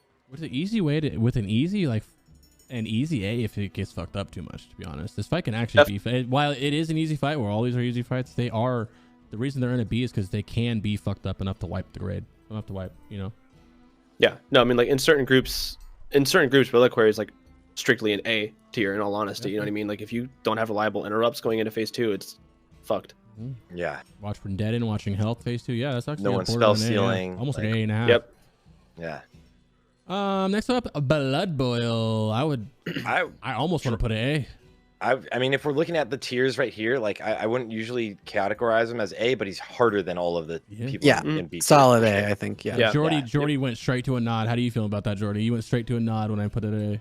Solid A, yeah. It requires a lot of healing. The tanks need to know what they're doing. The Fel Rage people need to, not feign. Our hunter feigned one time. That was bad. Shout out to Ladond. A lot of fuck. So yeah, here. A for sure. And then when you look at it this way, it's almost like you don't even want Archie up here anymore. Crazy enough, because I feel like Bloodboil is significantly harder. He's good. I think he's good right there. Yeah, it's a personal responsibility here that makes you really like. Spider Blue, I just want to say, hey, thank you. We watched your tanking Illidan thing. Super I love you, quality. and I hope you're doing fantastic. I plugged it in chat a million times. Amazing fucking tanking job. Mother. A also. A, yeah. A for awesome. A? What, dude? Well, people the fight love that you can run the same exact direction. Tell me I'm wrong. You're so right, dude. Yo, but here's the deal. This fight is literally trivialized by the more shadow res you wear. So if you're running 0 to 174 shadow res, it might be an A. But if you're running 300, like almost everybody will be running, it is a joke. 300 shadow res around makes almost it's so the damage is insanely low. Okay, is this week 1 or is this week 10? Are we what? That's a good point. I guess you're right. Because week 10 with crafted SR, it's really easy and it'll probably be a B or even a C. But week 1, it's probably an A. Yeah, she'll literally like insta clap tanks, and people are gonna wipe for like a while, and they're gonna be like, oh, we didn't have like Stone Shield or like HOTS or Inspiration or something up, right? And like that's gonna happen a lot. And then people are just going to run in the same direction. There's going to be groups that like where like Fatal Attraction is going to be right behind the group, and the group decides to just not move, and then everyone's dead. There's going to be a person that gets Fatal Attraction and runs directly to all of the melees, assuming he's going to break it soon enough and just kill everyone. It's like it's going to happen. Like to be fair, like when you teleport, you don't know where you are. It's hard to get oriented. You just run, right? Yeah. Like. It's difficult. If you have rocket boots, it's a lot easier because even if you fuck up, you can quickly turn. Correct. Yeah. But yeah, it can be hard, and you don't know which direction you're facing. I mean, on PTR we had full access to all of the crafted Shadow Res gear instantly, right? Yeah. So like, it just depends on how well people prepared. I think for now it's A tier, and within a few weeks it definitely goes down to like B or even C eventually. But like right away, like this boss is like people are gonna wipe on a lot on all of those A tier bosses if they haven't done any sort of strategizing for it, preparation, and if they don't know it. It's A. People have greens for the next 4 weeks. 0 res. Yeah, I think there's the 0 real Chad. Sure, like how you doing, by the big pumper? I think that there's a camp of people who are running 0, which we were talking about earlier, and then there's going to be the majority of people running 174, 244, right? Like me and Sarthe, and everybody's like, hey, do this. And then you're going to have the people.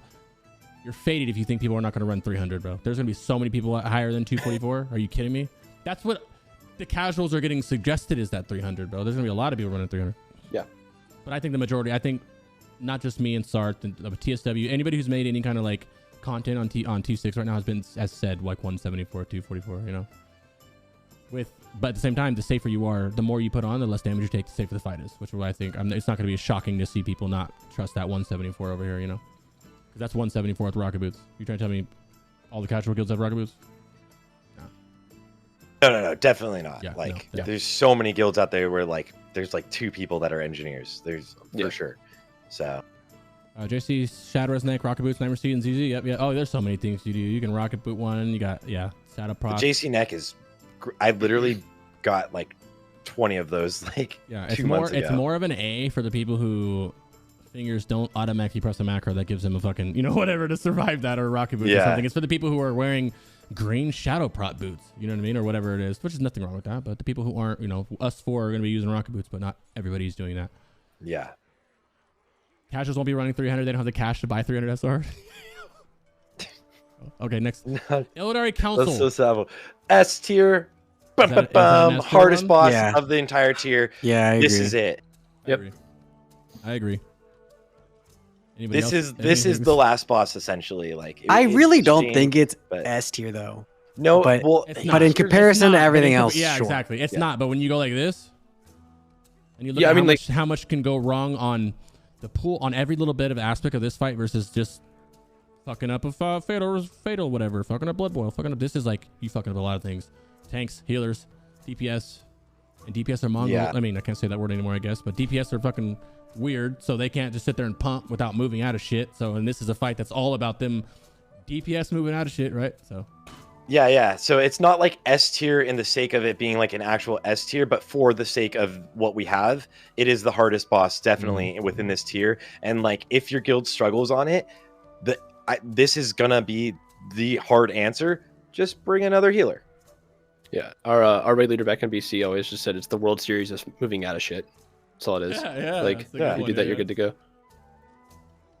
Week 1, people running 5 to 6 healers and no S tier. Yeah, maybe 32 is gonna be more healers, maybe A tier. I think that this will all be the hardest fight in here. What do we do about Illidan, bro? I feel like phase 2 is A, and then everything else is C.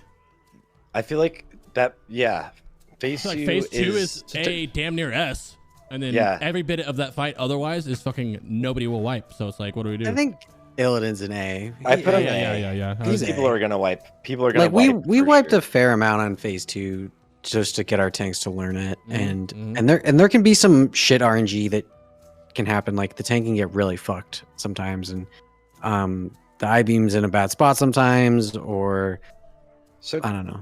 Cosmo brought this up to me the other day, but I'm not sure if it's fully confirmed. But did you look into this? If the I-beam only has 4 scripted paths? Yeah, like so basically, like there's some talks that like I-beams do just a cross pattern, and like that the 2 beams intersect at each of the 2 glaives, so that like there are only 4 possible potential, which means that in theory you've got 8 safe spots that there will never be blue. So I haven't found like hard confirmation. I've looked at VODs and I'm like, it's difficult, right? Because I'm watching it, but no VODs are from the same angle, so I can't tell if it's like confirmation bias. But it looks like that's true. Looks like you just there's just 2 crosses on either side. Yeah, it looks like a diamond, basically a diamond. Yeah, because it can't come through the middle. Because I-beam is a shit ton of damage. The beam Only is, on and an the fire is application. garbage. Yeah. So can you spell reflect? No. Was I getting trolled? I thought someone high key trolled me and said you could spell reflect that somehow. No. Okay. Yeah, that image that Jeezy all over just linked is it. So Yeah. yeah, that's. I guess the one RNG factor is like when he does it, because sometimes the tank's like kind of standing right where he wants to be at some point there. So, but yeah, it's an A. I agree. It's a fun fight. Yep. Archimonde is on here. So someone said, why is Archimonde up here with Mother? It's because a lot of stuff can go wrong with Archimonde. It's user error. Archimonde same with Mother.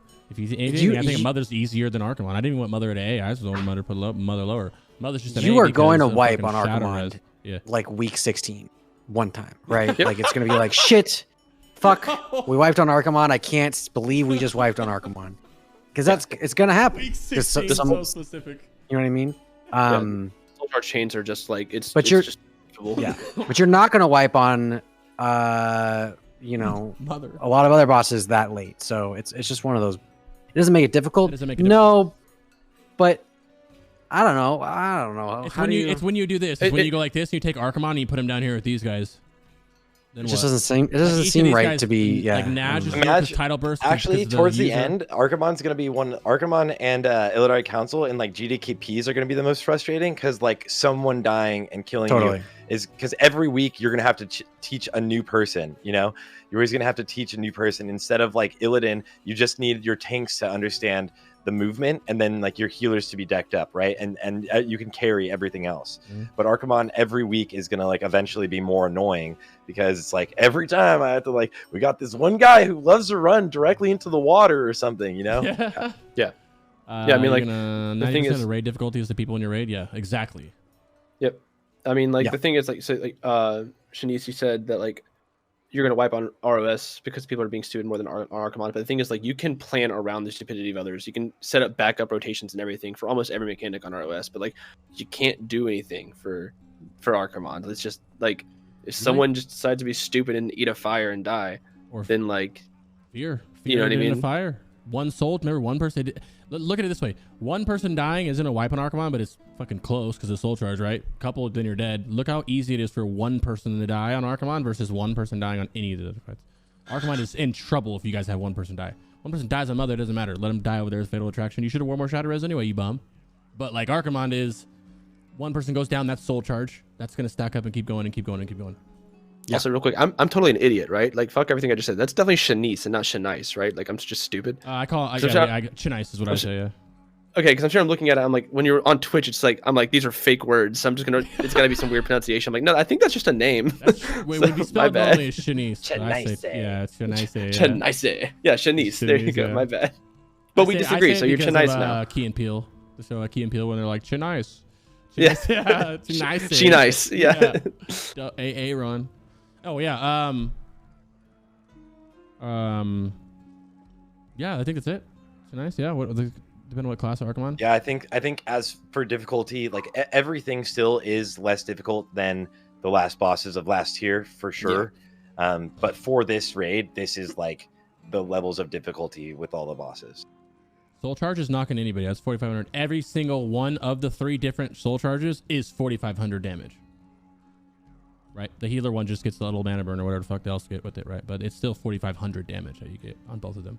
Which at the same time to everybody, which at the same time is not, I mean, you could survive that in itself, but you know, out of 9 cool 10k or 10k pull mana pull, if that's 2 people dying, that's 2 of those. If someone's out there running off in the distance and has a fire on them or whatever, and then they get hit with it, one person goes down. And also that flash, as soon as that fucking flash hits the screen saying one person dies, people like panic. Oh shit. Oh fuck. We went down. And the next thing it just fucking cascades and cascades. Yep. That's easy for things to fall apart. And also I do want to note that I like that Joardee's running on your Twitch. My what? Oh yeah, look at the They're right above like an ad for someone running. So it's just like running. Do I have to turn like this? Here, hold on. This is the wrong direction. Yeah. This is the wrong direction. It's the other way. There you go. Damn, why does that actually look like a bigger torso too? Yeah. I'm way fatter than that, I promise. That middle-aged white man look chest right there, look. Awful. Fucking love you guys. Okay, I think we're done. 4 hours later. 4 hours and 45 minutes later. We did it. It's gonna be a thick one. Yeah. That was. Thank you guys so much for having us, though. Like that, I'm so excited to be here and talking to you. Shit. Yeah, that was fun. Thank you guys for accepting our invitation. Thanks for coming. Really appreciate it. Joardee and Cosmo, great work on everything you guys have been doing lately. It's actually amazing. And phenomenal. Yeah, and me and Crix obviously take huge note of it, and like we love it. We love to see people putting out amazing content. So thank you guys for being cool and coming and hanging out with us. I really thank appreciate you for it. having me. It's a world where people just want to be really greedy in this fucking marketplace. So there's no need to people to be greedy, man. There's fucking enough room for people. There's enough eyeballs to watch everybody. All right, you know what I mean? Definitely. I hope you guys come back next time. Yeah. Yeah, definitely. Fucking good luck tomorrow, bro. We'll probably do an episode here in a couple days just over the hype and, you know. Yeah, good luck tomorrow. Yeah, good luck tomorrow, guys. I'm excited to see who wins. Yeah. I'm gonna link everybody. everybody's fucking thing real quick. Or you guys It's say gonna your be little fun. closing. Or actually, if you guys want to link your own shit, and then that'll make it easier than me having to find it, right? Sure. Yeah, I like it. Like I said earlier, Stay Safe is gonna do a big ass world race, race fucking event on his channel. I'll link it now so you guys want to watch. Unless you're watching us, of course. But if you want to watch everybody conglomerate, I would go over there to watch him as well. There's Joardee. Is he like casting it, or what is he doing? Casting it. Yeah, he's casting it. Yeah. Okay, cool. So there should be there's gonna be other casters with them as well. So it should be a really fun one. Cool. Check on streams and stuff. It's pretty cool. I'm glad he's doing that. Yeah. All the content, all the big boys came back to TBC, man. Kind of cool. Yeah, they got Rag and now they're back.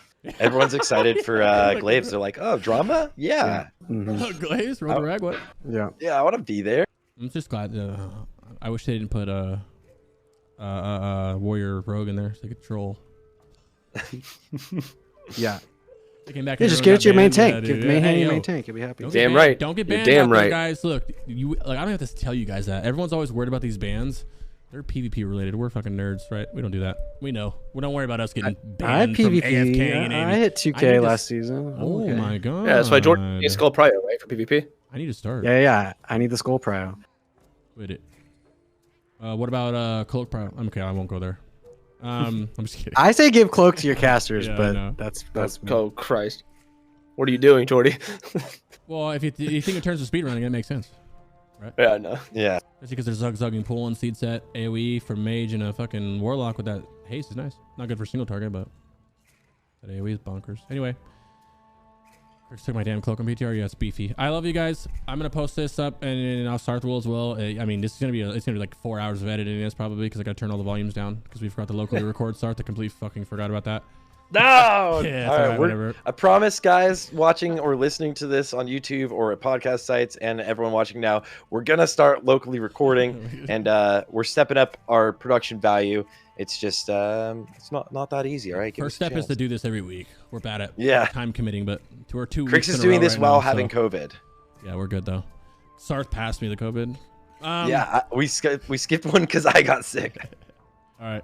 So we have this will be up on YouTube in I don't know, a couple hours before I go to bed tonight, and then I'll see you guys tomorrow. The raids, for those wondering, starts. The raids will launch globally in 20 hours. Yeah, 20 hours. 20 hours exactly. Less than that. 19 hours and 54 minutes. You can catch it on all of our channels. So hype. Everywhere else. So hype. Yeah, best of luck, guys. Cosmo, Joardee, I love you guys. Good luck. Good luck, brothers. Thank you, guys. Sorry, I love you, brother. Guys. Peace. All right. Good night. Good night, everybody. Are you one of you streaming right now? Going to stream? I know you're going to eat probably. Yeah, I'm gonna go eat. I'm going straight to the gym. Okay, love you guys. Peace. All right, bye.